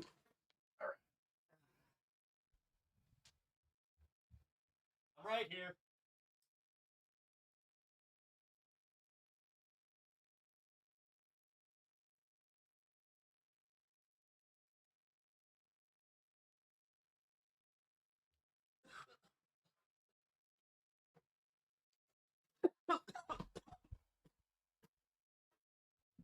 To these, semiconductor indexes Sorry, I and others have to step off screen to do that. combined to erase more than 1.2 trillion in market value on the single day. And the chip story really was the big story out of the general drop. Oh, nice. And I think highlights how much of the current market is dominated in this Feeling one good? sector. Hell So yeah. yes, it was like a little bit of a blip, but I think that we Yeah, when things start going a little bit better, maybe I'll take a break. have to focus on it just to make sure that we're covering our Yeah. bases, because in the I'm pretty sure that's what's keeping me sane, because future, a massive drop in those chip stocks will significantly deplete at that point. all of the gains from the S&P 500. It won't erase all of them, but so much of your current wealth is tied up in that, basically, no matter who you are, really, because it's not like your companies and others aren't betting on that it will mean genuine catastrophe for U.S. markets. And that is actually what will push us into a full-blown recession if something like that happens. Absolutely. In terms of the level of expenditure, the data center build-out has now surpassed the price tag of all public infrastructure spending in the entire country. Yeah. Like, that's the scale that we're talking about here. This is beyond the railroad build-out. It's beyond the dot-com boom. So if it does turn out to be a bubble, there will be, the entire economy is bet on this. I mean, that's not an exaggeration. you just saw an armadillo in your yard? There will be just a massive. You know what's odd? I saw an armadillo in southern Illinois. Did you know that we have armadillo in southern Illinois? I found that out the weird way. Massive I was just like, what the fucking armadillo? Cash. And so, you won't be surprised that investors, they are aware of that, or a little bit jittery anytime anything happens that could pump the brakes on that, ever expanding valuations and investment. So I think that's part of why you see the volatility there. At the same time, we should put D4 up on the screen here about how voters are feeling about the Trump economy, because while the markets might be up, for most voters, that is not the thing that they are focused on. No, dude, meat was... No, the price of meat is insane. This is what are we fucking doing? From the Financial Times. I'm so sick of being gaslit by this administration trying to tell us that everything is the best that it's ever been. Like, the nerve of this guy. They say voters sour on Trump's handling of. And then this guy's just like, maybe we won't have an election. Maybe we won't do anything by the book anymore. Maybe I'll just do it all. Maybe I'll just take over the country and then I'll just run it forever. Inflation and the 100-year reign of Donald Trump. Grocery prices. I was saying before that even Republicans, there's been a lot of upset about how Trump is doing on inflation in Ground particular. meat is supposed to be the cheaper meat. Yeah, I know. So they have only 38% approval among Republicans. Fucking $9 for a pound of ground sirloin. Of Trump's handling of inflation. He's actually underwater among Republicans. Yes, on his because they shop too. Handling of inflation. And if you look, it's almost like you can't gaslight everybody for this long. At the number. At some point, even they kind of look at the gas prices and go, Overall, 68% disapprove of his handling of inflation. Yeah, and you know what that means? There's 32% of people that are just perfectly fucking happy with everything. Inflation. Yay! Only 18% approve. Those are the worst numbers from this entire poll of various issues. They're also not happy with government spending. Yeah. He's deeply underwater on Iran, Iran, deeply underwater on tariffs and trade. Immigration was the one that surprised me. And all of these things are areas where it is completely under his control. So whatever the stock market is doing, I mean, things could get much, much worse if you have a stock market crash, and then the one thing that is a bright spot in the economy also, goes south with tons of carnage, and then you have, utter decimation across our entire economy. But even without that happening for the American consumer, anybody that's been paying attention has been just on razor's edge, just waiting for this to happen. This has been a very And the thing that sucks is just as the American public, we can't do anything about it. difficult period, and all These owing directly motherfuckers are going to to take the us choices and made by Donald Trump. And here's the bitch of it. I'm still going to I'm going to be here online fucking talking to you guys, and you're going to see a bunch of shitheads that are telling us how it's still not that bad. Yeah. And they are still going to try and gaslight us and tell us how great Donald Trump is and how this is a 5D chess move. Getting really tired of this shit. I think what this can they stop? Can they just stop with the blatantly lying to everybody? And then you have these jackasses, like I was saying, they're like the 32% that they're fine right now because they have the income. They already have savings. Like, these are boomers that have second, third houses, but just wait. Once it hits them, holy fuck, it's going to be way too late at that point. Highlights too. I mean, you think, you look at the way that they talk about Iran and the way that these people would rise up and how inflation was already crushing them pre the war. Well, it's almost like at some point when people are living off, fucking soup broth and they're just they can barely afford to live, that, it's just yeah, you know what? Fuck it. I guess this is fine. I guess we can outdo this because they actually started bombing and doing things they didn't come liberate us. You understand that too, how fucking much this backfired. How the Iranian public is even just yeah, you know what? Fuck the USA. And now we're out there decrying it you're saying that to America. It's dude, we bombed them first. Look, I don't care what you're saying about they were doing this for 40 plus. We bombed them out of nowhere. Look at how we responded with 9/11, and then you can kind of go, Oh, I get it. While everybody's looking at AI, the general cost for all of us. Let's go to the next one, shall we? D5, for example. We haven't talked about jet fuel here in a while. Airlines have faced a $100 billion hit on jet fuel. Hey, Etch, do me a favor and timestamp it. Natch, did you send me that timestamp for the other one? Iran energy shock. Actually, Industry warns of for my mods, anytime that I'm cooking like this, yeah, kind of timestamp it, so then maybe I can go back and profits will be halved by the surging energy costs. Oh, I mean, yeah, feeling so bad for something airline with this. Profits, but we also know what that means is that these prices, they're never going back down. No, we talked about some of those. No, in the way that they keep saying that, pre-war prices.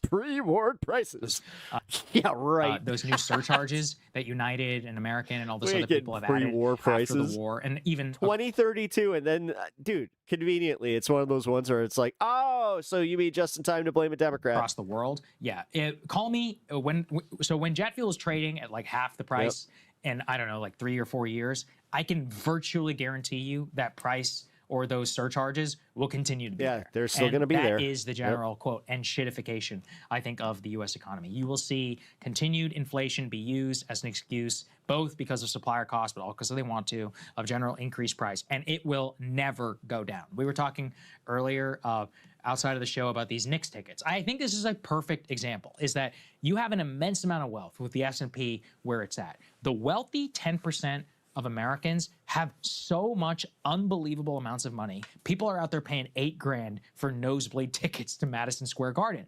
That's insane. I told you about the U.S. Open. People are out there paying $6,000. That's insane. I went to Game 1 of the Stanley Cup Finals in 2013, and I think I paid about like $350 per ticket. Bucks for like for me and my wife. Normal, and that was in the nosebleeds. U.S. Open tickets, which previously would have been something that you could go to the NBA Finals. Watching Apparently, sorted the your World back, Cup, hell yeah. At least in some, some of these more luxury cases is the same. F1 is another example. It's just purely for the super rich, and it's only continued to explode. All those prices continue to go up. Meanwhile, all of our Costco prices also continue to go up. But the wealthy people, because they have so much wealth tied up in the markets, and just fundamentally their wealth is very different from the way that most W-2 people make money, that they're able to afford that while everybody else's everyday life continues to get more expensive. Thank you. And although you are trying to put this on a whole different class because you're technically in the class that's also not suffering right now. And they're but you can't act like that. You have to pretend that this is hitting you. Luxuries that they may have had in the past. You save up to take your... Trust me, once he can't do that, like once he's kind of shouting at this story, that's how you know he's feeling it. That's why I can do this shouting, is because I'm fucking feeling it. Your dad to a game.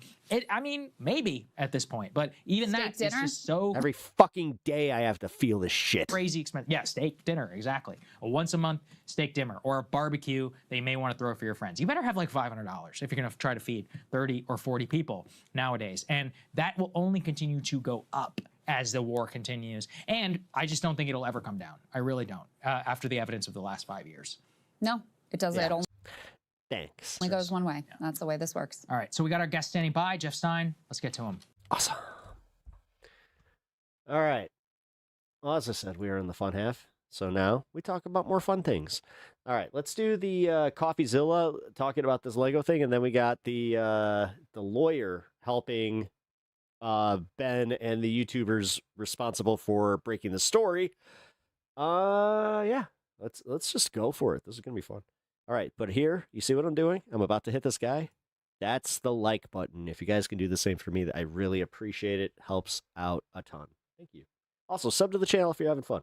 Hello, the Bricks and Minifigs investigation is coming. It's 51 minutes at this point. I've talked to everyone involved, the McNeffs, Reckless Ben, the Gormans, everybody. And honestly, I found out a lot of new stuff, pictures no one has ever seen before, inventories of what was there that night. But while I was doing some digging, I was leaked some footage which kind of disturbed me, and I'm not going to be able to have the chance to address it in my main video, so I want to address it here while we're editing that mammoth of an investigation. But I wanted to start by saying he's not directly talking. I know, that's why I'm watching this. I am heavily involved in this whole thing. I don't want to give you the perspective that I'm saying, oh, nobody's allowed to be interested in this case. No one's allowed to ask questions.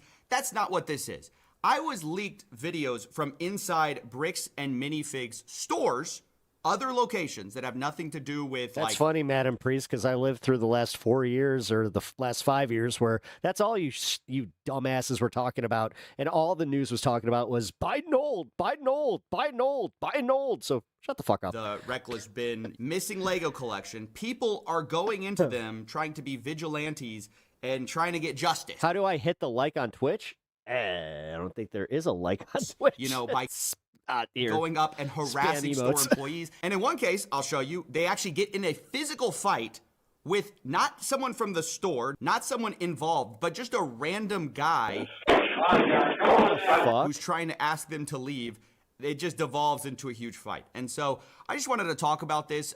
Please don't go into your local Lego store and get in a fight over this. It's not worth it, okay? Again, I am as interested in this case as anyone else. I barely slept the last few nights Twitch talking to all these people. That's but the right. kind of behavior we're about to see, I mean, guys, you're not Reckless Ben, right? Let's just admit it. A lot of these people, you can just see they're trying to channel that energy. Yeah, that little diamond with the number, like where it's on it says chat.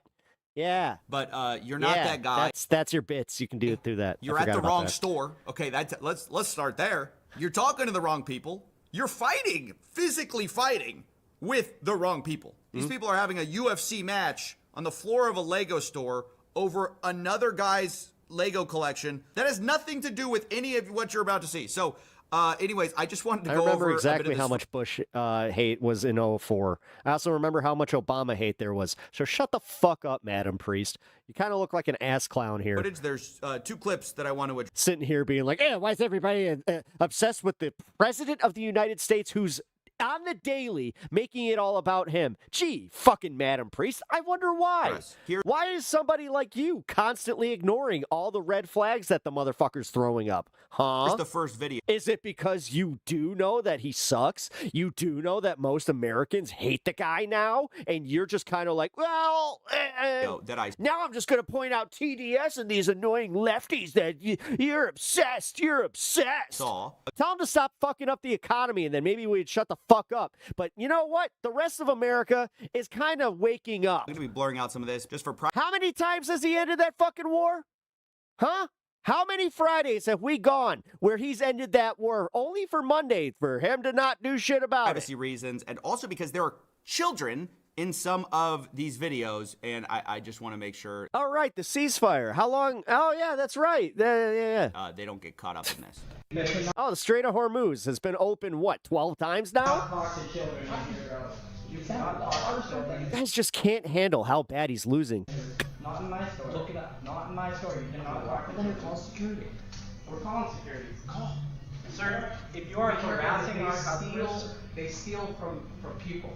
Look at Reckless Ben's video. You are harassing. Okay, so a guy with sunglasses and a sleeveless shirt walks into a random Bricks and Minifigs. This isn't even the Salem location. It looks like, and decides to tell. God damn, dude, get a life. One of the store employees, hey, go. Who brought up Trump? Nobody. The funniest part is we're not even talking about Trump. We're talking about Bricks and Minifigs and the Lego scandal. And like this lady's just like, oh my God, TDS. The TDS is so fucking high in this. Oh my God. Look at Reckless Ben's YouTube channel. Go, as if he probably hasn't seen it already. Whatever. And it's because they see Trump in the thumbnail and they see him in the fucking. I don't even have. Oh, wait, yeah, I do. I was about to say, I don't have him in the title today. As if he has anything to do with it. I do. I mean, I don't know. What's this guy supposed to do? Oh, geez, I saw the video, and now I'm going to make everything right. And I'm going to give back the collection. How does this guy know? This guy doesn't know anything. What are you doing? This looks ridiculous. It's who you work for, you guys. You're working for Trump, bro. What? You're working for Trump? Okay. I swear, people are using the fact that people are like, and this is the thing too, like this guy, this is gonna be used as like look at the violent left, you idiots. These no, I disavow this dumbass. Have behaved awfully. A lot of people have behaved awfully in this situation. To pretend it's like the day of the purge and they can live out their fantasy. Yeah. Going up to random store employees and saying, you work for Trump. Dude, yeah, but I have been noticing certain people. Trump, bro. You're working for Trump, bro. You're working for Trump. Like, no, they literally don't. They you watching the Knicks game? No, I'm not. Work for a Lego reseller. I mean, let's be honest about what this is. This is crazy. But who's streaming the Knicks game? If it's on ESPN, then get fucked. That's really not what made me make this video. The reason I wanted to make this video is the second leak I got from another store location. In it, you'll see 3 people. One in green. Who's streaming this came bitch? in to confront the manager. Up here is the store manager in blue, and over here we got our white knight. So he's going to be getting in a fight over Lego, but he didn't even work there. Like, he's going to get in a fight trying to defend the good name of Bricks and Minifigs. What up, Ken? Which, should be clear, I think is also stupid. You should not be getting in physical fights, no matter how ridiculous someone else is being at a store, or they're trying to bring up YouTube videos. Don't get in fights. That's just kind of very silly. And you'll see that the White Knight actually is the first one to put hands on the instigator in this case. But regardless, everyone just comes out looking horrible in this. I am. Cool. What? No.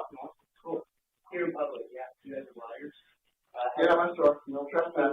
Hey, you call 911. Yeah, I did it. Call 911. Have you watched anything from the so you soy can hear pill? a little bit. He starts talking about something, and then you guys are liars. I think so. And then the guy responds, look, I'm going to trespass you. The other guy laughs and goes, yeah, do it. Get out my store. No trespass. Hey, you call 911. Yeah, I did it. Call 911. Let's make sure that it's going to be least like this. Why are you in my store? You're going to leave next to you. Get out of here. Get off. You're going to have a serious attack.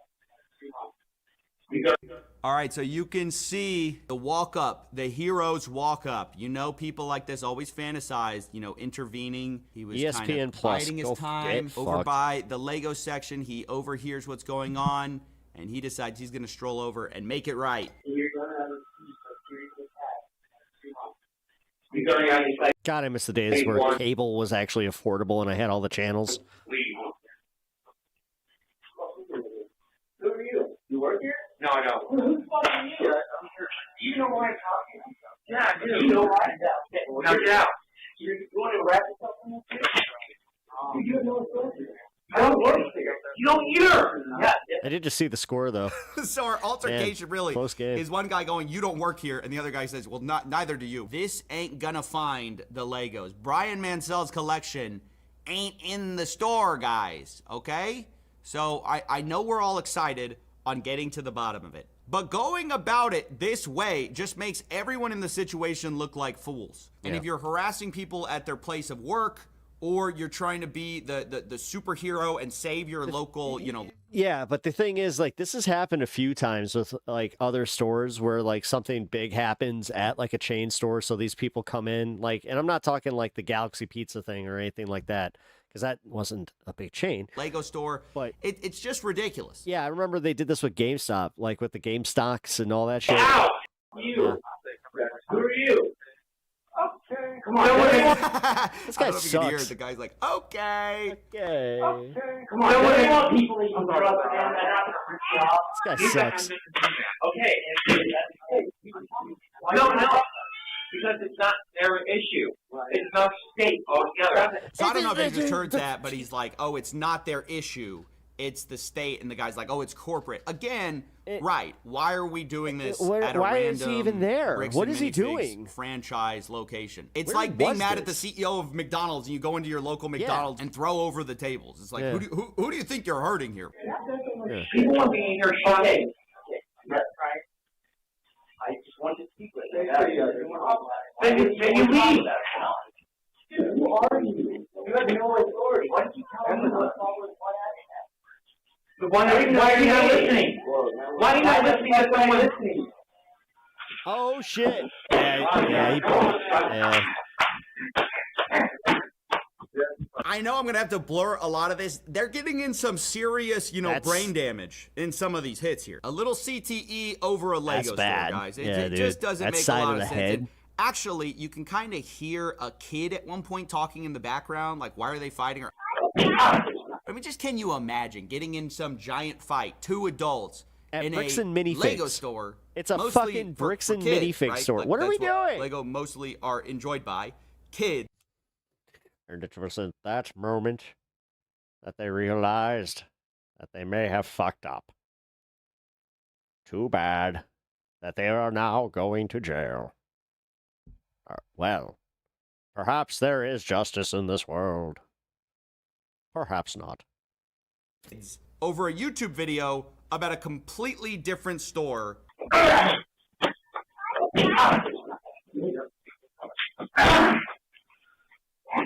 No. Sorry, bitch. Fucking fuck. What the fuck is he doing? Oh, dude, he got it. Oh, fucking sleeveless shirt dude got You will be testified to that. Yeah, I'm going to talk to you. Why are you a business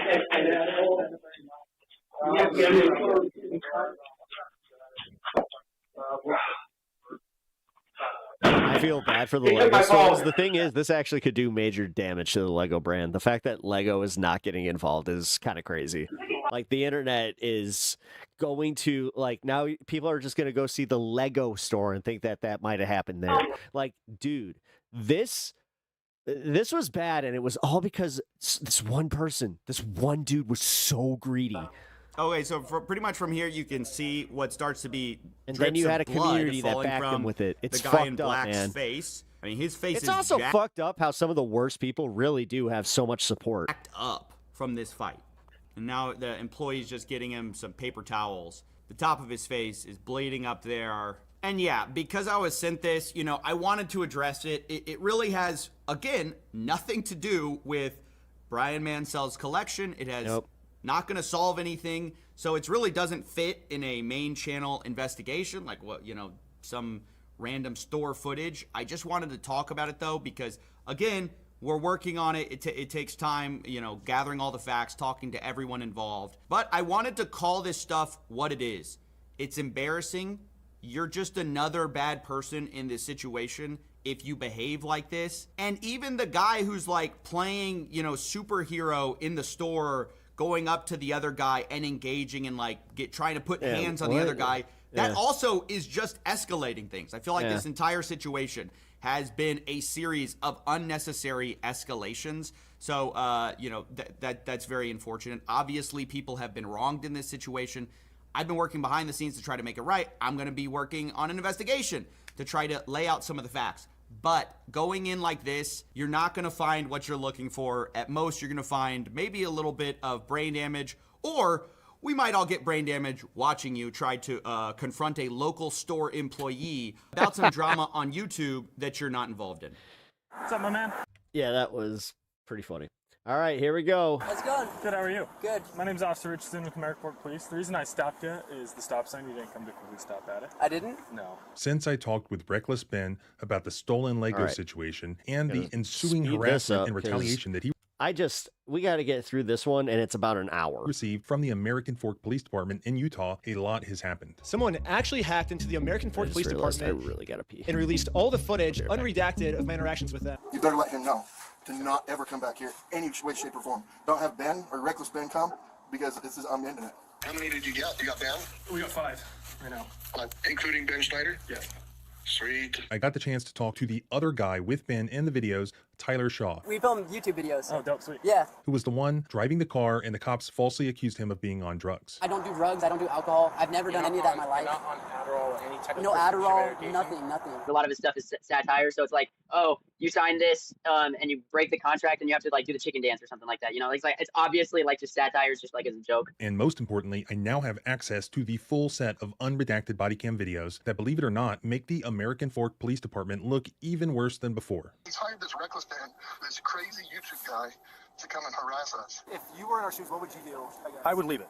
$200,000 So is like that's crazy. the thing, is that with the situation Dies if he doesn't get paid. and knowing him and just everything involved, You just let your friend's dad die? so it sucks. Yeah, it's a situation, and that's just what it is. Whatever the truth about the underlying dispute about the Legos, one thing I know for sure: this police department chose to take sides in that dispute and then abuse their authority and trample constitutional rights in the process. The dad's gonna die of cancer. Yeah, and that is really terrible to hear. Yeah.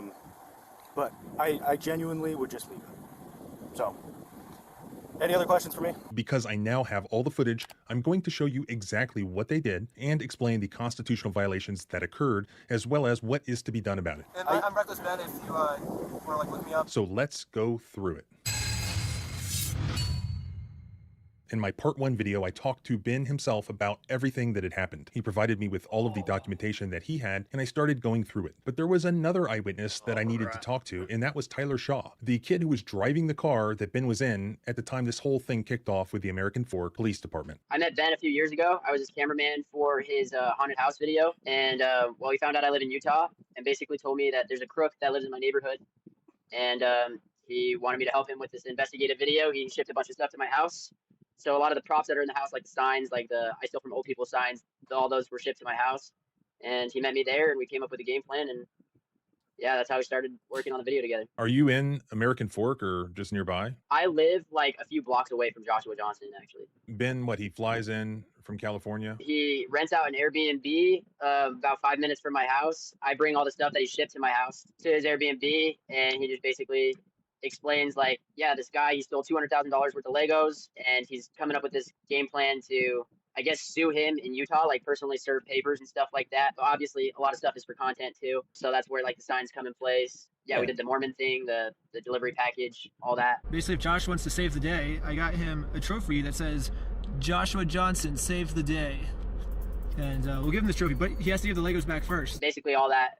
I'll be honest, some of the shit's annoying as fuck. Game planning was done at the Airbnb, like right after he landed in Utah. The first time that you guys came in contact with the American Fork Police Department, that was on March. This is like that fucking they make originally this was made for like with the 4 kids. 8th, is that right? You know, bullshit. Yeah. Like these guys got that like Mr. Beast way of talking. And what had you guys been doing that day prior to you getting pulled over?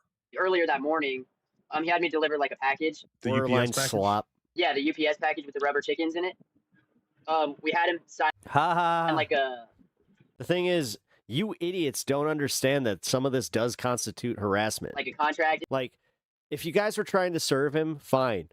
But, like, this is what dilutes the case. And this is what was pissing me off. It's like a joke contract because a lot of his stuff is satire. So it's like, oh, you signed this and you break the contract and you have to, like, do the chicken dance or something like that. You know, it's like, it's obviously, like, just satire. It's just, like, as a joke. We all knew, like, the contract isn't, like, actually, like, a legal contract or anything. So as I'm investigating what actually happened, this whole thing continues to blow up even more on the internet. Everyone's talking about it, opinions are flying. So as I'm getting ready to interview Tyler, I'm trying to get the actual raw body cam video from any source so that I could break it down properly and accurately. I've got my paralegal preparing a FOIA request to go to Utah, and we're discussing the wording of it. And then Reckless Ben tells me that the American Fork Police Department had apparently just released the footage themselves. He gave me the link, which was a Dropbox link, and so I clicked on it, and there's a bunch of folders, and one of the folders at the bottom says unredacted footage. And so I immediately tell my team about it, and we download all of the footage. And it's a good thing that we did, because the link just dies like minutes later and it's all gone. So we now have the footage, which is great, and I can now see why they wanted to redact that footage and hide substantial parts of it from the public. But there's a lot of it, and I've been busy going through it, and I've already seen some egregious things that you really need to see. But it's important to go chronologically through it if we want to fully understand what happened. Taking it step by step, comparing different officers' body cams, we can now see exactly how this went down and why it happened the way it did. That, like, everything can be traced back to a kid showing Hold on. They said that this was like hacked, right? On Josh Johnson's porch on March 8th, Someone in chat 2026, kind of refreshed me on that one. delivering a package of rubber ducks. An American Fork resident, Joshua Johnson, requested phone contact from the American Fork Police Department. Officer Tonga with the American Fork Police Department contact Mr. Johnson. This guy went to the school of Bob Ross to go to speak, and you know it's very off-putting when you put a officer in a uniform and then have him talk with this cadence. By phone. Officer Tong with American Fork Police Department. Is this Joshua? In case stream ends, have a good one, Pep, and check. Yeah, take care, Natch. Yeah, we'll see. How can I help you? I'm having fun. It was hacked. So this kid showed up at my door, my partner's door, my business partner. He had like a fake UPS hat on. He obviously didn't work for UPS. And he hands me this package. And he's like, oh yeah, sign it. I'm looking at it. I'm like, looking at him, and he's got like a taped UPS thing on his hat. I'm like, you work for UPS? He's like, yeah. I'm like, I couldn't figure it out at the time. So then I did a little squiggly line on his phone. And so he delivered. I know it sounds unconsequential, you know, it doesn't sound significant, but you were pranked. We owned a store in Oregon, and long story short, the lady we got it from pissed this guy off. You don't want to hear the whole story, but he wants us to He's such a lying sack of shit. her contracts, which I never signed a contract with the guy. So he's got a YouTube guy coming after us. His name's Reckless Ben, and so this kid was likely a follower of Reckless Ben, and they're just trying to see where we live. I just want to document that they delivered a fake package to our address. So if they ever come back, I don't know why. It needs to be documented. Oh yeah, definitely. It's definitely. I'm not going to be nice. We have video. I don't have video, but my partner has video of the kid pretending to be a UPS delivery driver. Okay, is it the same male? Yeah, they look the exact same. Yeah. Okay, gotcha. And would you be able to get that footage? Yeah, this is where they were. I don't know what they were thinking. This was very stupid on them. Dealing with church and stuff. So as soon as he can, he'll get that to me. If you give me your email, I'll email it over. I sure can. The package was later determined to contain rubber ducks. I now know that this was actually Ben's friend Tyler. I know because he told me when I talked to him. Oh, can you hear me? Yeah, I hear you. Can you hear me? Okay, sick. Yeah, I can. The guy who shows up with the fake UPS hat on, delivers the rubber ducks, that was you? Yeah, it was, yeah. And so you actually had a conversation with Josh Johnson? I did, kind of. I just said, hey, I got a package for you. I just need a signature here. And then he was like, okay. And then he just signed it. And then I went about my day. But that was like the only interaction I ever had with Joshua Johnson. And so how do you guys end up getting pulled over? We ended up leaving for a bit. Ben did his own thing, and then we came back. And when we came back, Ben was gonna have a conversation with Joshua Johnson, but Joshua Johnson was like right outside, like on the phone screaming at somebody, and we couldn't tell what was going on. But we decided to just sit there and wait for Joshua Johnson to get off the phone. Just a few more questions with the delivery driver. Could you just describe him? Yeah, he looked like a teenager almost. Like my brain was, I was going to speak at church, and I was like walking out the door, and then this, you know what I mean? So I'm not in the mind frame of expecting a scammer to show up. But he's really young. He was blonde, I think. Had a fake UPS hat on, like he had taped UPS on his hat. Skinny. Probably 17, I guess, 18. I will just say this: some of these YouTubers be real fucking stupid out here. Like this stuff. Like there's trespassing orders that are easily fucking enforced with this kind of stuff. Impersonating a federal employee. Would be my guess. I mean, they did. He said UPS, so at least they did a. All right. That was covering their ass at least. Guy is named Reckless Ben, and he probably has. This kid is probably. Yeah, man, that's Reckless Ben. That's stupid. Don't do that. So I don't know. Gotcha. Yeah, Reckless Ben has showed up at the corporate headquarters in Provo. Provo has a case. No, I understand that. I know. Reckless Ben I just said that they covered their ass by doing UPS. Bricks and Minifigs is the name of the corporate store. Sorry, could you spell that for me? Yeah, Bricks and Minifigs. So my partner Brandon Best and I own a franchise in Oregon, and well, we did. Well, anyways, and yeah, I don't know. You want the whole story? Yeah, sure. Context helps. What's that? Okay, yeah, okay. So we own the Eugene, Oregon store. Well, I don't know if I want to put that out there, but so in Salem or Kaiser, Oregon, there was a lady. Her name was Crystal Law, and she was the franchisee in Salem, Kaiser.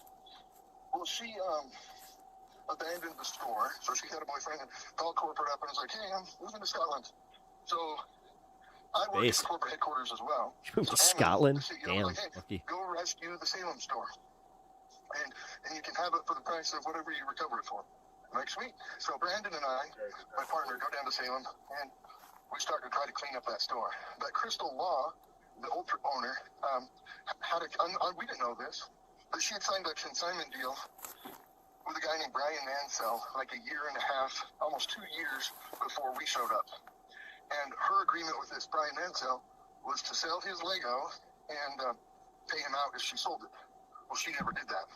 And it was a big, long list worth maybe $100,000, and she never paid him for it. So there was like 10, 15 sets that we identified that were Brian's, and we told them, you can have these sets, but we're not responsible for Crystal Law. Well, I don't think he can get a hold of Crystal. I think she moved to Scotland. So he wants somebody to be responsible, and he thinks that should Why be does that matter? I mean, if she's on the up and up. I don't know you from Adam. You know what I mean? Like, these sets I identified as yours, and he won't pick them up. He won't have anything to do with it. He wants me to pay him out the $100,000. I'm not going to do that. Yeah. So he's contacted YouTube people. They've destroyed that business. They sent a lady in there saying, "Hey, I'm going to kill you," to the manager. I'm going to murder you. And the manager's like, "Well, get killing," you know. And obviously she didn't kill her, but like they've just done all kinds of crazy stuff. And so we closed the store. We closed the Kaiser store, and now they hung a sign on the building saying we sued them and they lost, which isn't true. We just closed it because we don't want to fight these people anymore. And it's not a profitable business because of all this, right? Yeah, absolutely. So he's hired this Reckless Ben, this crazy YouTube guy, to come and harass us. And he walked into corporate, and Ammon, the CEO, kicked him out. And he's gone into the stores, and now he's showing up at my house. It wasn't Reckless Ben that showed up today, but it was a kid, you know? Yeah. With the package that showed up, was there any labeling or anything on it? Yeah, it's like a fake label that they printed off. It's obviously fake. Do you know who it's addressed to? It's addressed to me. Okay. But it's got the wrong zip code. Like, it's just a fake guy. And Brandon... He claimed that there was only a few sets left of the guys, but she never paid, so she stole, or did he? So she gave back the sets that she apparently, like, held back, because she did know that they were, like, super... valuable. Like, we're talking the Cloud City set, which is worth about 10 grand by itself. fake label on You his know, stuff. she had that and a few others, but realistically, she gave it back. So she didn't steal shit. You know? This guy's trying to pin it all on her and just be like, oh, since this was her deal. Like, no, he's a snake, and so is the CEO of Bricks and Mini. Like, overall, this is really kind of pointing out how, like, when you have these assholes that have zero passion for anything except for money, that are going into like these these businesses that is literally about passion. Like, trust me, people that like Legos are passionate about Legos. Same with like games and like cards. Like card store owners do this bullshit too. And realistically, man, if they're in it for only the money, they will always fail because they don't have the passion and they don't recognize it as anything but just making that fucking quick buck. If you could take, so they also don't like tend to like wait things out, and then they one of my favorite ones is the like card market, right? Like these motherfuckers, they're losing out pretty hard because like what these like local card store owners started doing is they started going to like Targets and all over these places to kind of to buy up all the local inventory, and you know they can do the online scamming or like online selling bullshit. But realistically, man, like these soulless fucks are ruining hobbies, and a lot of people are pushing back by just getting out of these hobbies entirely. Photos of that as well, and just submit them to the same link at the same time that you submit that footage from your business partner. What's the name of your business partner? Brandon Best. Brandon Best. Common spelling? Yeah. Okay. Gotcha. And That's weird. Josh Johnson, Brandon Best. That's all right. We were mission companions. Oh, really? Oh, that's cool. Yeah. Josh mentions church several times, including that his business partner was currently at church and that he was actually on his way to speak at church at the time that this happened, which caused him to be off guard. And he seems to be making sure that this officer was well aware of the fact that both he and his business partner are Mormons. Did you open the parcel at all? Yeah, I opened. It's like rubber chickens. I don't know if we want to fingerprint this box. I don't know what you do. I don't know. With something like this, usually fingerprinting the state lab and just the investigation side of the house, they don't touch it unless it's an aggravated felony where somebody gets hurt or stuff like that. All right, figured. I mean, I didn't know. But no, absolutely. It's one of those things where it's always good to ask because. Well, I don't know. I don't like these guys are crazy. Like their YouTube things, they just do crazy stuff. So I wouldn't put it past them to put something in the box. You know? Yeah. His name is Reckless Ben. He's reckless. Don't you know he's reckless? Absolutely. I have it outside. I just kicked it outside. What a bitch. If you could also just document the rubber chickens as well. Yeah, sure. And then, again, just submit it to that link. And then I have a case number for whenever you're ready. Oh, you'll email me, and then we'll put up all the stuff in there. Perfect. And then if they come back, I'm not going to promise I'm going to be a good boy.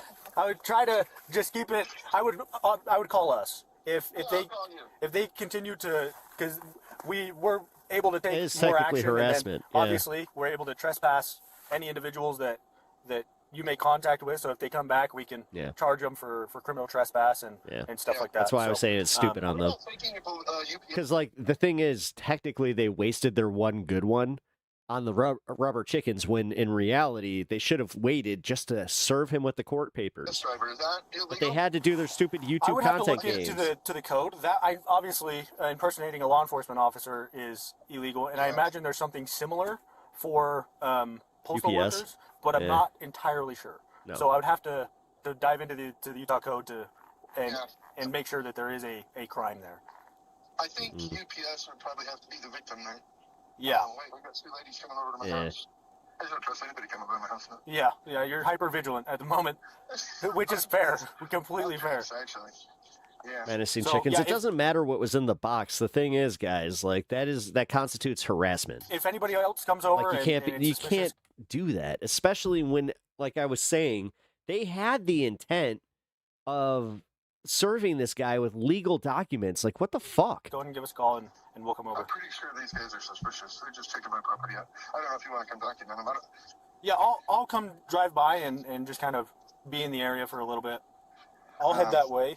I'll be there probably in the next 5 to 10 minutes.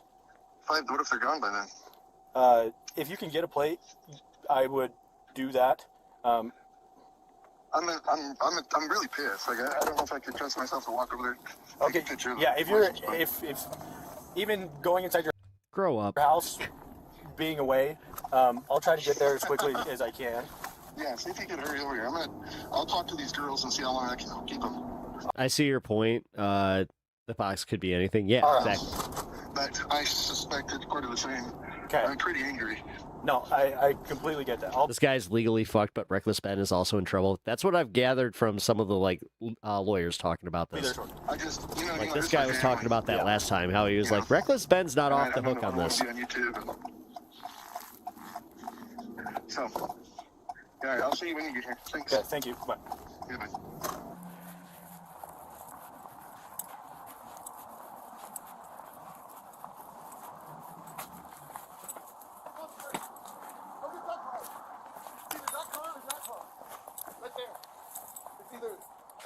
That Hyundai that's right there? That Mexican kid or that car? Over there. He's turning there. See, stop. He's going to go pick up those two girls. See if you can get a stop on it. I talked to that kid. I don't know if it's him. Okay. But that car, as soon as I started walking over there, went around the block. That one? All right, go get that one then.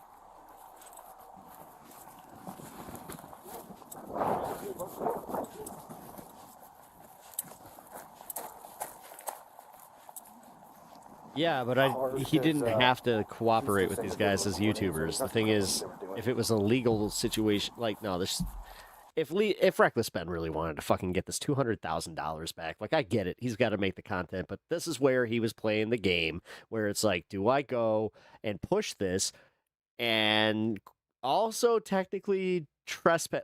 Dude, the cops suck in this. The guys who stole the Lego suck in this, but Reckless Ben sucks too. God damn it. This really is one of those classic cases of God damn it, why does everybody suck in this?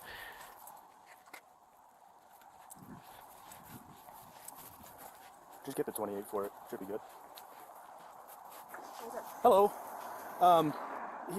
That individual just called because he's had a few weird incidents. Actually? Sorry? Oh, actually, I'm just waiting here for one of my friends. Where's your friend at? I think she lives in this house, so I'm going on a date today, so I'm just... Oh, gotcha. Picking... It's kind of a weird spot to park at, right in front of the driveway. Oh, I'm in front of the driveway? I thought this was I thought it was in the middle of the driveway. I'm sorry. No, you're fine. Do you happen to have an ID on you? Yes. Okay. He does not have to give him that. I'll be over to talk with you in a second. Ask him his friend's name. He doesn't have a friend that lives here, I guarantee. So I have a picture of my ID. No, somewhere. you're fine. Sorry, I don't... Here's the thing. Yeah. If I don't have a way of proving if you're lying to me right now, okay? But if you are recording, if you are here harassing this individual, that could be a problem, right? So I respectfully have no idea. So you don't have any idea of the situation that he's going through? Any? Do you know of anything with a Reckless Ben? No, my name's Ben, but I'm not. Okay. I'm not. Another Ben? What are the odds? No, you're fine. Yeah. So Jesus. that's just what I'm advising because that's what he's telling me. No, 100%. I totally. I'm down to stay out if you have any other questions. No, you're fine. I'm sorry for the inconvenience and everything. No, you're fine. Would you mind? They said that you were recording your house. Would you mind pulling up your pictures and then going to the bottom? Yeah, going to the bottom. Yeah, and just showing me your most recent. Yeah. So let's see. I do have a picture of the house, but not specifically for that. It's just a cool house. I explore abandoned places and stuff, so I take a lot of cool aesthetic shots. So if that seems off, let me see. Okay, so you're lying to me. About what? Why are you recording him? I don't know. I'm sorry. Okay, so tell me what it's about. So with the YouTuber Reckless Ben, he invited all these people kind of out. Ben has some contract signed with him, I guess. And Ben said he's going to get a warrant out for his arrest or whatever. So I'm just getting paid to film stuff. Lying to the police isn't a crime, so ha. Fuck off. I'm not part of any of the scheme. I know from what I know, Reckless Ben came into Utah last night. He flew in. Okay. I have those texted 50 if you want. Yeah, that'd be great. Yeah, let me show you them actually. This is the start of me and Reckless's Ben's text if you want to just read. Yeah. How you doing today, sir? Good, how you doing? Good. I'm Ben, by the way. Nice What's to- that? I'm Ben. Ben? Yeah, not the You're the not original Reckless Ben? No, I'm just another Ben that actually lives in Utah. Yeah, so I'm not the Ben. But are you okay if I photograph these? Yeah, go for it. Would you guys, I guess, like to hear my what I'm just doing here? Yeah, absolutely.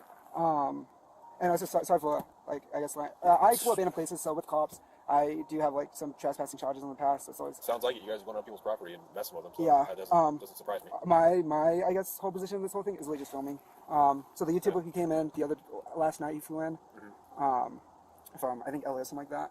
He just posted on his Instagram, hey, everyone's in Utah, I'm filming a video. He didn't go in. Can you go back to the photo or to the video? You get paid or something for this, or what? Yeah, I get paid. I film for different creators around Utah. This just happened to come up as an opportunity for me to just make some extra money. So you're exchanging a criminal record for money? Wow, this guy's singing like a canary. Yep. He would never be part of my fucking friend circle. What does that mean? Well, like, Ever. you're getting charged for like trespassing and stuff for money. It's not really. Well, I never entered onto the. You just said you have multiple trespassing charges, right? Just with abandoned plate. Like, I go to abandoned Right. places, So but I don't do that You're anymore. filming for money for that? That's a bad idea, is what I'm saying. Oh yes, I've stopped doing that. It's just that used to be my Well, past. yeah. Can you send this to me, that video? Yeah, totally. Whatever he's dealing with Reckless Ben, that doesn't involve you. It doesn't need to involve you. 100%. Right? Hey, can you get the contact for Reckless Ben from him? Okay, I'll be back over here in a second. I'm going to go over to that other vehicle. Yep.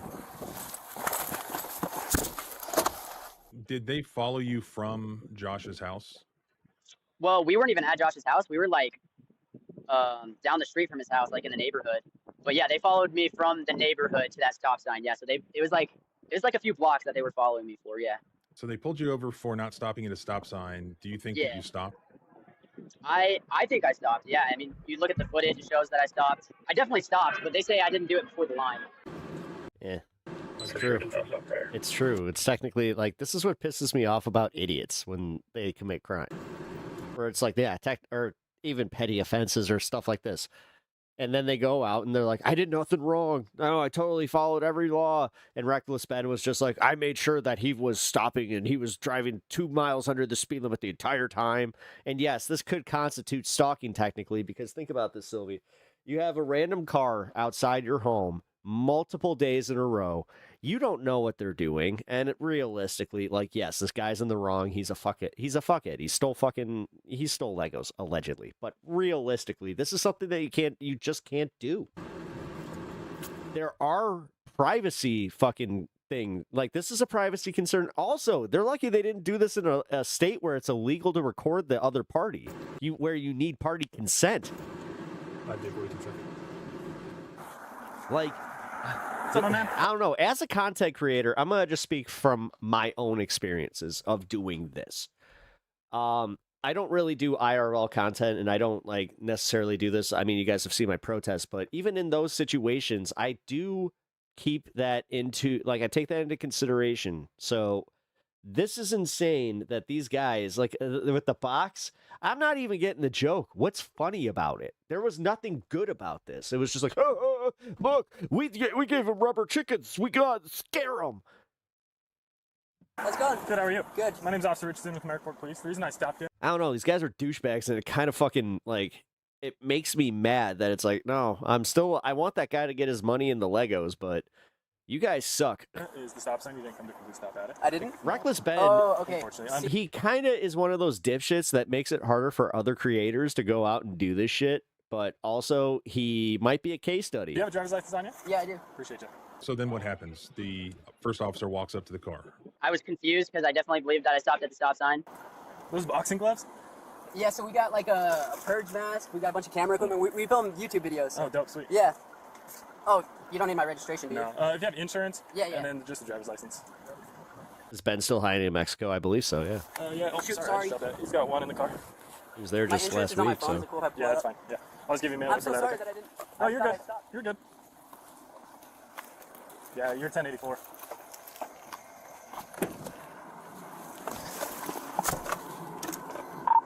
With the dude in the back. I'm just getting verbal warning, no ticket or anything. I appreciate you. At that point, the alleged stop sign violation, even if legitimate, can no longer support the further detention of Tyler and Ben. And the officer said that he's giving Tyler a warning. At that point, the traffic stop is over, and they should have been free to leave. Any additional or prolonged detention must be supported by additional reasonable suspicion of some other crime or violation. Just because Officer Tonga wants to speak with Tyler or Ben. Just because Officer Tonga wants... feel that. Wants to speak with Tyler or Ben does not justify detaining Tyler or Ben. Officer Tonga said. Oh my God, do I feel that? Incident that he's got to talk to you about. Interesting. No. Sorry, what? It's about Turtle Canyon? No. We don't know what it's about. Yeah, we don't know what it's about. He just said, Is it okay if I film for like just my? Yeah, we're filming too. Okay, Yeah, you cool. can film all you want. Wait, what's the other incident? We have no idea. He's like around the corner, but he's like, oh, he's gonna come talk with you. With me? Yeah, I couldn't tell you what's going on. Don't have a clue what's going on. They did not say that you were free to go. They told did you to not. wait around because Officer Tonga was coming to talk to you. Yeah, exactly. But he's around the corner, so I apologize. You're good. I don't think you have anything to apologize So for. we're here to film. We film like documentaries. Okay. And there's Are you filming right now? Yeah, we are. Shout out YouTube, dude. And so what happened after that? It sounded like Oh. the cops Cringe so hard were that. sort of making small talk about YouTube while they're sort of buying Shout out time YouTube. for Officer Tonga to arrive. Yeah, I guess kind of like giving dad advice. I don't know. And then Oh, yeah, of God, course they were I do talking about this. like what we do for journalism and stuff like that. Oh, A lot of small talk. Are you guys like you got a lot of subscribers? Problem. I just started out like a year and a half ago. So like 9,000 subscribers. Yeah, we like. Is this going on YouTube then? Yeah. Shout out YouTube, dude. He has 9K. Nice for a year. Nice. You heard of Scientology? He's doing well, man. We joined Scientology for like. I joined it for like 4 weeks. What's your YouTube? Where's your card? It's called Reckless Ben. Reckless Ben? Okay. Yeah. I started off doing slacklining. Oh yeah. Did you ever get any sort of warning citation? No, they ended up not giving me a citation, but they said just a verbal warning. Okay, that's not actually very cringe. You're just being an old dude with this. Hey. For running the stop. Is there like a prize or something? You got $20,000 grand prize for the first person that gets through. Sorry, give me 1 minute. Richardson mutes his body cam and has some discussions that are hidden from us, likely with Officer Tonga and other officers who were there with Josh at his house. Before we like, it's like, oh, you can start kids here, you know, and that way, I think that's like the ultimate goal we're trying to do. But, nice. Ask, So am I guess free somebody to reported go? a trespass involving you two. So he's just gonna come over here. I guess, like I said, I have no clue. Yeah, because we've just been driving around. Okay. Yeah. I wish I had more. We've just been talking to But this he- car. We wanted to get an mousetrap. We went to Walmart to buy an mousetrap. You still have that game. But he was just like, yeah, I just got to talk to him about this, and then if he just needs to Bro, get a trespass warning from am I being detained? Am I free to go? The traffic stop is over. some dude's house. Oh, okay. I don't know what dude or where or They can when. do the rest of this I don't know. investigation elsewhere. I have no clue. I Or wish I had they more can info. detain them. Dude, I see the videos where the cops are like, they walk up and they're all pissed off. Yeah, yeah. Definitely. That's like, I mean, I don't care if I end up on YouTube and like, I mean, I don't care if I don't care if I'm on YouTube, but like, you see those videos of the cops that walk up and they're just a-holes. Yeah, And they go viral for being an a-hole. Yeah. It's like, oh, that's my worst fear, dude. Yeah, it was really weird actually. I've never dealt with police before, so that was like my first time. Well, thank you for being nice then. Yeah, dude. So then at some point, this Officer Tonga shows up. What happens? They instantly are just asking for Ben. Like, okay, which one of you guys are Ben? So at that point, I just knew like, okay, this stop wasn't for the stop sign. It was because they wanted to talk to us about what's been going on with the whole Lego situation and Joshua Johnson and stuff like that. Anyway, here's Officer Tonga. Hello guys, I'm Officer Tonga. Tyler? Bones, I do Bones? So who's Ben? Ben? How's Utah? It's good. You like it? So here's the thing, right? Is that he called in because people were filming his property. He got a package delivered today, right? And I already spoke to somebody else. He was filming him. I have the footage. I have the text messages, right? Let's let civil problems remain civil, right? And let it just stay in court, okay? So at this point, do you guys have your IDs on you? I got drivers in my. He's got my driver's license, right? He'll get it back to you once I we're got done his. here. You don't have your ID on you? He looks like right on the corner though. Okay. The two females that are involved. So, do you have their information? So, because the thing is that everybody today is being trespassed from that property. Okay. Yeah, we just barely met those people today. Okay. Do you have their contact information? You're 1084 with them. You weren't in contact with them by text or anything? They're Yeah, they just showed up. They're cool. They're chill. They're renting out an Airbnb. Not causing any issues. We just barely met them. Like, they walked up to them. Well, I stopped him for violation. Yeah. Is that he's got a family, he's got kids. We don't need to be involving people's families in civil matters with businesses and stuff like that. Because at the end of the day, money's just money, and we don't want somebody getting hurt. We don't want you guys getting hurt. We don't want him getting hurt. We don't want something turning stupid, right? So is this just in relation to, obviously you guys said you do like the journals and stuff, is it just the same type of deal? Yeah, it is. Okay. Yeah. So So that guy, he stole $100,000 from this guy, and we won in court. So we're just here to collect the money, I guess. So that it doesn't work like that, It right? doesn't work then. So it's all in court. Yeah, but he we didn't won- show up we- to we- court. we won the court, It's a yeah. state. It's in Oregon. So that would come to us, and then It would go through like the. law enforcement and all those avenues, and it would go through civil claims court. So We like, already went to civil, and we won. In So, so I understand that. So again, usually how that usually works is you guys are not going to be the ones to collect it, right? You're not going to go to his house and collect it. It'll be done through the court somehow. Ben's so stupid. If he did that, you guys. I'm need just to gonna work all that say out it, through man. courts. Like going honestly, and trying to press somebody for money, that doesn't turn out well. Well, we weren't going to press him. We were just going to ask him, like, hey, like, why How haven't should we figure this out? Also, he has a warrant out for his arrest in 2 weeks. And so if we don't collect the money in the next 2 weeks, he's going to get arrested. I think it's like 20 years in jail or something because he stole a bunch of money. And so Like we just wanna collect the $200,000 money. worth. This is all from Oregon, right? From Oregon, yeah, The yeah. person who we stole from is dying of cancer. Is it an extraditable warrant? So he's going to die. Like, our good friend's going to die if we don't get the money. So, you want to just walk me through, just walk me through your guys' plan? Because coming here to try to collect $100,000, I got one of these like fucking stray hairs that hurts. $200,000, it sounds crazy. Well, it's a $100,000 lawsuit that we won. Yeah, you know it. Yeah, I get that. I'm Yeah, just in trying to state get. Oregon. I'm just trying to get an idea So of. he runs a Lego store, and this old man spent his entire life collecting the world's largest Star Wars Lego collection set. He spent his whole life doing it, and he said he teamed up with the Lego store and said, "Hey, can you guys help me sell my Legos?" And that guy was the owner of the store. He said, "Yeah, for sure." He took all the Legos and didn't pay him anything. And now the man's dying of cancer. You know, that's why he's trying to sell the Legos. He's trying to pay for his cancer treatment. Yeah. And like chemo and stuff. Money, I guess, and now they have no money to pay for cancer and stuff. So we're like, okay, we'll take him to court. We took him to court, we won, and then he shut down his Lego store to avoid paying us. So we're like, well, I guess we'll just go to his house and just politely ask. Like, the plan. If that's what the game plan was, I was literally gonna be like, hey, I Yeah. think it's kind of a stupid move to shut down his Starting store to off, avoid paying us. you say politely, but starting off by dropping off a box with rubber ducks in it, that doesn't go over well. We didn't do that. Yeah, we didn't. That wasn't me, but. Okay. Well, it probably stemmed from. You said you run a YouTube, right? Yeah. With a lot of followers. We haven't posted anything about this though. Okay. Yeah, I don't know. Yeah, so I was literally, my plan was just to walk up, just politely be like, hey, we won in court. I know you're trying to avoid paying us because you shut down the store. Like, I was just at the store, I think, like 3 days ago, and we looked in, we saw the Legos had sold, so we're like, can you just open up the store for us and we can just get the Legos back so we can pay for his chemo? That was our plan. Good. Like, we already won in court. You're gonna get arrested in 2 weeks. Like, if you just open the store for us, you don't have to get arrested. Like, I don't want you to get arrested. You don't want to get arrested.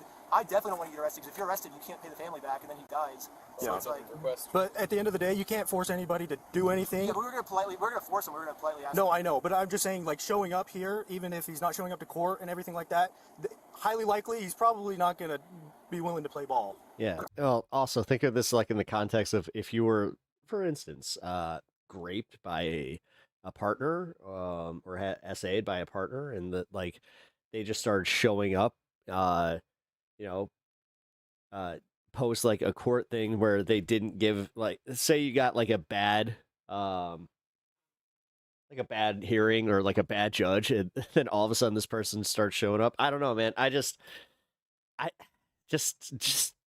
don't. Just don't. Like, what the fuck? Like, to be completely real, this isn't like the Mormon Mafia fucking angle that I thought it was. Like, now that I'm seeing the unredacted cop videos, I am kind of going like, oh shit, Reckless Ben's kind of a moron. Be very careful. You guys obviously aren't being in trouble today. You're not getting charged or anything like that. It's all civil, right? But you got to be careful. Right. So again, that needs to be handled through the courts, right? And if there's a warrant, there's a warrant. Call us. We'll do whatever we need to do with the warrant. If it's extraditable and stuff like that. Yeah. Well, but, we just like wanted to because so hold on. might be doing him a favor by saying, like, So again, right? I understand what we're doing. I understand we want views. You guys have been super cool with us. I'm not trying to be a dick. I don't think you guys are being 100% truthful with what's going on, but we're not going to push it because it is what it is. And again, you guys are doing whatever you're doing. I would just be careful. And then, like he said, you're trespassed from that house, okay, the property. You can film from the sidewalk wherever it's public, right? But you can't go on that property. If you do, you'll be charged, okay? Okay, yeah, for sure. But if you want to look us up, you can look up Reckless Ben. Yeah, I'm sure we will, right? Yeah. I mean, and I'm not criticizing your character or anything like that. I'm going off of what information we have today for sure, from both you and whoever this dude is. What did he say? I didn't talk to him. What did? Yeah. So he just outlined basically the exact same situation. I like how the one guy had no idea who the fuck he was. The lawsuit's over.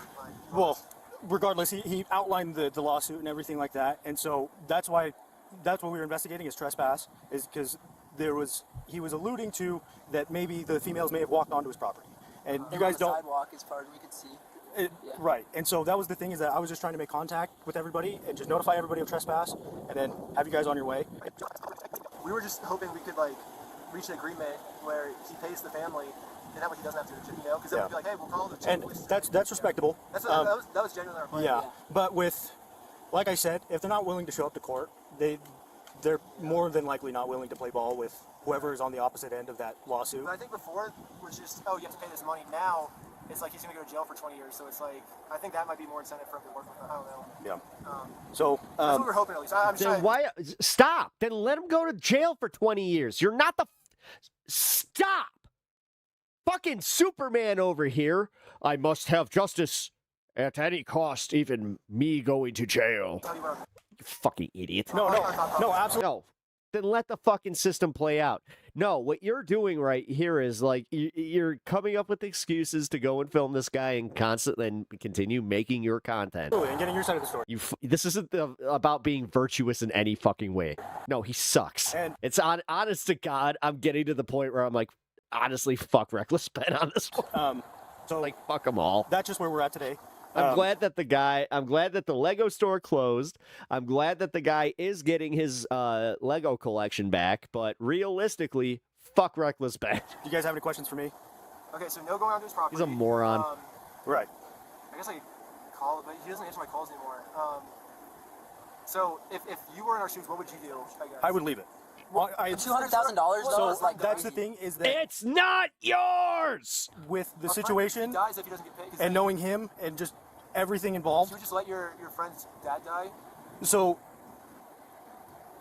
it sucks. Yeah, it's a situation, and that's just what it is. And leaving it up to the courts and law enforcement. Yeah, just seeing the naivete in his eyes, and just smarter people than me in the courtroom. Leave it up to them. Yeah, and they said we won. And again, these things take time, and the dad's gonna die of cancer soon. Yeah, and that is really terrible to hear. Yeah. Sylvie, I would like to see you not defend some real shitheads sometimes, just because, like, no, this guy sucks. He's a shithead. But I every once in a while, you go to bat for like some things that make me even go like, okay. Genuinely would just leave it. But I'm gonna call you on that one too. So, any other questions for me? You can't do anything to help then, as far as this goes? It's all civil. I get it. His intentions are great, but the way that he's going about it is stupid. So it's all civil. All has to be handled in court. I can't force him to give money. That's not my job.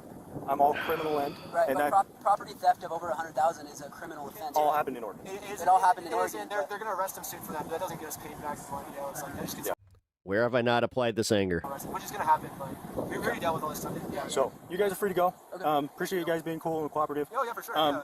And I'm Reckless Ben. If you want to like look me up and want to contact me somehow. I got your contact information from the other individual. You got my ID information and stuff? ID information, okay. So, okay, sweet. Have a good one, guys. Okay. Now, this realistically should have been the end of this. Are we good? Yeah. He basically told Ben that he needs to stop harassing Joshua Johnson. He said, let civil problems remain civil. Ben's like, he's like, we already tried to go the civil way. How do we go about this? Can you hear me? I hear you. I can't see you. You're like a chipmunk again. Should I log out? Yeah, log out and log back in. Unfortunately, not long after my conversation with Tyler began, his connection went bad, and after several failed attempts, we finally took our conversation to FaceTime, where we went over all of the incidents in detail.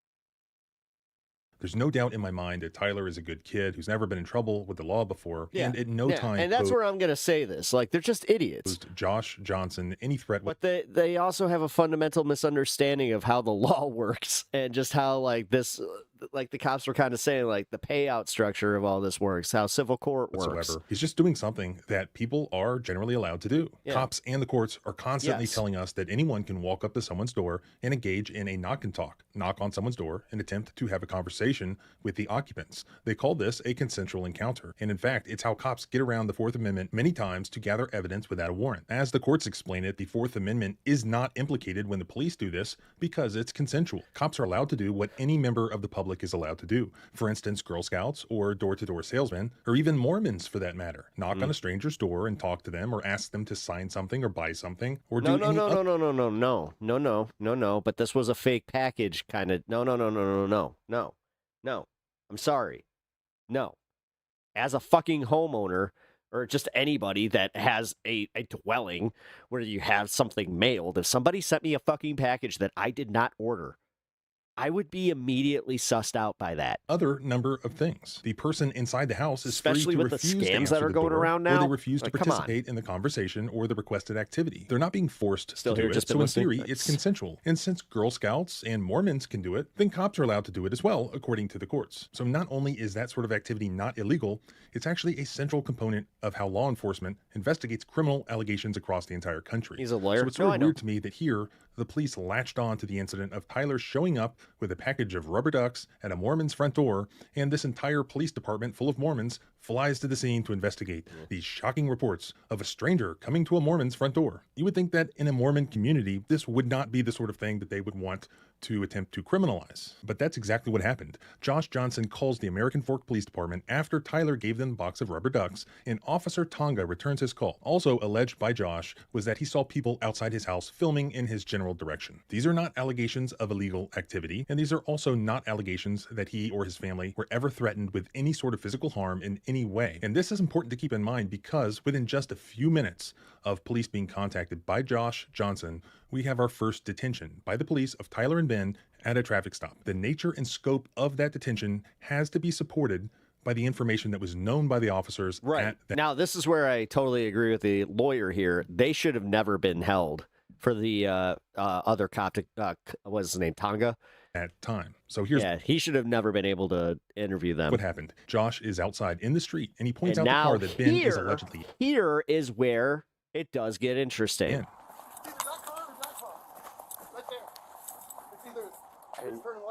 Oh, never mind. I thought this was the other Then we interview. see a nearby police cruiser, then speed off to go pull over Ben's car. That obviously must be Officer Richardson. Officer Tonga then says over the radio, see if you can get a stop on that. He says this over the radio to Richardson as Richardson speeds towards where Ben's car is driving. See if you can get a stop on that. We then see on Officer Richardson's dash cam, Tyler's car stopping at a stop sign.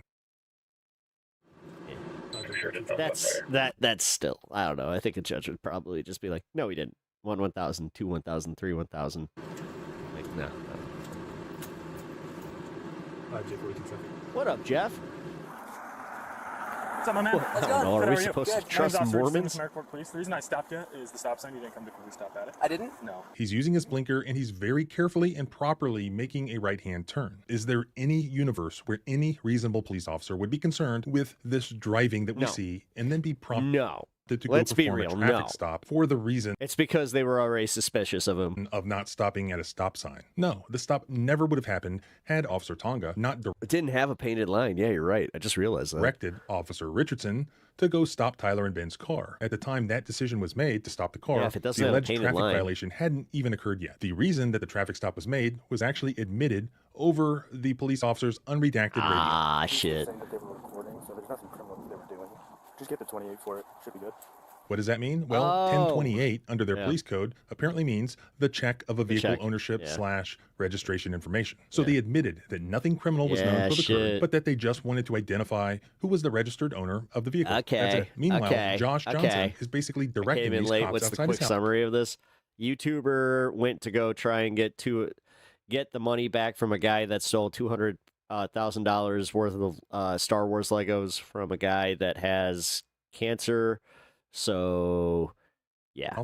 Telling them what to do, and they appear And then I guess the cops are fighting for the people that stole the money. to be complying, despite the fact So they that think no it's a grand illegal conspiracy, activity which has even been I don't know, alleged. man. This is Meanwhile, sus. at the traffic stop, Officer Richardson with the American Fork Police Department approaches the car that was being driven by Tyler Shaw with reckless Ben in the rear seat. He approaches Tyler and requests his ID. At this point, he does not request Ben's ID, but he doesn't need to. As Richardson walks back to his cruiser to run Tyler's ID and the vehicle registration, he says over his radio, 1084 1084 with the dude in the back. I'm told that 1084 in Utah County Police Code means I have visitors present. Be careful what you say over the radio. Though it also could have just meant that he was confirming Ben's presence in the car to the officers who were still with Josh Johnson. So the footage indicates that Tyler's vehicle was stopped due to Ben being in the car and not the alleged stop sign violation. These codes are by no means uniform throughout the country. At this point, Tyler and Ben are detained, and therefore the Fourth Amendment is implicated, and reasonable suspicion must exist for the detention to be justified. For a lawful traffic stop, an officer needs specific objective facts indicating that a crime or violation has occurred. There must be observable evidence. By the way, guys, if you haven't already hit that like button and sub to the channel, please do. Allowed. No vague feelings, no unsupported intuition. Here, a stop sign violation, had it occurred, would be sufficient reasonable suspicion for a routine traffic stop. But if it did not occur, which is likely given the video footage here, then some other observable evidence is required. The suspicion that Reckless Ben may be in the car is not going to be sufficient unless they have some other independent basis to detain or arrest Reckless Ben. The officer who detained Tyler and Ben, Officer Richardson, admittedly did not possess such information. The footage shows that he was just told to stop Tyler's car, and so he stopped Tyler's he was like, car. yeah, these guys are pretty rad. He had no information providing any lawful reason to stop the car. He admits this several times to Tyler and Ben during the detention. Officer Tonga said you're involved in some other incident that he's got to talk to you about. Yeah, this guy was kind of confused. Yeah, we don't know what's about. Thank you. Appreciate that. We have no idea. He's like around the corner, but he's like, oh, he's going to come talk with you. With me? Yeah, I couldn't tell you what's going on. Don't have a clue what's going on. Therefore, the only possible lawful basis to detain Tyler and Ben would be if Officer Tonga had acquired evidence that some crime or violation occurred to support this order to have that car stopped. This is where you look at information that was given to the officers by the person complaining that sets the events in motion. In this case, it was Josh Johnson. But in other cases, it could just be any Karen calling 911. What's important is the substance of the allegations that were conveyed to the officers, not whether they're actually true. And here's what Josh did allege about Tyler and Ben to the officers: that some unknown kid came up with a package to his door pretending to be a UPS delivery person. Josh speculated that this was directed by Ben, but he didn't yet know that it was Tyler. So even if that was illegal, which apparently they didn't believe it was according to their conversations, Welcome that to wasn't stream. yet tied to Tyler's car. What else did Josh allege? That Ben was outside his home on a public roadway, watching, possibly filming his home as a result of this Lego business dispute in Oregon. However, Ben and Tyler driving around on public roads is not illegal, as the officers admit at multiple points. You guys obviously aren't being in trouble today. You're not getting charged or anything like that. You guys are free to go. Appreciate you guys being cool and cooperative. It also was not illegal for them to film Josh's home and Josh outside his home, as the officers also admitted. At best, they have the allegation of the two girls getting out of Tyler's car at some point and allegedly going onto Josh's property. But they weren't in the car, and as I've already discussed, without more, that isn't even illegal. In most states, including Utah, trespassing doesn't even become trespassing until people are asked to leave and refuse, or if they enter some sort of obvious restricted area. None of that was alleged here. The real reason for the stop is that the officers wanted to identify the registered owner of the vehicle that Ben was riding in. They admitted this. Unfortunately for them, that's not in and of itself a lawful basis for the detention. And what I believe is a clear violation of Rodriguez versus United States, the officers unlawfully extend the length of this traffic stop to give time for Officer Tonga to arrive at the scene. They do this by making small talk and asking unrelated questions. Though these officers seem friendly and genuinely interested, this is a common tactic used by police to gather information during traffic stops. Is this legal? Generally, there is no requirement to answer police questions during traffic stops beyond basic identification and related documentation questions. However, officers may still ask unrelated questions, so long as they don't add time to the stop. But the vehicle occupants also have the right to remain silent and decline to answer any questions, though they should verbalize that choice. Here, the officers get Tyler and Ben talking, and everything that is being said is them fishing for information, all of which is being recorded as evidence on the officers' body cams. And this is where they're trying to find evidence of Tyler and Ben having committed some crime, any crime, because as of now, though they have an angry complainant by the name of Josh Johnson demanding that the cops arrest Tyler and Ben, they don't actually have any evidence of crimes being committed. Thanks to the release of the unredacted body cam footage, we now know that Officer Tonga was working in coordination with Josh Johnson throughout all of this. Immediately after he releases Tyler and Ben from their detention, what is the first thing that he does? That's right, he calls Josh. Hello, is this Joshua? Yeah, this is he. This is Officer Tonga again. So, we were able to notify the individuals of the trespass, that they're not allowed on your property. They were filming your home, as well as you. So, one of the individuals is Reckless Ben. So he flew in. I was told this by one of the individuals, and then I met with Ben, that he flew in, and so he was one of the individuals that was notified of a trespass. All right. It sounds like their goal today was to make contact with you and ask for the money that they believe was wrongfully taken back. Obviously, that's not how things work. And he was advised of that, and I told him that this isn't the way to go about it, and that allow things to remain civil and not turn criminal. So they were all notified of trespass, except for I wasn't able to make contact with the two females. The two females were gone prior to speaking with. I spoke to 3 individuals.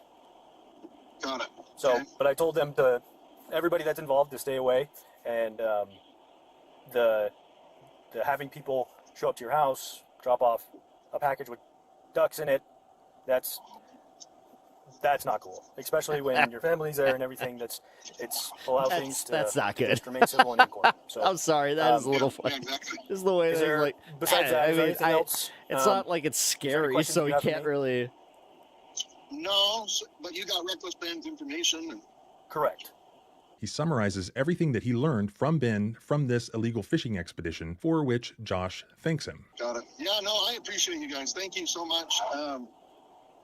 I'm just happy that I realized what that package was and called you guys. Realistically, suspicious packages are no joke, man. Yeah, that was good timing and good foresight, especially since he just got into town and just arranged this whole thing. So if that's all I can help you with today, I'll let you go. But again, I wish you the best of luck. Okay, thank you. No problem. Bye. But we now know that wouldn't be the last phone call that day between Josh and Officer Tonga. About an hour later, they have yet another phone call that thankfully was captured on the unredacted body cam. In that call, Josh is apparently not happy with the fact that Ben and Tyler weren't arrested at the earlier traffic stop. He's pushing Officer Tonga to charge and arrest them, and Tonga sort of spitballs with Josh about possible criminal charges that they could use to arrest Ben. Who's this? This is Officer Tonga. All right. So Reckless Ben's been blowing my phone up. I think he tried calling me from private numbers too, so I didn't know if you were him or if you were a cop. That makes sense. That makes a lot of sense. About how many times has he called you? Let me look. 1, 2, 3, 4, 5, 6, right in a row. I'm trying to just be at sacrament meeting. Gotcha. You know? Yeah. Were any of those unblocked numbers? Yeah, all of them but one. One was. Did you try calling me? Yes. Okay, so then 5, I think. Let me count. So 1, 2, 3, 4. Then you at 222, and then 5. Okay, gotcha. So what I would do is either block the numbers or message prior to blocking the numbers of, I don't want any more contact. I'll contact. Just refer him to your lawyer. If there needs to be contact, they don't need to be contacting you. And if it continues, then there'll be a problem. So Provo apparently has a warrant for him. I don't know if you, when you had him, if you looked up if he had any warrants in Utah County, because I guess the prosecutor's a Utah County prosecutor for things he's done in Provo. Gotcha. Let me take a look real quick.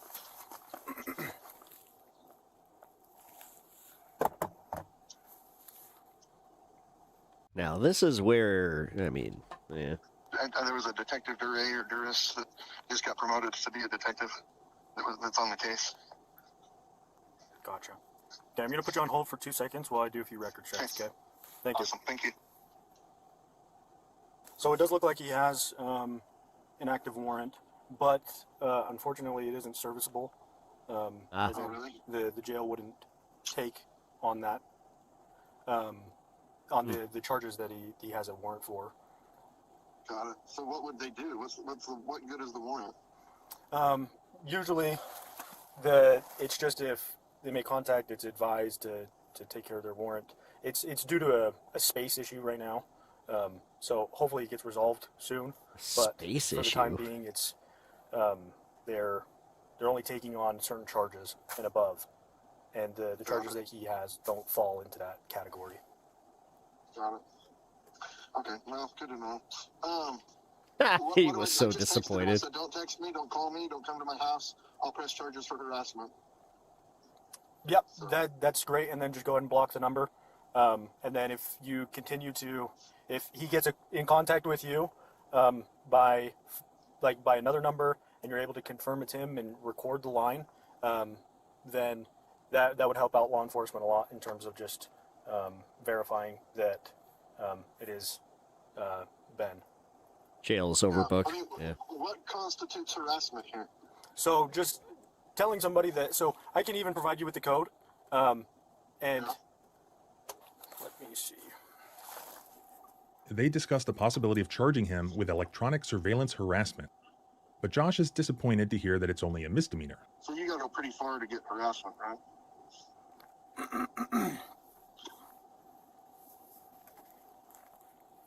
So it would fall under electronic communications harassment, and so like doxing somebody's information online, which could be a concern with him being a YouTuber. That would be a electronic communications harassment. As So well weird as that I'm technically classified as that. if you tell somebody that they can't contact you and then they repeatedly try to continue to contact you, then that also becomes electronic communications harassment. Right. Is that like a misdemeanor? Correct. Oh, okay. Not a felony. okay. Correct. Balls. That was a. Then Josh says something about going back to church and fulfilling his calling, once again implying to the officer that he's a Mormon, unlike Reckless Ben. All right. Well, hopefully this is the end of it. I can go back to church and go fulfill my calling and have a peaceful day. I hope you do as well. And I would just, if you do have encounters with him in the public, obviously he's going to be recording. It wouldn't be a bad idea to do the same. Just with, we get what people send us without a subpoena, right? I'm not going to go into somebody's phone without a warrant or a subpoena to get footage, and so...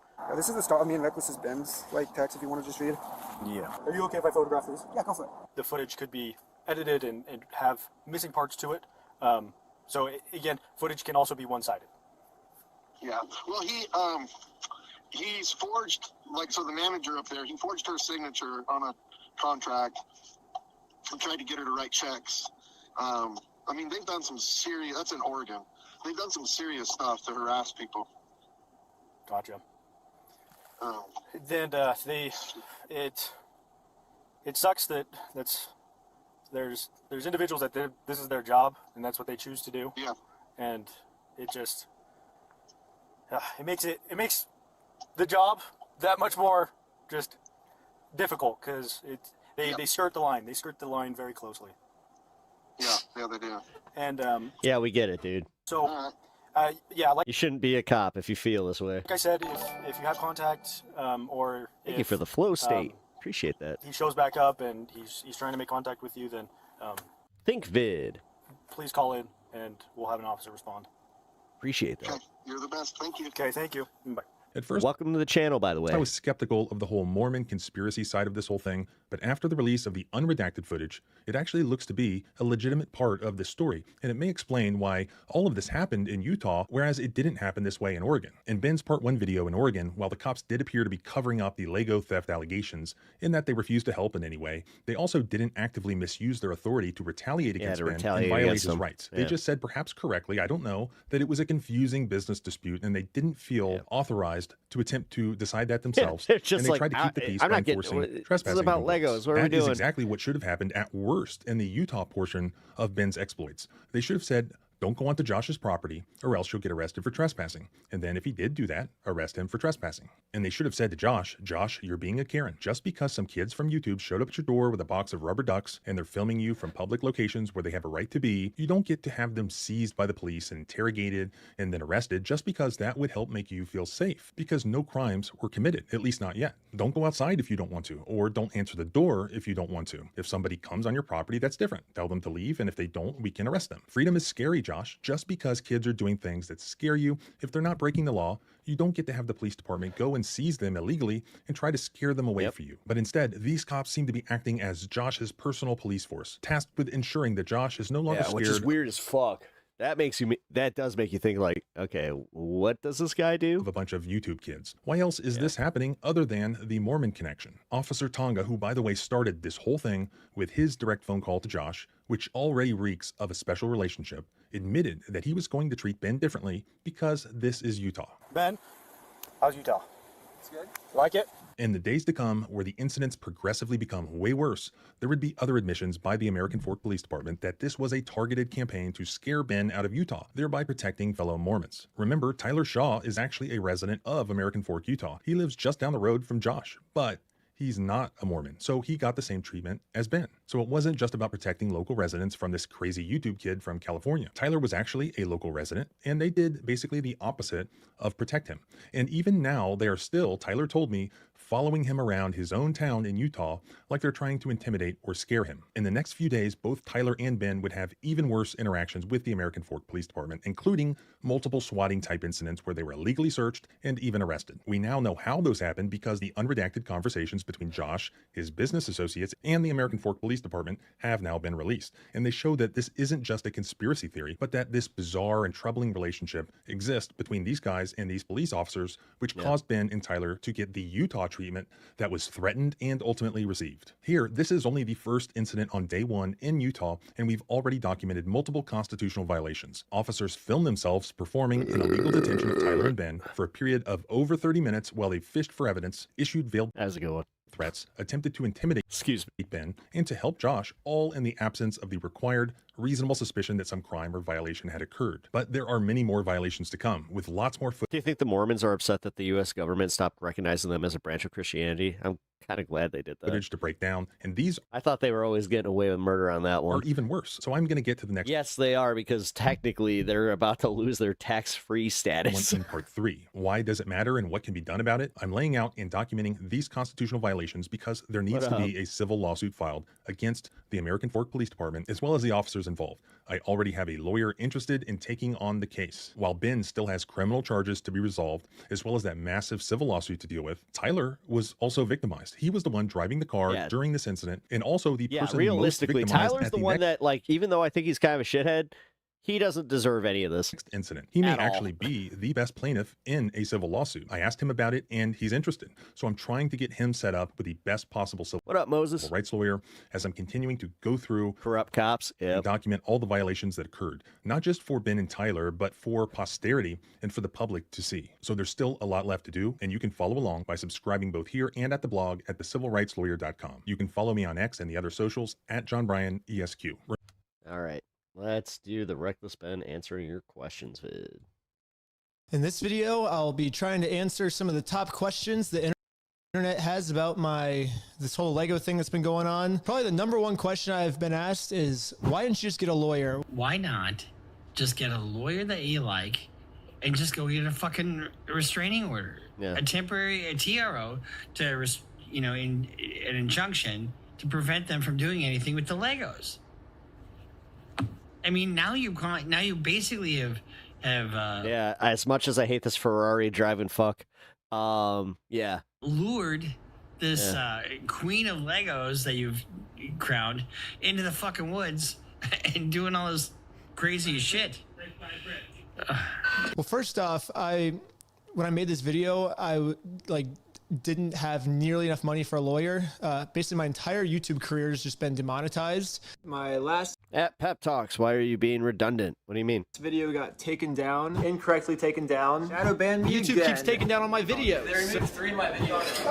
Right now, I'm 100% censored. Basically, my entire YouTube career, I've been demonetized, and my videos just get taken down for no reason because I'm always going up against powerful corporations. I've only ever been able to afford rent and basic food, and that's it pretty much.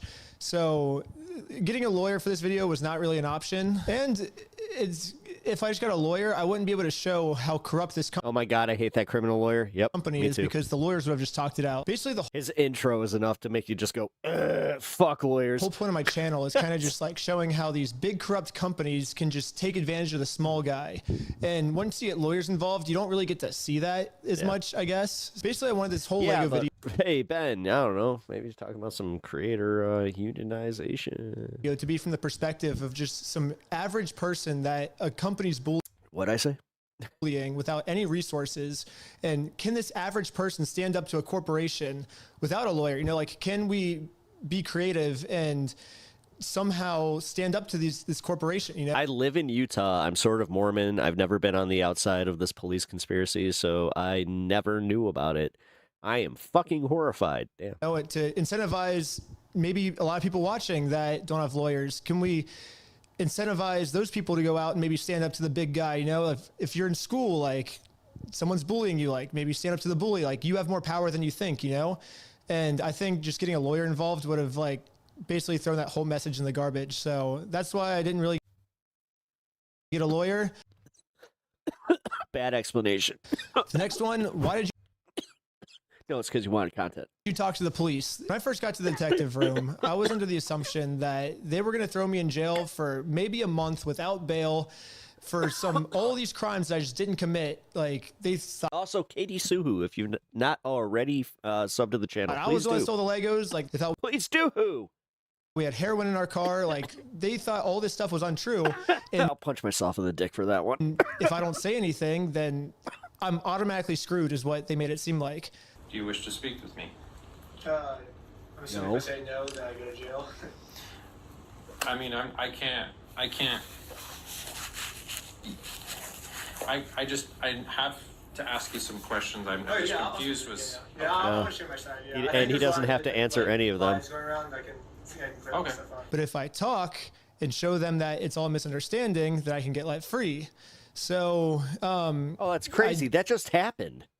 Wait. The Mormon thing. After Mormon lawmakers object, Pentagon revises Christian religious categories. The Defense Department made changes after a list was released with many religious groups tagged Christian, but not the Church of Jesus Christ and Latter-day Saints. Basically gave like an hour and a half long spiel, and they couldn't find anything really that I was doing that was illegal except for the GoFundMe. And they're like, yeah, you made this GoFundMe. And I personally thought that a GoFundMe was a safe, legal way to raise money for a family. But I guess it turns out not in the state of Utah. But also it kind of goes back to the previous statement where it was like, I want to show the injustice of the police department. Because technically the payer, like he's using, like that's interesting. So in the state of Utah, you can't use somebody else to start a GoFundMe. Technically, that person needs to be the pay, like they have to have their bank account tied to it. So it would have to go directly to Brian, what's his phone? Sacrifice, like me going to jail if it gets to show the world, like. That makes sense. Look at what the police are trying to do. You know what I mean? If I was God, I just realized, okay, so full disclosure, I have a GoFundMe for my wife's cancer. And yeah, they have a whole bunch of like those disclosures, and it does have like the states listed in which they're applicable. Quiet, then where's the story in that? Like, what are we exposing now? You know, it's like. Yeah, it prevents money laundering. Yeah. Nothing would have happened. So it's like, if I talk to the police and they find some crazy reason to throw me in jail, now I get to be like, hey, look how corrupt our police department is. Maybe we can change something. And so that was kind of my thought process. But yeah, on to the next question. So Bricks and Minifigs is suing me because they said my entire By the way, guys, the $500 goal here is for the week, and full disclosure, if I don't start making that, then I'm gonna have to start doing a lot less YouTubing and a lot more jobbing. Documentary is just full of lies. And then when I asked Which him, I like, know a whole bunch of people on this platform and a lot of trolls that come into this show would love to see what the lies are, the one thing they always point to is that I sued a fake LLC and this whole lawsuit was completely fake. A lot of people on the internet went out and started looking. Everything sucks right now. Looking up the court records, and they saw that I sued a company called L2 Bricks LLC when the company I should have sued was Baker Bricks LLC. As well as some of like the claims he made about the small claims court default judgment victory, things like that. All of that is what's now being thrown into a bit of disarray. I'm curious to see Ben's response to it, to give his side of things on that conversation now. So after we got the 10 people that were down to sue Bricks and Minifigs, I looked up what LLC we should. Oh, I think it's on. Oh, it's the same thing that happened to Chud the Builder. I think it's was about not being able to fundraise for someone who has an open legal case against under their name without them being without it being them. 2004. When I looked them up on the Oregon Business Registry website, that makes sense. There was no LLC for this address. I mean, there was like Bricks L2 LLC that ended in 2024 when corporate took over the store, but then they didn't add a new LLC after that, and I was like, what the heck? So I called up the court, and the court told me, oh, I guess there's no LLC for this company. If that's the case, then you just sue the previous LLC and the whole court thing will still work. So basically, if I sue that LLC, then since that was the last LLC at that address, then I will technically be suing that company that's operating out of that address since that was the last LLC that was there. So this whole thing happens. We sue, they never don't answer. We get motion for default judgment. Since they didn't respond, you can move forward with a motion for default judgment. At this point, I'm like, dude, this is the exact same thing that happened to me in the last video in my Lucifer Valentine documentary. I basically take this person who's like torturing all these people and I take him to small claims court. He was too afraid to show up and I won motion for default judgment and it was 6. So I'm like, dang, this is just the exact same thing that happened in the last video. So I call my friends. I'm like, dude, we won the court case. Let's go collect our money, you know? And basically Brian called me and he's like, dude, like I hear that Bricks and Minifigs, like someone said that they're like packing up all their inventory. Like you might want to go up soon because if you don't go up soon, they might close down their store. So Lydia actually called the store and to see if they were planning on closing, basically pretending to be a parent, being like, hey, my kid's birthday is like in like 3 days. Like, can we do a birthday party here? Just to make sure that the store wasn't closing. Hi, how are you? I'm thinking about booking a children's birthday on March 19th. I was wondering if I could reserve that date. On March 19th, Thursday? Yeah. Okay, and what time? I'm thinking about like around 4 p.m. I just want to make sure the date is available. We can do 3 to 4:30. 3 to 4:30. Okay. I just want to make sure because somebody said that you guys might be closing. I don't know anything about that. Oh, okay, cool. I just want to make sure the date is available. Dang. Yeah. Well, I guess they're not closing. So I called back Brian, and he still really made it seem like they are actually getting ready to close down this store. The plan was I wanted to like fly out all of my friends. I got like 10 Speedos, and we were all gonna walk in Speedos holding piggy banks. It was like the most epic ending ever I had planned. It was gonna be sick, but I had to go up there just by myself, I guess, and occasionally, this is what I mean. I hate sometimes. Sometimes. I was like, at least I'll just get footage of them. Like, I don't know what I was gonna do. I was gonna be like, hey, we're filing motion for default judgment. Like how can we settle this? You know, just type of thing. Just kind of like trying to get some ending for the video because at this point the video's like an hour and a half long. I'm like, to be fair, as someone who's making his own expose on a certain Trump store, I just need to. I do understand how this goes. Come up with some type of clip content brain is a disease. Yeah, I unfortunately lack it, which is also why I'm not, you know, as big as I am on this. So I go up there. That's the reason. Let me have it. And then the store's permanently closed, and well, it said temporarily closed on the window, but then we talked to the people at Tannery Public next to us, and they're like, "Oh no, they permanently closed down the store." I'm like, "Okay, sick." So literally the next day, I go from Oregon to Utah, and I'm like, "I'm just gonna talk to Josh to see why he closed down the store, you know, and maybe sue him again personally, you know." And so I did the whole thing where I'm like, hey, we sued you guys, we won, you guys closed down the store to avoid paying us. And so basically we filmed the whole Utah thing where we get raided, all this crazy stuff happens. A couple weeks later, I get a notice in the mail that says that my court case has been dismissed. And I'm like, what the heck? I guess it's just because of like they closed down the stores. That's why it got dismissed, you know? So now it's like fast forward like present day. And do you ever fucking, I don't know, call somebody from the court to get some more information or just sit there going, oh, I guess this is why, and then move on? You're fucking dumb. Call with Jesus Christ. Crystal. Like, listen, grow up. Like, this isn't your first, like, rodeo with cops and lawyers. Like, grow the fuck up.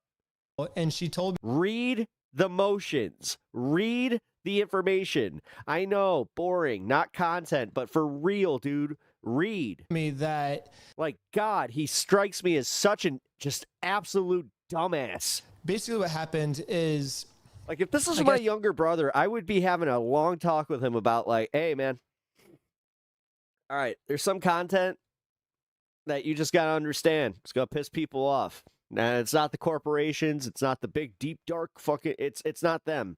It's the people that look at you being just an annoying shithead on the street and then go, oh, that must be a YouTuber. It's those people. As Bricks and Minifigs had an addition added on, I guess. And as a YouTuber, quit making us look bad. So, like, the store was small, and then they, like, added a new room.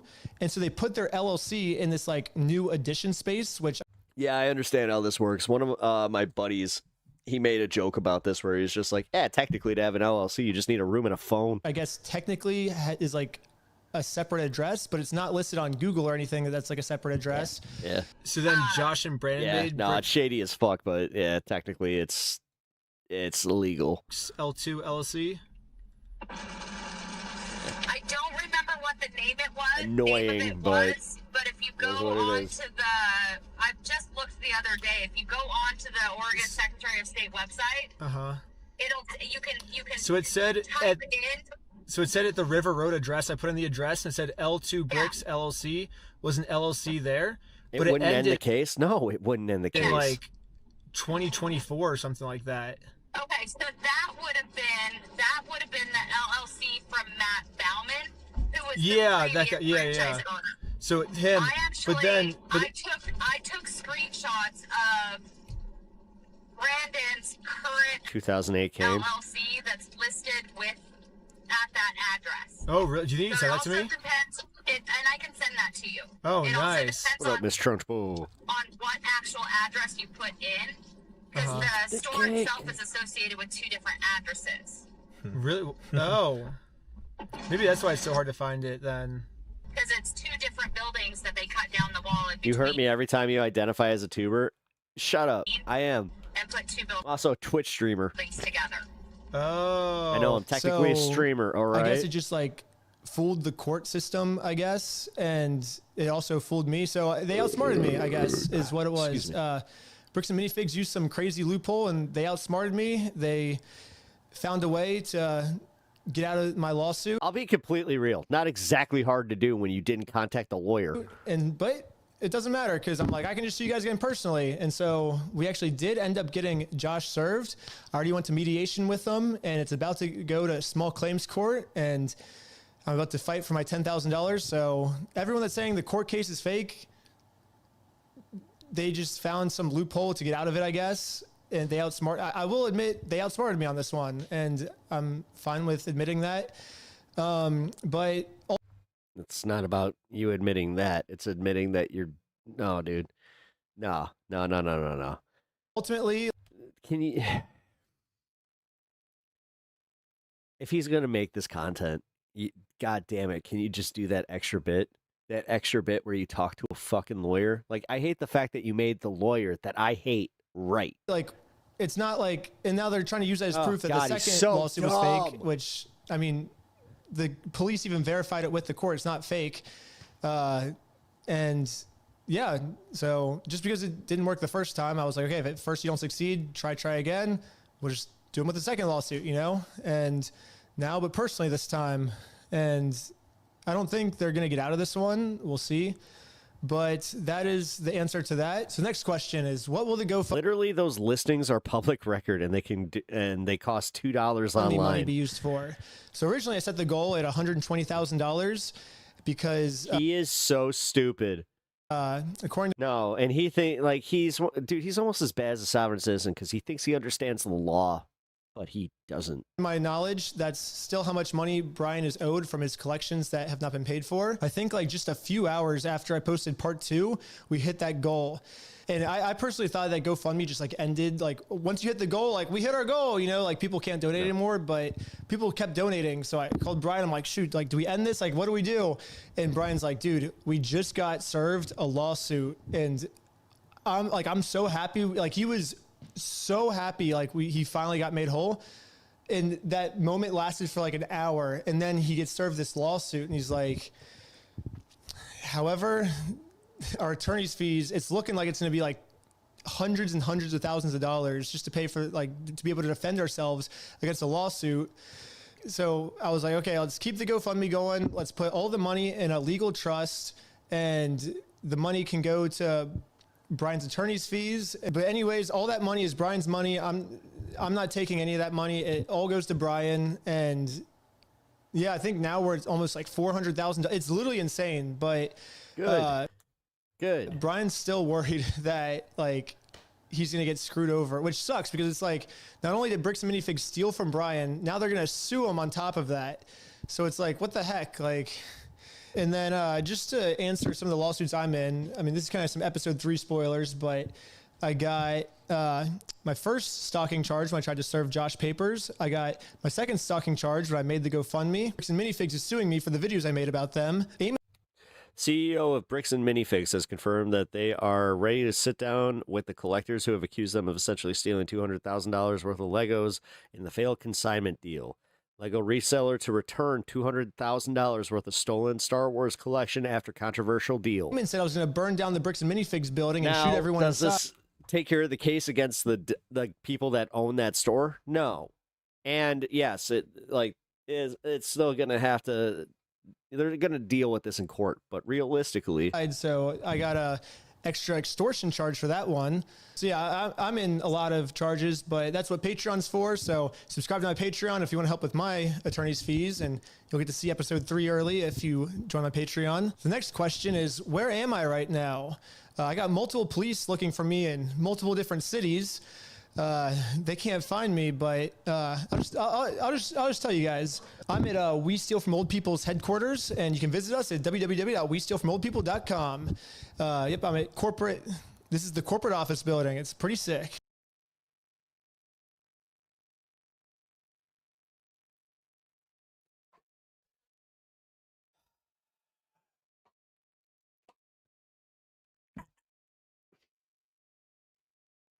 I just hope he's not the left-wing Nick Shirley, because god damn it, he's almost as annoying. Jesus fuck. Fucking A. Oh, this is a fun show today. But I do have to wrap it up here. Because let's see, hold on. Alright, we did that.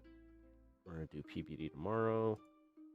We're gonna do that tomorrow. We're gonna shit, how long is this? 10 minutes? I'll do that tomorrow.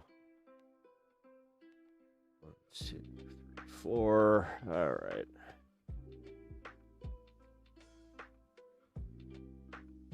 Alright, so we got Piers Morgan debate tomorrow to cover. Oh, you know what?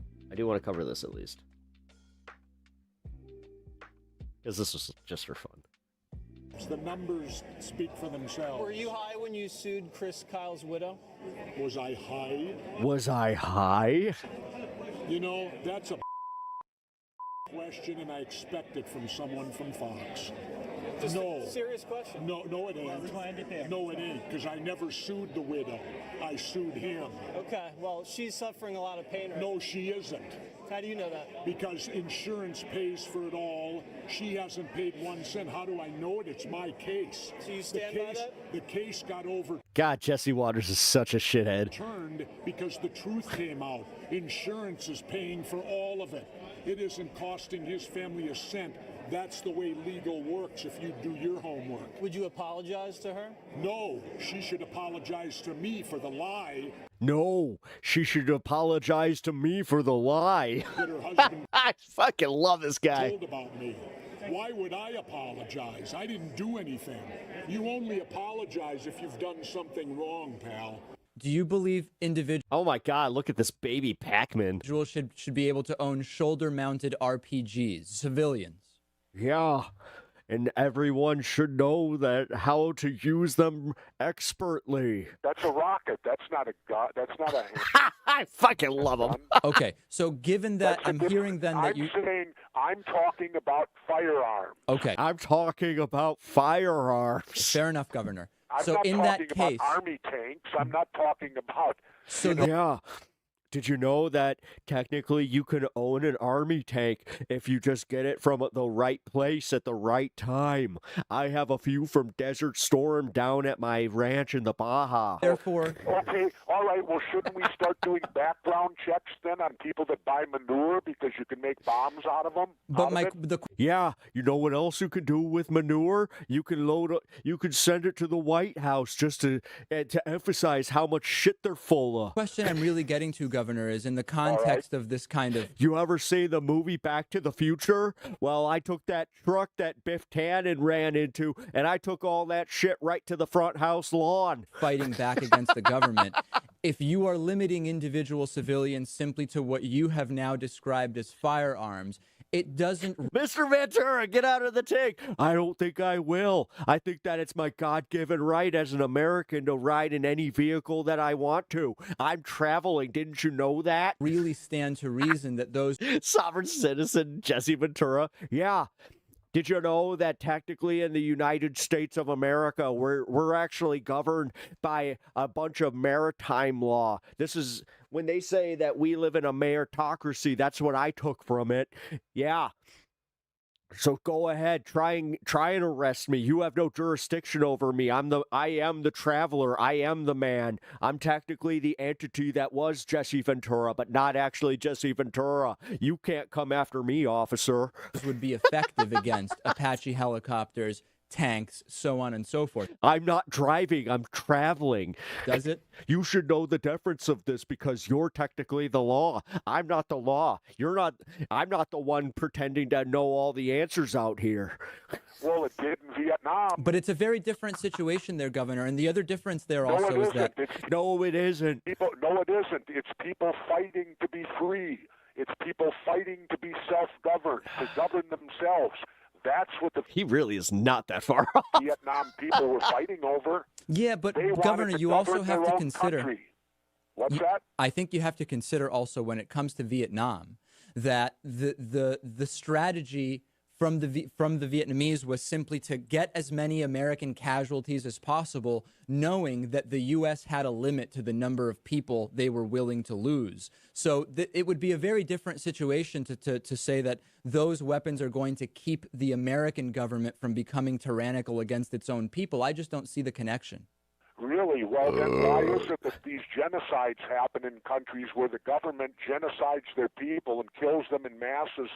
They always happen in countries where guns are outlawed. But Governor, you're cherry picking that bit of data. Okay, this is good discussion. Let's go back to World War II. No, but hold on, Governor. Before we do that, you're cherry picking only a fact about guns when there are so many other factors in countries that lead to oppression by the government or don't lead to oppression by the government that have nothing to do. Okay, let's throw in the whole destruction of our Bill of Rights. Yeah.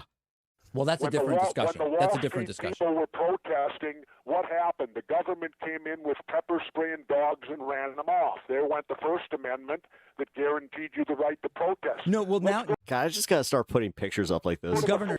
Yeah. Did you know that technically when I took this picture, I was trying to channel Steven Seagal, and then they said, "Hey, Mr. Ventura, I can't tell where Steven Seagal ends and you begin." Yeah. Now you're getting the Fourth Amendment. Not really leading into the a reasonable search and seizure. I didn't think that joke was very funny. They're now flying drones. I'm Steven Seagal. If you didn't know that I'm Steven Seagal. Over us. They've got us under surveillance. Governor, I totally am going to be more in agreement with you. We're kind of switching issues, though. I feel like these are different issues. Destruction of our Bill of Rights here. I think that each one of these is a different issue. Let's disarm the public because we're going to keep you safe and we're going to take care of you. You don't need to have these guns. They're too dangerous for you to have. Wars are very profitable to certain big businesses. And of course, God, I remember this interview. This interview was awesome. Big business needs to be in the Middle East so that we can get the oil out of the Middle East, so we can get the lithium out of Afghanistan. You know, they discovered a vein of lithium there. They say is worth $1 trillion. Yeah. And do you know what they put in the batteries of your cell phones there, Piers? You know that they're technically putting it all the lithium that we took over from Afghanistan. That's the whole reason we were there for 20 years. They had to go and they had to extract the lithium. Well, what is lithium used? Well, what's lithium used for? Batteries. For every cell phone, computer, and soon-to-be electric cars. Let's talk about. Do I know my Ventura or do I know my Ventura? Woo! Really there. We're not there. How does any of these wars affect our freedom in any way? The United States is not in any threat. They're not going to do a Normandy invasion on us, Al-Qaeda in Virginia. Yeah, but hang on, you're being slightly naive, aren't you? Because I'm not being naive. I'm not being fucking naive. You are. You fucking Brit. There's a reason that we got out of your fucking country. Sir. Yeah, we knocked a lot of tea off of the boats because we didn't want to take your English shit, you fucking smug asshole. I think you are being naive. No. Because I No. think that it's clear one of the main reasons that America went into Afghanistan was to try and get Al-Qaeda dismantled, the organization which committed the 9/11 atrocity. Really? Well, you don't think so? Well, how come Al-Qaeda You fucking called it. put the heroin business out? They took all the poppy growers and stopped the production of heroin. What would you have done? Wait, now how much Wait. should that do? I'm adding that to the impression. Wait. Legal heroin Did you know? Wait. was You have to hold on before I get to the end of my information. Don't interrupt me again. Wait. propping up the international banks with laundered money, and when Dude, it I love dried Jesse up, Ventura the so first fucking much. recession happened. What up, Peach Creek? Well, now that we're back in there, we aligned with the poppy growers, and the heroin business is back up full swing again. I thought we fight a war on drugs here. All right, Jesse, Seems we're not. What would you have done on September the 12th, 2001? What would you have done if you'd been president? What would I have done? Yeah. I would have done a legitimate investigation to find out what exactly happened on 9/11. How did they know who did this so quickly like they did Lee Harvey Oswald? God, this is when I was real, like, dude, like, I was deep into conspiracies at this time, and this motherfucker. How quick they knew Lee Harvey We knew Oswald who did killed it because, Kennedy. because the people who did it were identified, and we knew who they were. Well, then why couldn't That's we what have Piers stopped Morgan them was on beforehand fucking if they were identified and we America's knew Got who It did was a Talent. failure of intelligence. America ain't got grammar. No, it wasn't. We knew before with Condoleezza Rice's memo on August 6th when it stated right in the memo, bin Laden to steal planes and run them into buildings. And more stuff is coming out now also, how much the Bush administration ignored the intelligence. It was almost like they ignored it because they wanted it to happen. Excuse me. Come off it, Jesse. No, not come off it. Oh, come off it, Jesse. Wait a minute. Every war fought starts with a false flag operation. You can't, in all seriousness, sit there and try and make out anybody. in the Okay, Bush let me ask you administration this, wanted Piers. it Wait to a minute. happen. Let That's me a ridiculous thing to say. Let me ask you something. How much studying Steel planes? Yeah, this is when Jesse was kind of a moron. have you actually done of 9/11 other than what the government's told you? And You're what puzzled by the mainstream shirt. I media love told the you? shirt. I've been What studying. are you talking it for about? That's a years. baller ass shirt. I would wear the shit out of that. Wait a minute. It's a dope shirt. 5-6 months. Really? So I know a lot about Nice it. mixture One of thing I do color. know is Let me ask you this you then. cannot Looks good under a say that blazer. Any member of the Bush What's wrong with the shirt? administration knew it was going to happen or wanted it to happen. It's a ridiculous thing to say. Ridiculous. Yeah. Okay, let's talk about your BBC. I have a tape of a Yeah. Did you know that on porn, there's a site called Pornhub? I have to say Pornhub because I'm on YouTube. But technically, the BBC stands for something else. You know what I'm saying there, Pierce? Wink, wink. BBC reporter broadcasting Your wife knows what I'm talking about. directly back to England, talking about a third building has collapsed. World Trade Center Building 7 talks for 7 minutes. All the while she's talking, World Trade Center Building 7 is still standing right behind her. It didn't fall for another half hour. Yet they were doing a pre-broadcast back to England yes, it's true, you need to that take a this break. building fell and it hadn't fallen yet. The reason I voted for Dr. Stein, I'll tell you why. I went with the Green Party because she fulfilled. All right, Alex, let's get down to the nitty gritty here. We're about to blow the lid off of the globalists, and we're gonna let everybody know exactly who's controlling us from the shadow puppet realm. Yeah. All right there, Alex. But first, I have to let you know, and you need to know a few things about me. You need to know that, first off, I was a demolitions expert in the Navy. I was underwater a lot. Technically, I covered this earlier where I was talking about chlorine, and when you smell the chlorine, did you know that that's technically all bacteria? So every time you walk into a hotel and you smell that chlorine, and you're just like, ooh, they have a nice pool. Well, technically, yeah, I know where you're going with this. Yeah, I'm talking about that. It's all bacteria. It's all the chlorine eating all the microbes. Yeah. Filled my top three. That's kind of weird there. When you're saying that they're using all the chlorine there, Jesse, Are you saying that they're using it for mind control? Yeah, Alex. I'm glad you're getting what I'm putting down. I was thinking that they're using all of the chlorine tablets, then this is why they're trying to get everybody to go and have chlorine pools. And did you notice that the chlorine is in the water now, where you're taking a shower and you're like, what's that smell? I smell a little bit of a pool. Yeah. Well, I have to say there, Alex, it's a bit of a conspiracy. I knew you were about to say the magic words there, Jesse Ventura. This is why you were the governor. This is why you will always be the forever governor. Thank you for being here on Infowars.com. My top three were getting out of the Middle Eastern wars, ending the war on drugs, and starting a war on climate change. Well, to be fair, we interviewed her, and I agree with two of those three.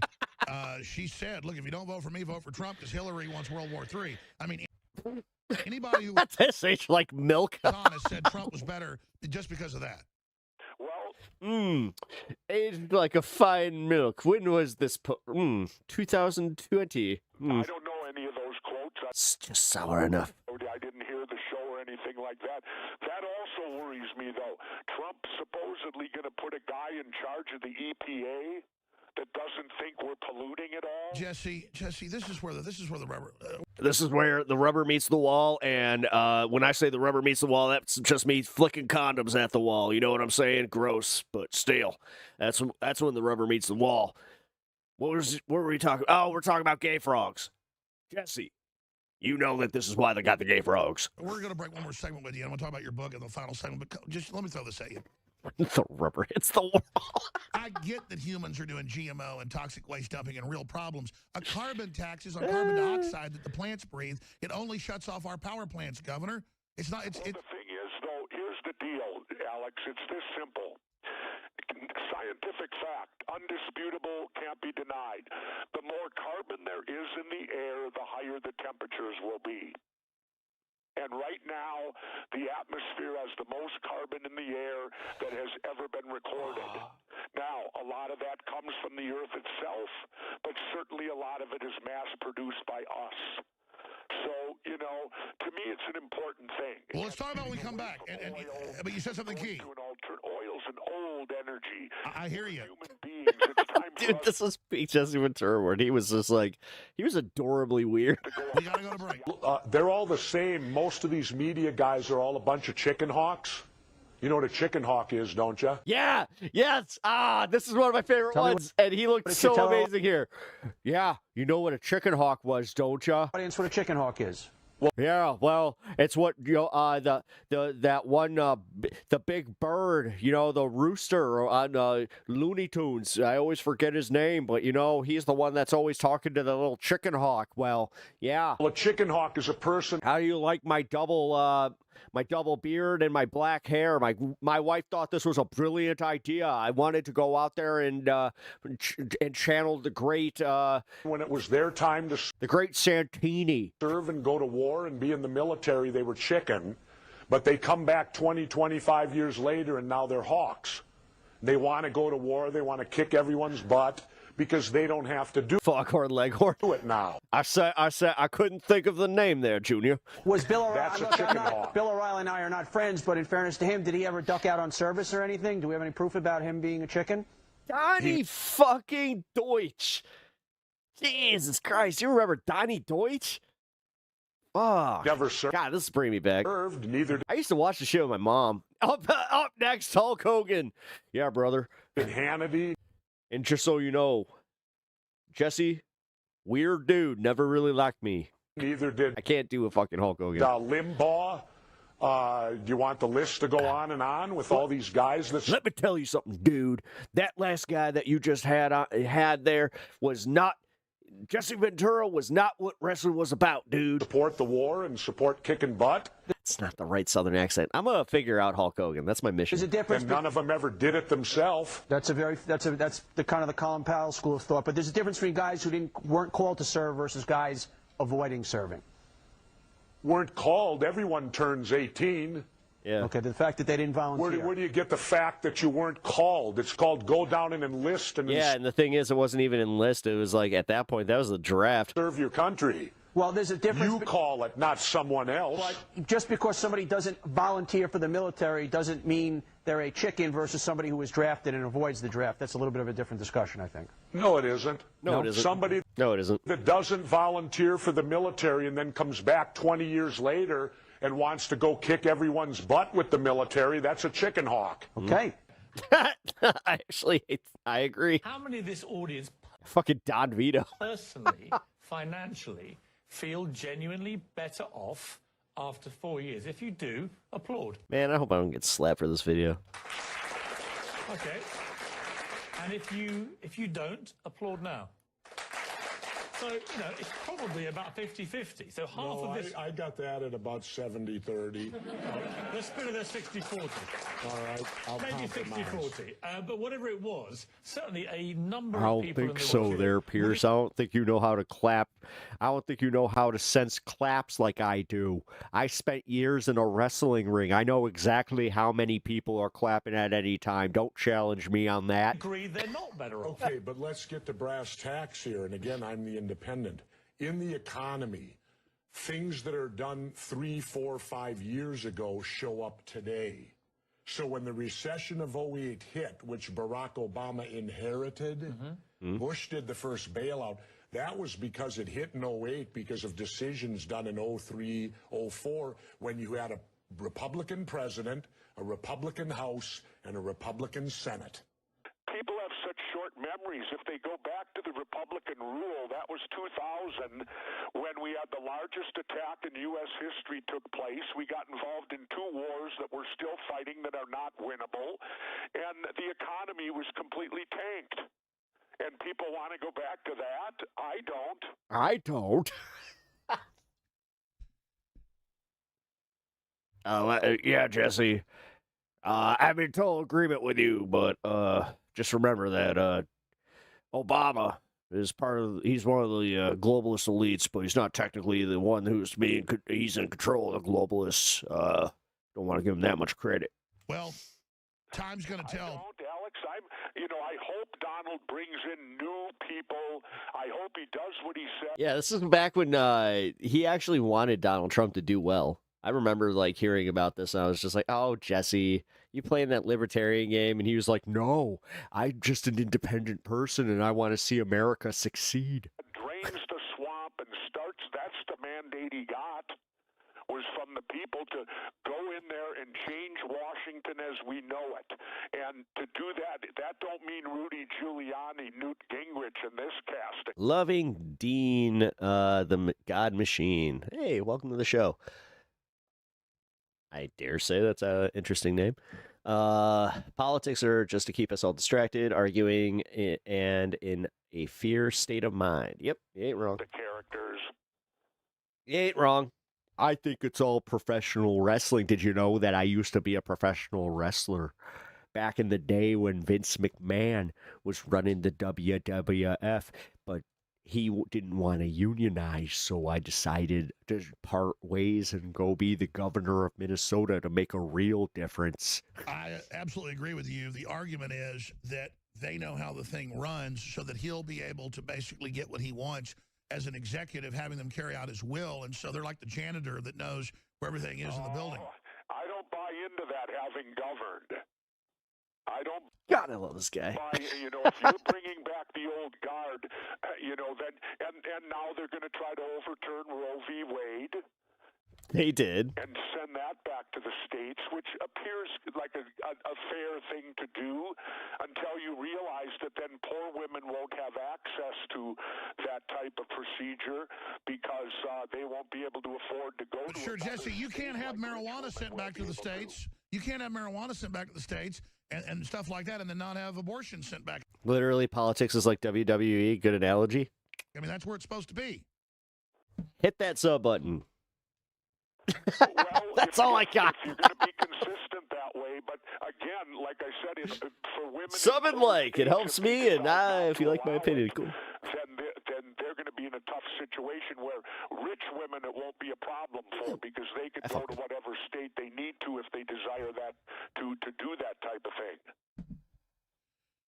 All I know. Me on that. So it will discriminate against the poor. Let me throw something out. You can't. Larson Christopher. I met Jesse Ventura before. He's the same guy you see on TV, fun to be around when someone says something really dumb around him. Oh, dude, I literally have the Jesse Ventura fucking governor action figure. You don't understand how much of a fan I am of this guy. Take a civil rights issue and put it up. That's awesome that you got to do that. Vote if you did that. I'm actually genuinely scared if I met the guy, I would freak out. And also, like, I don't want to be like the 50th person to be like, hey, did you know that I do a pretty okay impression of you? Slavery if it was allowed to be voted on. You have a very certain way of speaking that kind of you never got rid of. You can't take civil rights. I mean, I went from literally doing I don't think I ever did Jesse Ventura versus Macho Man. Did I? Let people like here. vote on it. Yeah. Macho Man is coming out. See Jesse the Body. Yeah. Never formed a tag team. Yeah. Was a little bit too early for my taste. Yeah. Was already on commentary. But great commentary he did. Yeah. Giving the Macho Man the proper amount of pomp and circumstance. Yeah. Well, Jesse, what are you talking about? The Civil Rights Act of 1964 was voted on. The Voting Rights Act nice, of you think? 1965. I'm sure he would humor you talking like him. Hey, did you know that technically I still think that all of this is professional wrestling, and I think that we need to wake people up. Yeah. By Congress, the open house. In the words of my friend Macho Man Randy Savage, cream always rises to the top. Yeah. Housing Act of 1968 was done by LBJ. Pursuant to demonstrations by Martin Luther King. These were done by the representatives of the people, not by these unelected judges. Well, and not by the populace itself, Pat. Fine, if the elected officials will stand up for what's right and do what's right with civil rights like they did back then, I fully agree with you. But you can't put a civil rights issue on the general ballot in a state and let people vote on it. Yeah, read between the lines. Government only has a theory. Right, well, the government has No, this is a theory. Their theory is 19 Islamic radicals armed with box cutters defeated our... This girl right behind Jesse looks a lot like my wife, like blurred up like that. My wife had very similar hair, dressed very, very similar. Air defense system, all while conspiring with a bearded guy in a cave in Afghanistan. That is exactly what happened. That's their theory. No, that's not a theory, it's a fact. That's their theory. God, wow. Try and pass that one off today. No, Jesse, That's a fact. That's what happened. Really? Yes, I'm sorry to kill your conspiracy theories, but that is what happened. Then why haven't anyone been brought up for trial? Because they all haven't died. given one shred of evidence They all died in a trial. in case you missed the story. Well, then what do we got all these guys in Gitmo Oh, it's a Jimi Hendrix shirt. That's dope. for?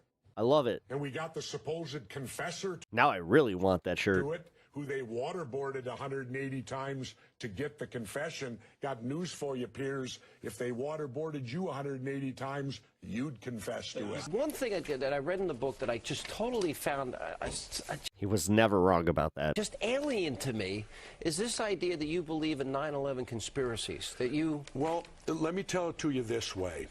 Why is it that when you ask any question about 9/11, you're immediately attacked? I'm not attacking you. You're not, but no, I'm speaking in general. I'm not Well, that's a little defensive there. saying you guys. What are you doing, Sean? But I've watched people get attacked. People have their credibility attacked. My problem is I look at it and I go, how can two planes knock down 3 buildings? Pretty easy. It's those are 757, 747. But there were 3 buildings that went down. Well, there was a lot of fire and there was a lot of damage. Well, first of all, jet fuel blew up at the start. Jet fuel is 4/5. And I don't want to stay on this. I'd rather talk other things. Yeah. But jet fuel is 4/5 kerosene. It doesn't burn hot. So using the analogy that it could melt the metal, then propane burns hotter. So if you turn on your camp stove for 3 hours, shouldn't it melt the grates? But it doesn't, does it? I want to take one issue with... It doesn't. I want to... And I just question... He's going Rosie O'Donnell on and me I here. do... You know, wait a minute. That's Rosie O'Donnell. Well, I know a little bit. How can they fall at the rate of gravity?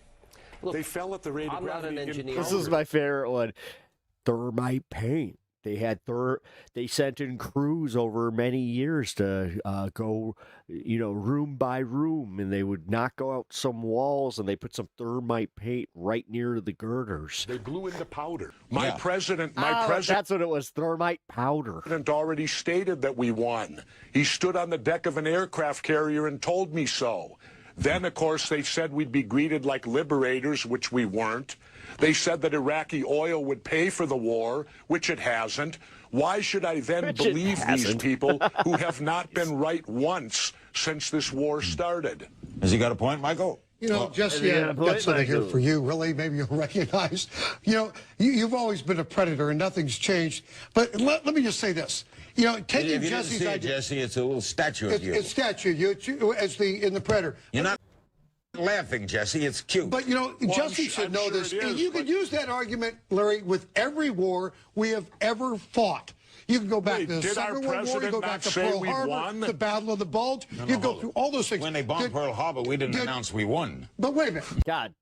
God damn, it's nice to hear Larry King. I haven't heard of Larry King in a long time. Jesse Ventura, I have a few questions for you. You're right. Did George Bush make Did you dye your hair tonight? Answer. The absolute faux pas with the whole thing on the Abraham Lincoln? Absolutely right. He certainly did. But we're there. You just don't walk away. Battle of the Bulge, you name a war that we haven't, in fact. Let me tell you something. They always say that every time that I put on my tight pants that I'm always doing the Battle of the Bulge. Ask my wife. Been in trouble and had to change things like we changed with the search.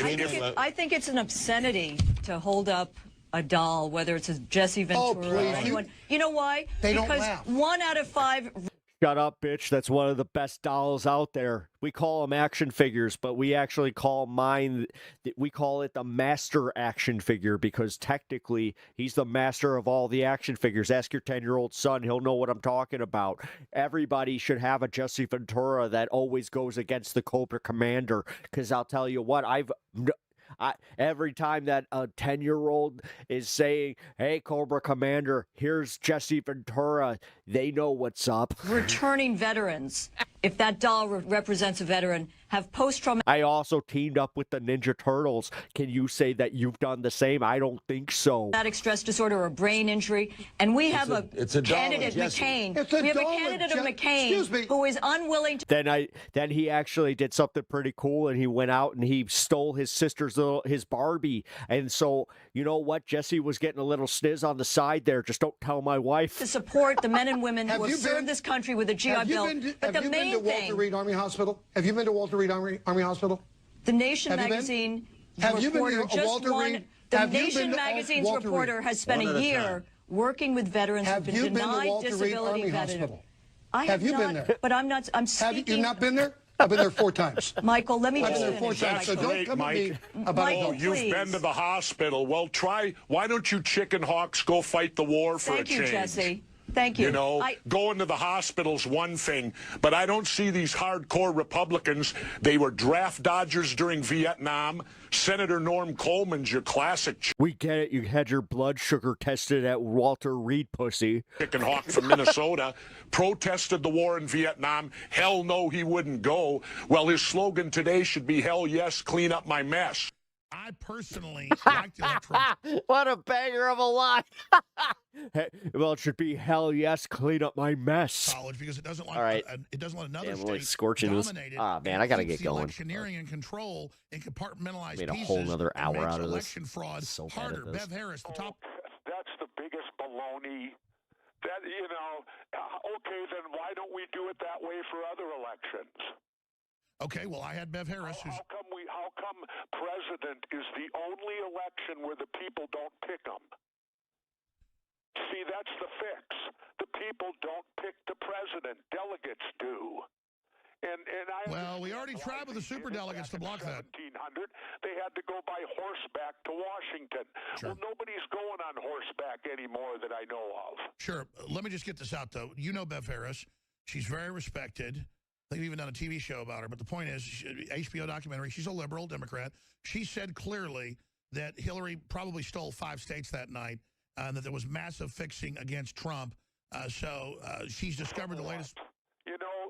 Alex, I don't buy into that because I was a governor, and we did vast studies when I was a governor that showed voter fraud. If voter fraud happens, it will happen at the electronic voting machine. I agree, election fraud. Which need to be gotten rid of. Some things don't improve with time. So you know about everything that happened before 9/11, but right now when you have Iran potentially nuking itself up, you don't have an opinion. Well, let's leave that up to the nuclear inspectors that go in there. They will tell us whether they're nuking it up before you decide to bomb them. If he ran today, he'd win. I didn't decide to bomb anybody. No, but you seem to be very favorable. You're trying to put words it. into my mouth all the time, which is it's not a very good technique when you're debating with somebody. Just stick to facts. How many political offices have you held? None. Then don't tell me how to debate, because I've held 2. Oh, I've debated many times. But Yeah, but you never won shit with it. You've never won an election where a debate I is think you required. make some very sensible points, and you make some crackpot points. That's your opinion? Yes. How many people here think I make crackpot points? Yeah. 1. How many think I make sensible points? Oh! Oh, that's one of the fucking greatest clips online. Oh, based. Fucking dude. Oh my god, he rules. All right, yeah, so this is what we're playing tomorrow. We're doing the Piers Morgan stuff. I'm not doing that tonight. I got other stuff I gotta do.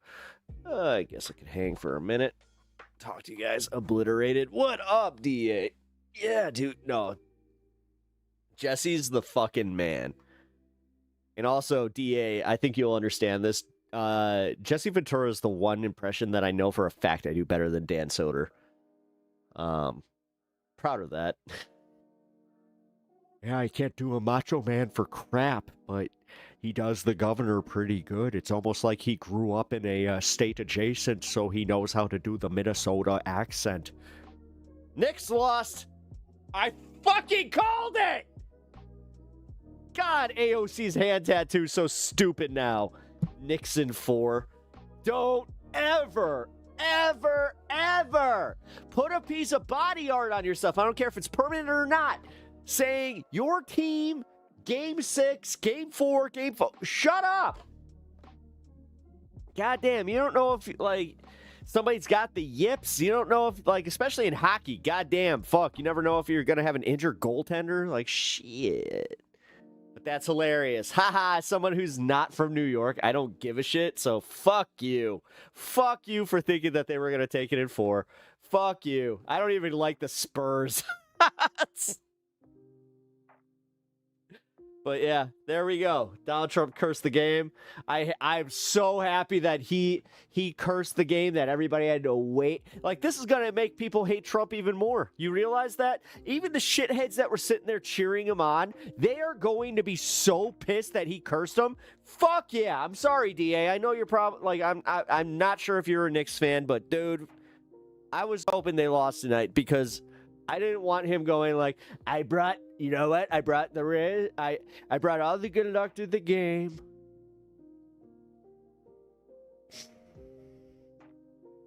Fucking daywalker right there. I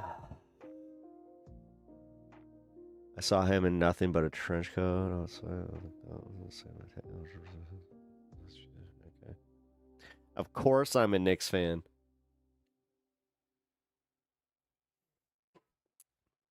I'm sorry. I'm sorry, but here's the hard reality. You won 2. You're going into game 4, 2-1.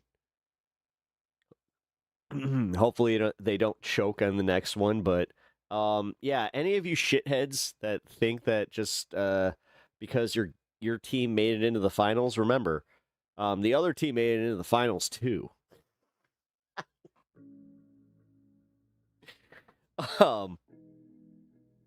God, I just realized that the Knicks have the Blackhawk syndrome.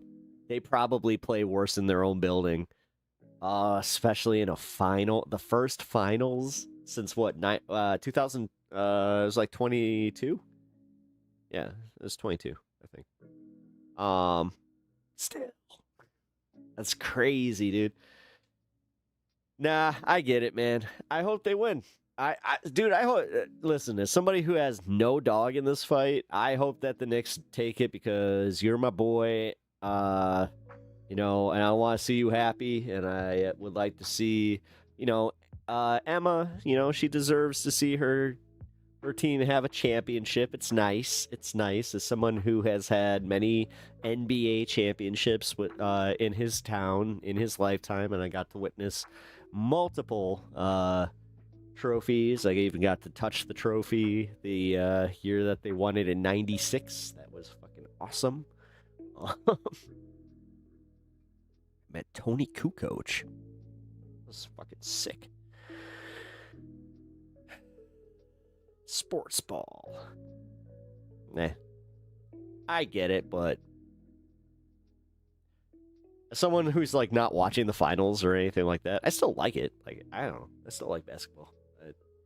I don't watch nearly as much as that's kind of part of the problem though, yeah. Also Knicks win a championship with Mamdani as mayor, hell yeah. Don't put it out there like that, though, because if they lose, then you would also say that they're the ones who lost under Mamdani. Who gives a shit? Who gives a shit who the fucking mayor is? You know who the mayor is when the Blackhawks won the championship? Rahm Emanuel. That's why I don't give a shit who the fucking mayor is. Good night, Sophie. No, listen, I get it. Rub it in, man. You live in a city that has a fucking based-ass mayor. You got some good-ass politics happening around you. You do have active change around you, but don't let it go to your head. Okay? You got a championship team. You got, no matter what, they are a championship-level team. They made it to the fucking finals. But don't get too cocky. I don't know. Dude, you guys, I gotta say, maybe this is a Chicago thing. But I don't get it. You guys are fucking crazy. We don't call that shit. We don't play that fucking, Hawks in 4. No. What? No. You don't call a sweep in a final? Are you fucking stupid? I don't know. I'm with Emma on this one. I usually am not a superstitious kind of person, but when it comes to that level of hockey, that level of championship fucking, work to get there. Nah. I'm literally on the razor's edge. I am riding that fucking razor's edge the entire time I am watching any of those games. That is crazy to me that you had so many of you people, again, seeing AOC, with the fucking, she did the henna tattoo, Nixon 4. Fuck off. What? No. God damn, dude. I'm literally a fan of the Blackhawks, and I had the opportunity to touch the Stanley Cup right before they went into the finals. I didn't fucking do shit because I was just I'm not even part of the team, but I can't do that. No, that's fucking crazy. Yeah. We won. That was in 2015. God damn, that was such a good series. Sorry. Scotty Darling coming out game 2. Fucking clutch. That's my boy. Literally. I know Scotty Darling. Haven't seen him in a while. He's doing comedy now, which... Guess who talked to him about that? Yeah, I feel you. I'm a little superstitious too. Yeah, no, you should be. No, dude, you got a team that sucked for a while. Let's be real. You guys have been in the Chicago scene. You guys have gone to the playoffs a few times, but it's just but being here, doing man. I'm just happy to see it's not the Golden State Warriors. Fuck the Golden State Warriors. I am so sick of seeing those assholes in the fucking championship spot. I got so tired of it. But that's how guys must have felt with the Bulls in the 90s, where it's dude, you won 6. Can you stop?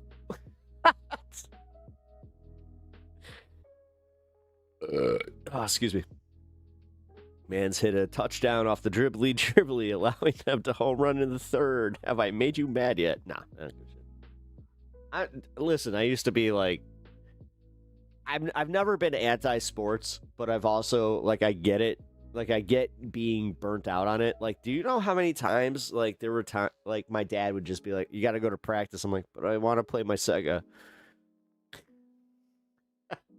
So that would be the last year that I signed up for an intramural sport because I was like, I want to play my Sega. And then it turned into, I want to play my PlayStation. Dude, I remember when the year that Siphon Filter came out. And, yeah, I quit a Little League baseball team because I wanted to play Siphon Filter. True story. This is back when the PlayStation 1 overheated so bad that I had to keep it, like, so I would put the disc in, and then I would shut my PlayStation in between my window, so, like, it would get the cold air from behind, because, dude, that thing would overheat like a motherfucker. Good times. CRT TVs. God damn, yeah. No, I was 90s kid, like, to the max. See, I say to the max. That's how you know I was a 90s kid. Woo! I literally don't follow sports if it's peeps. Honestly, Sylvie, though, the thing is, you would probably like some. Like, it's just getting, like, some of, like, the finer points of it. Like, I don't know, man. I always feel like there's a sport for everybody. You know? But I could be wrong. We had CRTs. We didn't need central heating. That is true. That is true. I heated my bedroom with that shit. God, our electric bill must have been insane. Now I'm thinking about it. My dad had one of those giant fucking big screen CRTs. Which, yeah, man, you had to have money to have when back in the 90s. Damn. You have two CRTs under my table? No shit. Damn. I need one. I actually, I fucked up. Somebody was throwing out one that worked, and I forgot to stop after work and go grab it. And by the time I remembered, it was gone. I used to watch a little bit of competitive COD. Nice. Those TVs were like 5K in like 2000. Yep. Hey! Excuse me! Don't just look at me. Don't do the swim walk. No. Don't you do that cute swim walk with the little fucking yawn and the big eyes. What are you doing? You're being bad, but you're also being adorable. And I hate it. Ugh. This cat knows how to get away with everything. Yeah, one of mine are really good, apparently. Nice. Yeah, I need a, I was thinking like not a 42-inch. I was thinking like maybe was it like a 32-inch? It might have been a 42-inch. Yeah.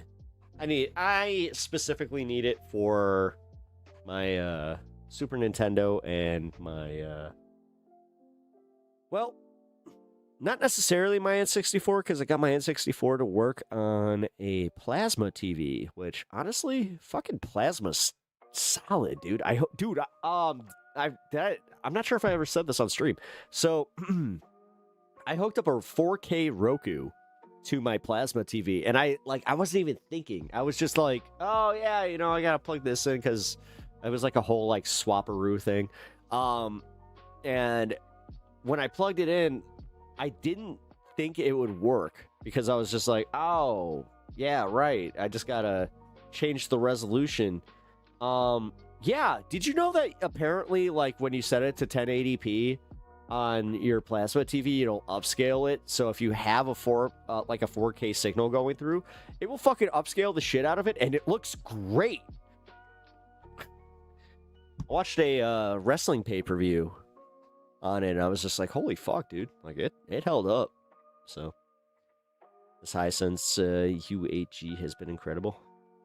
Nice. Oh, you got a Trinitron? Oh, shit. Oh, no. He has... Oh, your friend has one. I was about to say.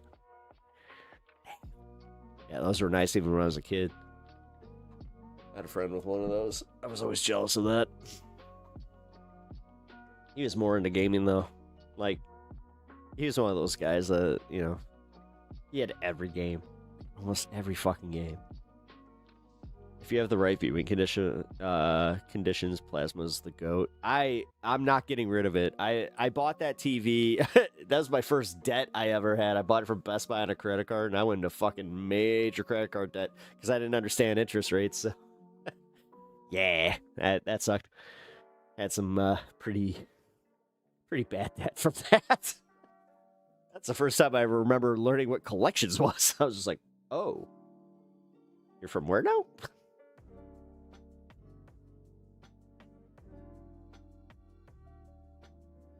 I learned my lesson.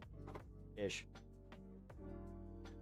You know what the worst part is? When you're like, when you take out a credit card and then something happens and you're just like, oh shit, I can't really pay this credit card. Well, I guess I gotta wait a month, and then you're just like, oh shit, that interest rate just skyrocketed. Yeah. All right, no matter what, I am ending stream here in 3 minutes, so we're gonna start wrapping up here.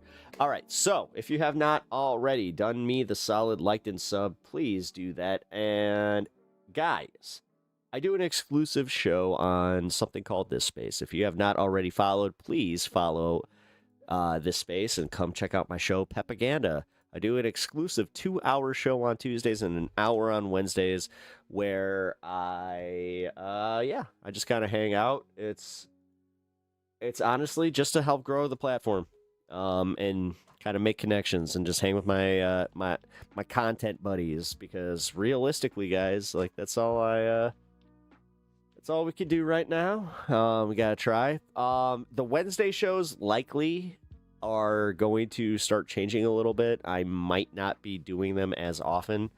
Still trying to figure that one out, but I'm gonna miss my pep fix until tomorrow. Aw, thanks. Well, hey Rev, if you didn't watch the first 2 hours, highly recommend it. You know, it's not as interactive as it usually is, where it's like, you trust me, it's a good listen, man. Yeah, that was some good comedy. That was 2 hours of solid comedy. Josh, have fun when that TV goes out on you in 2 years or so. Hisense is one of those companies providing good features with low quality components. Yeah. Yeah, no, I had a Hisense, and I can actually, like, so I had that, and then I had the worst is Hitachi. Hitachi makes the worst fucking TVs on the planet.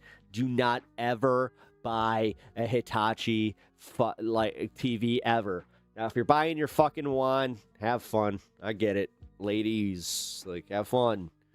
But do not buy anything else by them, okay? It's like buying a fucking Suzuki piano, where it's just like, you kind of should have known what you were getting. Actually, you know what's funny? I have a Suzuki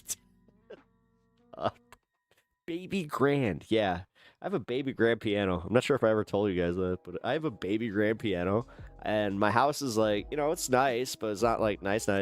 I inherited it from my mom. And my wife, my mom was about to get rid of it. My wife was just like hell, she's getting rid of that. So, yes, we have a giant Baby Grand piano. I'll take a picture of it for you guys. Weird Al warned us about Hibachis. I mean Hitachis. Wait, yeah, Hitachis. Hibachis is a fucking grill. What are you talking about? All right, guys. I appreciate y'all. I had a lot of fun tonight, but come and catch the show tomorrow. I will be live tomorrow at 4 p.m. here and at noon Central on This Space. Good night. Who the heck is PepTalks? I'm not gay, but I fantasize about Marco Rubio. PepTalks. PepTalks. PepTalks. Let's eradicate the Kung Flu. I'm literally coming. PepTalks. PepTalks. Who the heck is PepTalk? They want our women. They want our children. Pep Talks. Sometimes no means yes. Grab them by the pep talk. Grab them by the Marco Rubio. Obama is a racist. Pep Talks. I'm literally coming. I'm literally coming. Pep Talks. We found weapons of mass destruction. My fellow Americans, it has been confirmed today from Pep Talks that we are indeed all high on politics.